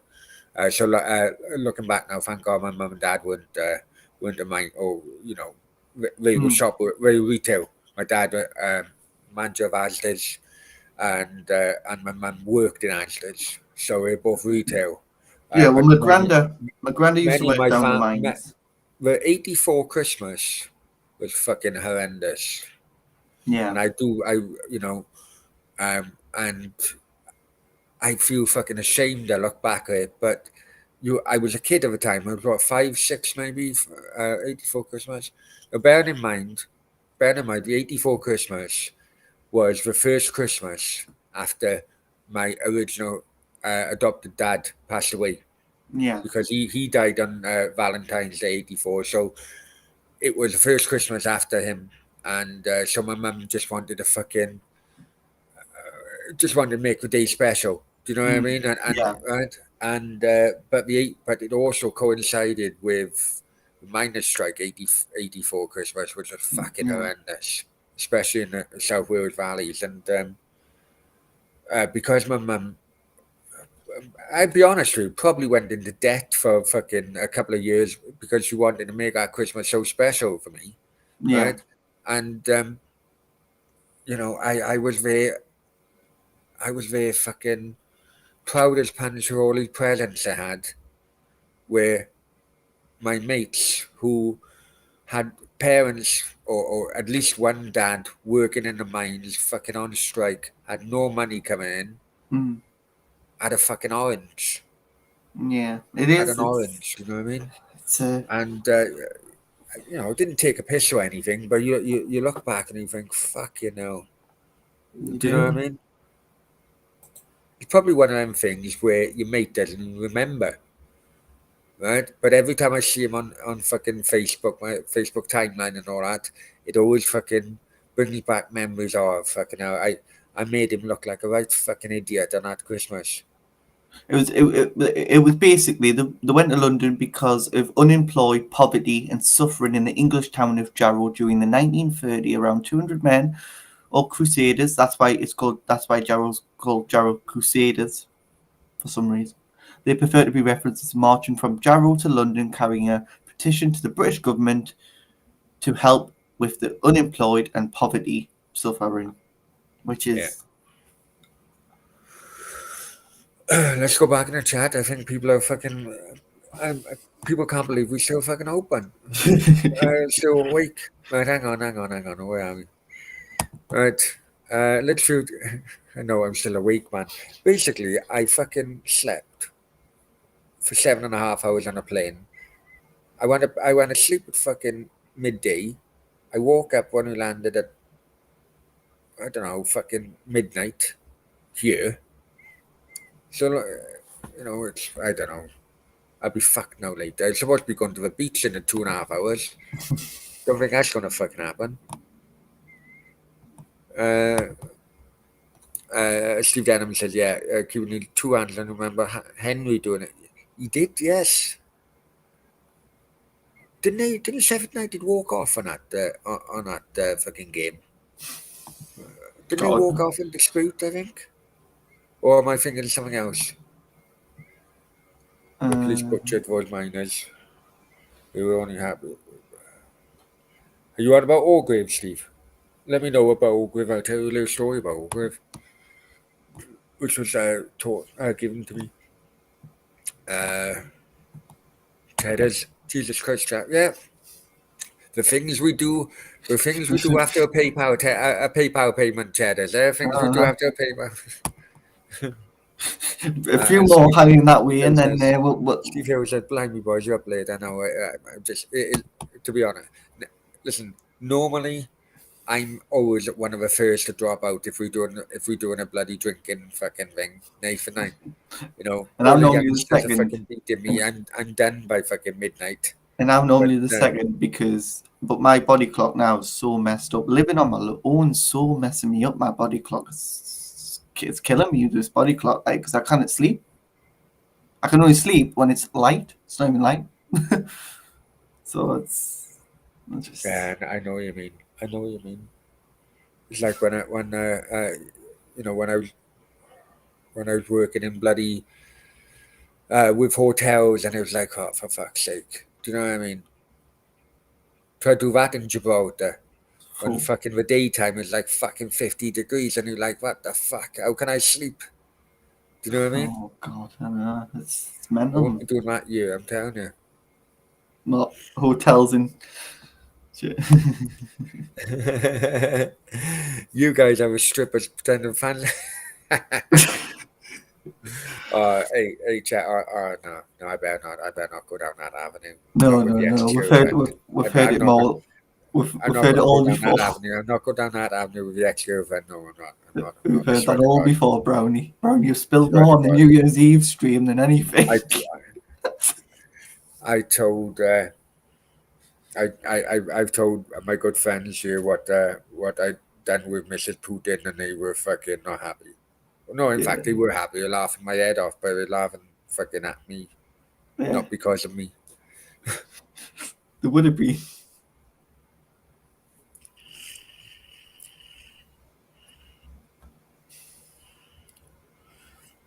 It has to be said. I'm going to say this now because there's only a few in the chat and it's early. Has to be said, right? I must be fucking a proper looker in Dubai, because Tinder, ever since I fucking come here, I've had about fucking 30 fucking girls interested. I'm like, nah. I've swiping left most of them. Left, nah. Do you know what I mean? Tinder, back in the UK compared to Tinder in Dubai, fuck you know. Well, it would be different, innit? Because fucking different people in Dubai.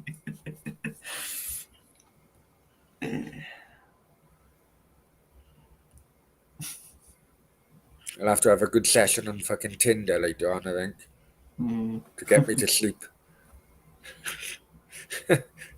Yeah, well, I normally get out of bed about 7, wake up about 3 in the afternoon. That's my day done.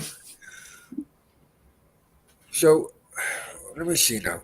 Nathan, you think that's a good idea then, is it? Just to do like fan cams with, Yeah. because I'm doing general shows, it'll just have to be a case of like finding random fucking fans of each clubs. We'd find them. They'll be in the chat. If they're not, we could put. What we should do is we should advertise the watch along. Say right after the match, there's an after match show. Fans from that club, if you want to come on, then you can come on.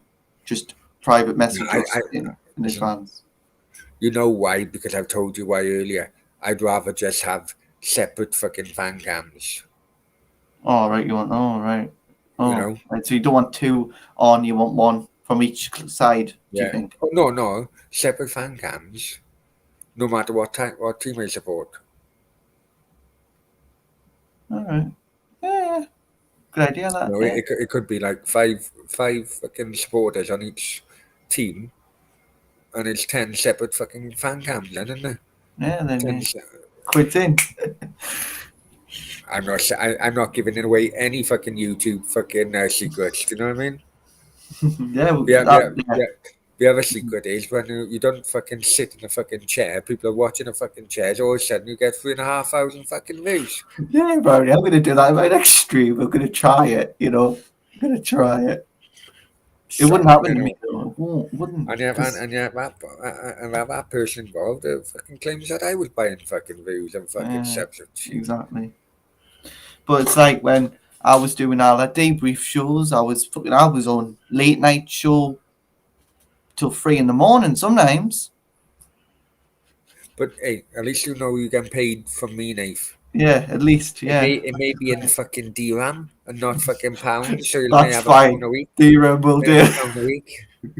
DRAM will do. I don't mind. DRAM will do. Oh, but I tell you what, it was funny. It was funny over the bloody amount of abuse, and you know what? On Facebook and that, I had not the notifications off because it was winding me up so much. Yeah, but you get that. You're gonna get. Everyone gets that. It's when you become big. You know when you become big because you're getting shit off fucking Millwall fans. And you get people fucking creating videos about you.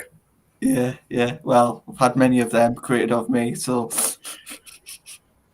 But yeah, it's mental. It's what you're gonna get. Opposition fans. I did a video about Vlahovic to Arsenal, and people, Arsenal fans, like, oh yeah. But then, what was it? If when Chelsea fans said no, it was a Liverpool fan saying, no, we're going from.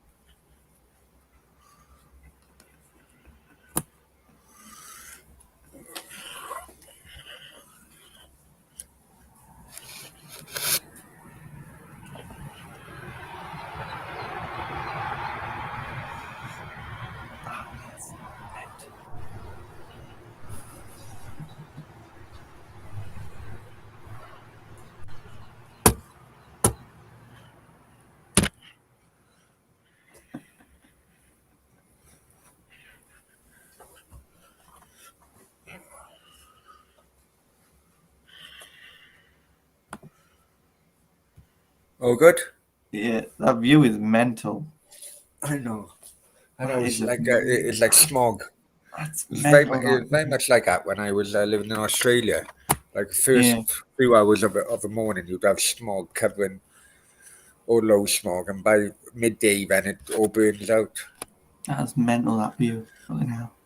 I didn't know if you'd be able to bloody get the camera on this laptop isn't the best. I'm gonna have to. Pig mentioned that the other day. It's because he said, look, if you have a shit camera, what's the point of having a fucking green screen? Which is basically right. I'm gonna have to sort my green screen out. I don't know where I'm gonna put it. Huh? I don't know where I'm putting my green screen. I'm gonna have to get a stand up one. I might put it there. I don't know. I'll have a look. But with Streamlab, it gives you so many different bloody options and varieties and all that, Nave. Do you know what I mean? It does, yeah. StreamYard is more expensive, yet StreamLab as a host, fucking far better. Oh, it is, yeah, definitely. The camera angles. On a stream, right? You know, where you can have the camera angle where you're up the top. You're up the top, and Yeah. I had the scores. I was up the top, and I was doing. I just loved it. I was up high, and I had the scores there. And I was like, "Oh, this is Yeah, just no, classic. no, This is just mint. So much better. This. Yeah, it takes a while to fucking get used to it. Yeah, it takes You a know, it while. does take a while. It can be prone to buffering a bit more. Yeah, but you're gonna get that. It's a Right? new But- site, in but- it. Can you get But that? the actual presentation, you know, the Better. background, the bloody outlays, inlays, fucking far better than what fucking StreamYard can offer you. Oh yeah, definitely. Well, I actually mentioned this one before you even went to this, didn't I? I sent you a link, I think, and then Yeah. I decided to stay with StreamYard until because it was in its beta version when I sent you it, and Well, what I didn't want to do, I didn't want to fucking pay for both fucking subscriptions at the same time. I ended up doing it at the moment because I just thought, you know, it got to a point where I thought StreamYard really pissing me off now. StreamYard was pissing So I me off. thought, you know what, and I did end up fucking paying for both in 1 month. But StreamYard was pissing me off. The amount of things you were getting on StreamYard. If you know on StreamYard, every time a guest leaves the show, you can't hear yourself. It goes all funny, your voice on StreamYard. Now, no, with me it didn't. I know what you're talking about, but with me it didn't. must have just been some stupid thing that I was It may well be doing. like an internet connection because you know, what you're talking about, that person is in the fucking middle of nowhere. By all accounts, no one knows where he lives officially, but all accounts is fucking in the middle of nowhere. So it could well be the internet connection. Might be, because when he was doing it, but when I was on, it was all right. I was perfect. How's your Sky internet going? Because my Sky was Good. shit. My mum's. No, this internet's been the best internet I've ever had. It's probably for Wi-Fi is amazing. I'm getting all my speeds. The speed test I did this morning, I got the upload speed was amazing. The download speed was amazing. Stuff's just downloading like that. I'm happy. I'm really happy with it. Is it like a lot of people living in your area, Nate? I don't know the area you live in. Well, no, not really. There's about how many houses is there? A couple of Yeah, houses. no, but I don't know. No, But everyone in my mum's area was always complaining about Sky. because Always. so they all had Sky. So that might have been the problem. They all had Sky. But also, what I think may be a problem is that in mountainous areas, in the South Wales area is mountainous, hence the reason why so many fucking coal mines are there, right? In mountainous areas, you can't have an issue with fucking signal being Yeah. blocked by fucking mountains and so on, you know? You I probably don't do, know. yeah. I think you probably would, yeah. Because, yeah, Sky's probably not the greatest in Wales because of that. Maybe BT's probably better for Wales, or Virgin, or Talk or something like that. No. Maybe I mean, Maybe I was Sky hasn't wondering got tonight, what's bloody Dubai fucking... I know I needed to refresh at one time, but it's already 4.5 hours of us talking absolute bollocks. And I've only had to refresh it once. If I was at my mum's right now, I'd have to refreshing refresh it it fucking millions of times. every half an hour. Yeah, which is when I obviously was using their post office Wi-Fi, that was so shit. I couldn't cope with it. I was so glad when Sky come and put their internet in, because it's like, I can't cope with this post office Wi-Fi. And now I was let's not go on the head, Nate, because it's fucking nearly 8 o'clock here. fucking has no phone in the morning. Fun. Hang on. Before we do knock you on the head, right? I got 3 more fucking Tinder likes. Oh well. How Let's many see what they people? look like. Let's see How what many they look people? like. How many people's actually watching the show right now? Oh no, I think they were ones in which I've already deleted. Oh, 3 people's watching. That's great for the time of morning. 3 people watching. Great. So. Well, you know what? It's about time I looked at the top of the chat, a pinned fucking thing, and I joined as a member. Yeah, let's get 2 members before we end. Huh? So let's get 2 members now, quickly. Come on, let's get the likes up as well. There's only 12 likes. Come on, we've been going for 4 hours and 34 minutes. Come on. You know, 4 hours to bloody keep you lot fucking happy. That's basically what it is, Nave. Yeah, so you've had basically basically normally on a watch along we do 2.5 hours. So you've had 2 watch alongs basically. You know, and another thing as well, I fucking do journeys for hours in a plane, and I'm conscious I don't want to fucking let everybody else down, so I do a fucking live show. Yeah, I was a bit surprised when you advertised it because I was doing a bit thing about Arsenal and you were I was so advertising. tired. I was so tired, right? The first fucking advert I done was 12 hours in front. It was tomorrow midday, not fucking last night. I bet you tomorrow midday someone will be thinking late night Q&A. What the frick's he getting on about? Yeah, well, it's been a good Tuesday. We're now into Wednesday. Hopefully Wednesday can bring some more football drama. Well, you never know. Never know in Newcastle. It's always busy. Do you get on with Adam Pearson? Now, before I go any further, before you answer that, Nate, Go on. you know, I do like. He has always been on hand to help me out with any advice and so on with YouTube and that. And no fairness to Adam Pearson, his channel is fucking boomed. Oh, it is booming, yeah. I've been subscribed for quite a while now. Yeah, see him in a match.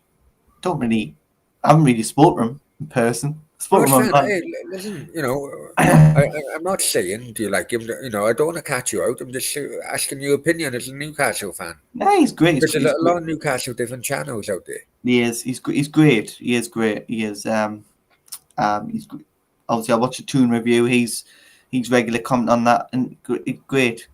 He's great for Newcastle because he goes to all even the under-23 He gets games. a hell of a lot of shit, Nate. Oh, he does. Yeah, fucking hell. He gets a Training hell of ground. a lot of shit. He was at the training ground when Chris Wood got announced that we were signing him. He's got a video up now. He's at the training ground. He's waiting for Chris Wood.